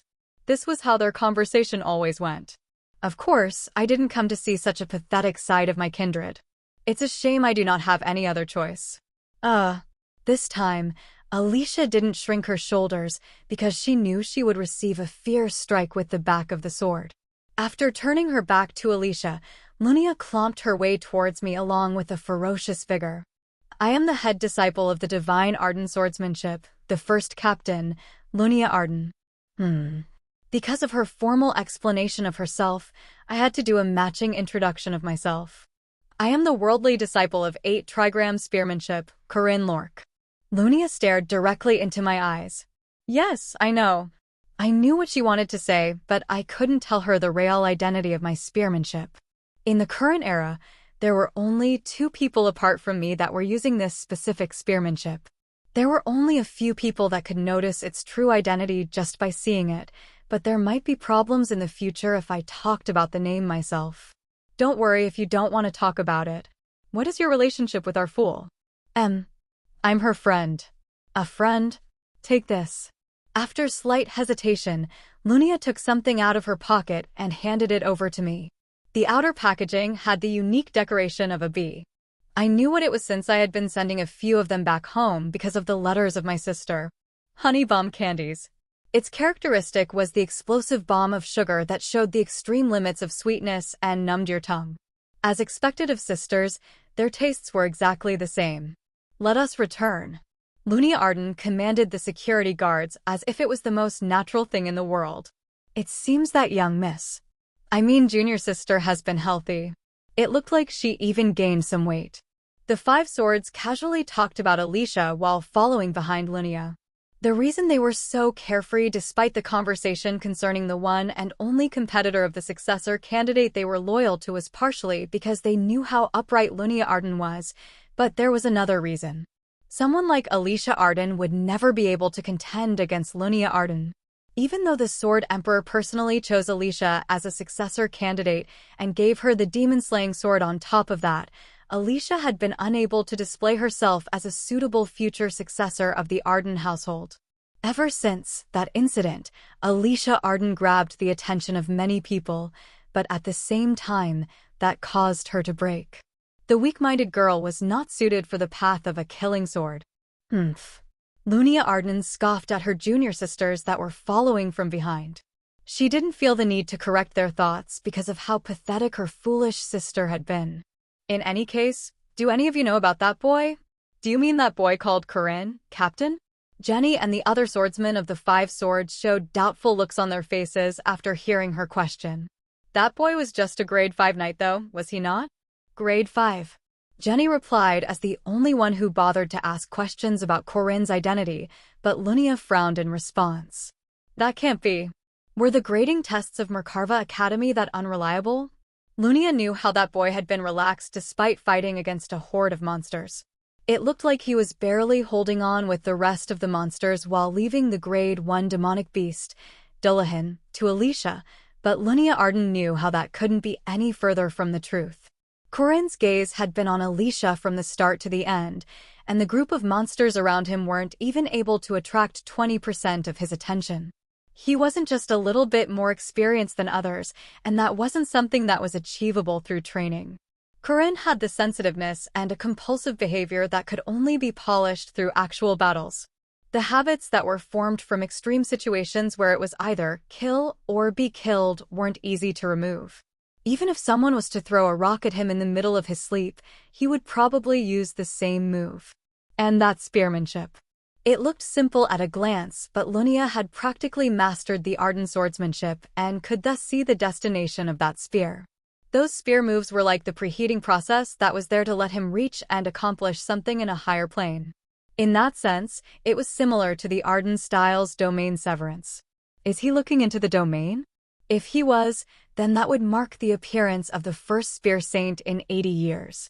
There was the request she had gotten from the academy, so Lunia decided to observe him whenever she had time. It was a short encounter. Her younger sister was still disappointing, but her friend was quite decent. If that boy continued staying next to her sister, a rare smile faintly appeared on Lunia's lips. It was out of expectation that she might be able to see it again this time. My friend circle has increased massively to the previous iteration. I usually listened to lectures with Jaeger and Lark, but the lunch was random. Sometimes I ate at the cafeteria, and sometimes I ate at the kitchen, which was open to the students. That was usually only when Marie brought some fresh ingredients for lunch, but quite surprisingly, Yule also sometimes brought precious mushrooms from the forest. On days where I had lunch with Yule, we would go to the library immediately after the meal to start the lecture on the Agam alphabet. She remembered all the letters, but still wasn't sure with the meaning, interpretations, and applications, which was because the woods had been burnt down before she could hear anything proper about them. I have a mission. With good pay. Another surprising fact was that Doron would also come from time to time. Was it from friendship and a sense of camaraderie that was created during the time we fought together? It would be great if that was the case, but it obviously wasn't for this money worshiper. In his eyes, it seemed that I was a decent teammate of the same industry. He would sometimes offer doing a mission together whenever there was a difficult mission that paid well. After recovering all of his swords, Doron was back to being one of the top damage dealers among freshmen. He was experienced and saw many things in the world, so working with him was always very comfortable. To be honest, he was very helpful in the last iteration as well. In any case, I realized once again that my relationships had broadened by a lot compared to how tiny it was due to Park Sihu's disruption. Corinne. You know, for your mandatory course, they were looking for a helper from the second-year students. I attended as the assistant thanks to Professor Josephine's help, and you know what? That druid girl. Especially because of how people like Marie, who had been impossible to see in the previous iteration, often came to me. I constantly felt pride for saving a girl from the temperamental acts of that stupid Park. Oh, right. This is a potato pie. I put minced lamb inside and baked it together. Have some when you're feeling hungry. As expected of someone who was known as the potato sunbee by the freshmen, Marie always brought a bunch of stuff whenever she came for a visit. Like how grandmas living in the countryside prepared tons of stuff for their grandchildren, Marie always prepared a large amount of food, which was enough to feed 3-4 people. It's too much though. Really? Should we eat it together then? I would always say it was too much to eat by myself, and Marie would stay back to help me finish the food. These days, I would pretty much always eat dinner with her, and thanks to that, I didn't have to go to the cafeteria at night. Wait, this lamb. Don't tell me. Can you tell? It's a fresh lamb that was butchered just today. Oh! I heard there were less than 20 livestock except for chicken that were being sent to the academy. Even though Merkava Academy always gave away food for little to no return, they were still quite eager to reduce the cost by reducing the menus and stuff. Considering that, having fresh meat instead of a frozen one was remarkable, but for some reason, it was actually common for Marie to bring fresh meat. Actually, Professor Josephine told me to help with butchering the livestock. I'm helping out so that I can practice controlling their blood and drawing them out clean. Oh! A terrifying scene of Marie snapping the neck of a lamb and extracting its blood appeared in my mind. But in any case, it was true that the best way to learn something was through consistent practices. I'll bring beef next time. They said they'll be sending 3 later. Do you like braised oxtails? Grip. I immediately held onto her hands. Senior Marie looked a bit surprised, but she didn't shake my hands off. Senior. N? Please call me anytime. I'll go wherever you tell me to. Braised oxtails. Why, your hands. Sorry. I will bring them, so can you please let go for now? Marie lowered her head and used her other hand to lower the visor of her cap. Her tiny hand twitched inside my hands, but I could feel the faint and stern grip. Didn't she just ask me to let go of her hand? Your hands are big, aren't they? I am a guy after all. Uh-huh. They're very rough, and there are a lot of scratches. I can feel your hard work. Despite telling me to let go of her hand, she was observing mine while touching every part of it. Since she was a clever mage herself, she seemed quite intrigued with the hands of a knight. They're just like my dad's hands. Your dad's. And then, they're like the hands of an adult. I was indeed an adult. Marie was sometimes very sharp and on point. Very cool and mature. That was when the voice of a second-year student reached our ears. Marie? As soon as Marie heard Isabel's voice, she let go of my hands in fright and hopped her way to Isabel before she could say anything. Hello, Isabel. Have you had dinner? Yeah, by the way. I didn't do anything.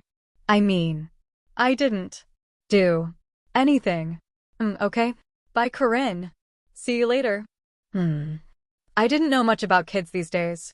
Like, it had been a long time since I last played with girls. Because of the disruptive actions of Park in the last iteration, I didn't have any girlfriend in the past 3 years. There were some suggestive atmospheres and relationships, but it's all because of that stupid Park that I didn't get to make any girlfriends. I'm serious. That had to be the case. Anyway, Marie would probably reappear out of nowhere tomorrow like always. The next day, I was heading to the cafeteria to have lunch with my friends when an unexpected person stopped me in my tracks. Hewick. You. Jaeger and Lark shivered like herbivores in front of a carnivore. Their instinct as an organism was telling them to lower themselves before the predator in front of their eyes. Hua ran. Hua ran with the same chain none clothes came to me. What's up? Your promise. An N? Meal. It was about a month ago that we made that promise. Back when I was suspicious about Marie's awakening, I had gone looking for Hua Ran at the special dormitory to ask about Lady Josephine's whereabouts. I told her I would buy her a meal as a show of gratitude, but I had completely forgotten about it. I actually didn't mean it when I said that, though. Guess I can't have lunch with you guys today. Why, yeah. Actually, I think I forgot to do my homework. I can help you. The two of them ran away in the blink of an eye. They didn't do anything wrong to Hua Ran, but their fear was justified because her aura alone was already in an overwhelmingly different league. Rice. What do you want? Rice. Do you want some spicy chicken feet? Judging from her reaction, it seemed that I would probably become one with the spicy chicken feet if I tried to feed her that. Let's see. Hua Ran looked like a sharp cat, and cats like fish, so. Do you want some mackerels? Nod. Good. It seemed that Hua Ran was fine with fish. In the central streets of the academy, there were plenty of other restaurants apart from the academy cafeteria. Although most of them were high-class restaurants that were incomparably more expensive than the cafeteria, there were still some normal ones. Auntie, a mackerel set and a roast soup for us, please. Soon came roast soup in a black stone pot and a set meal with grilled mackerel. In addition, there were also 2 people's worth of side dishes. It's Eastern style, but it's a bit different from your place, right? Even apart from the peninsula-style cuisine, there are some overseas-style cuisines here. Overseas-style? You know, places that sell raw fish on rice. Are they tasty? They're not cost-efficient, but they're tasty. I want to go. Did I have to take her there next time? I guess I had to talk about it with Lady Josephine. Hua Ran put aside the steaming bowl of white rice and was about to pick up the mackerel with her bare hands. Wait, are you going to eat that with your bare hands? She appeared to be asking why not. The bones are going to be stuck in your throat. I can eat the bones as well. She probably could, considering how she had the unbreakable Vidra body, but still, that was not how this dish was supposed to be consumed. Let me take the bones out. Wait a bit. I used to come to this restaurant quite a lot in the last iteration because both Park and I kept ourselves from feeling homesick with the help of Korean cuisine. By separating the flesh of the fish into 2, I separated them into chunks and skillfully removed the backbone. When I was done removing the small and fine bones of the fish and separated the flesh into nice and edible pieces, I saw Hua Ran gulping in front of me. Let's dive in. Hua Ran began eating the mackerel set meal. The grilled mackerel was moist on the inside while the skin had a golden crust and was more than sufficient for a nice meal. Besides, it was grilled quite nicely and didn't smell too much like fish. But that didn't mean you didn't have to brush your teeth after eating it. In any case, watching her eating all the pieces of deboned mackerel was a very pleasing sight. She was only 3 years old now, so I was worried that she might be picky with some food, but that must have been my prejudice. Hua Ran. What? Why do I have double the pickles from before? She directly stared at me as if she did nothing wrong. After that, she raised her bowl of shredded radish salad and nonchalantly poured it into my bowl. What? Why? She replied to my gaze. I don't like this. I don't want to eat this. I can eat this. Lastly, she picked up my bowl of stir-fried fish cakes. She seemed rather proud with that "we're even now, right?" look on her face. Anyway, that was how I spent my life every day. On the weekdays, I would listen to lectures and go to the training rooms, and I completed missions to clear the first precept on the weekends. The weapon that I had requested from Fergus was about to be done as well, and it was about time to deal with the murderer of the City of Fog. It was a bit early, but it was the start of the second arcade.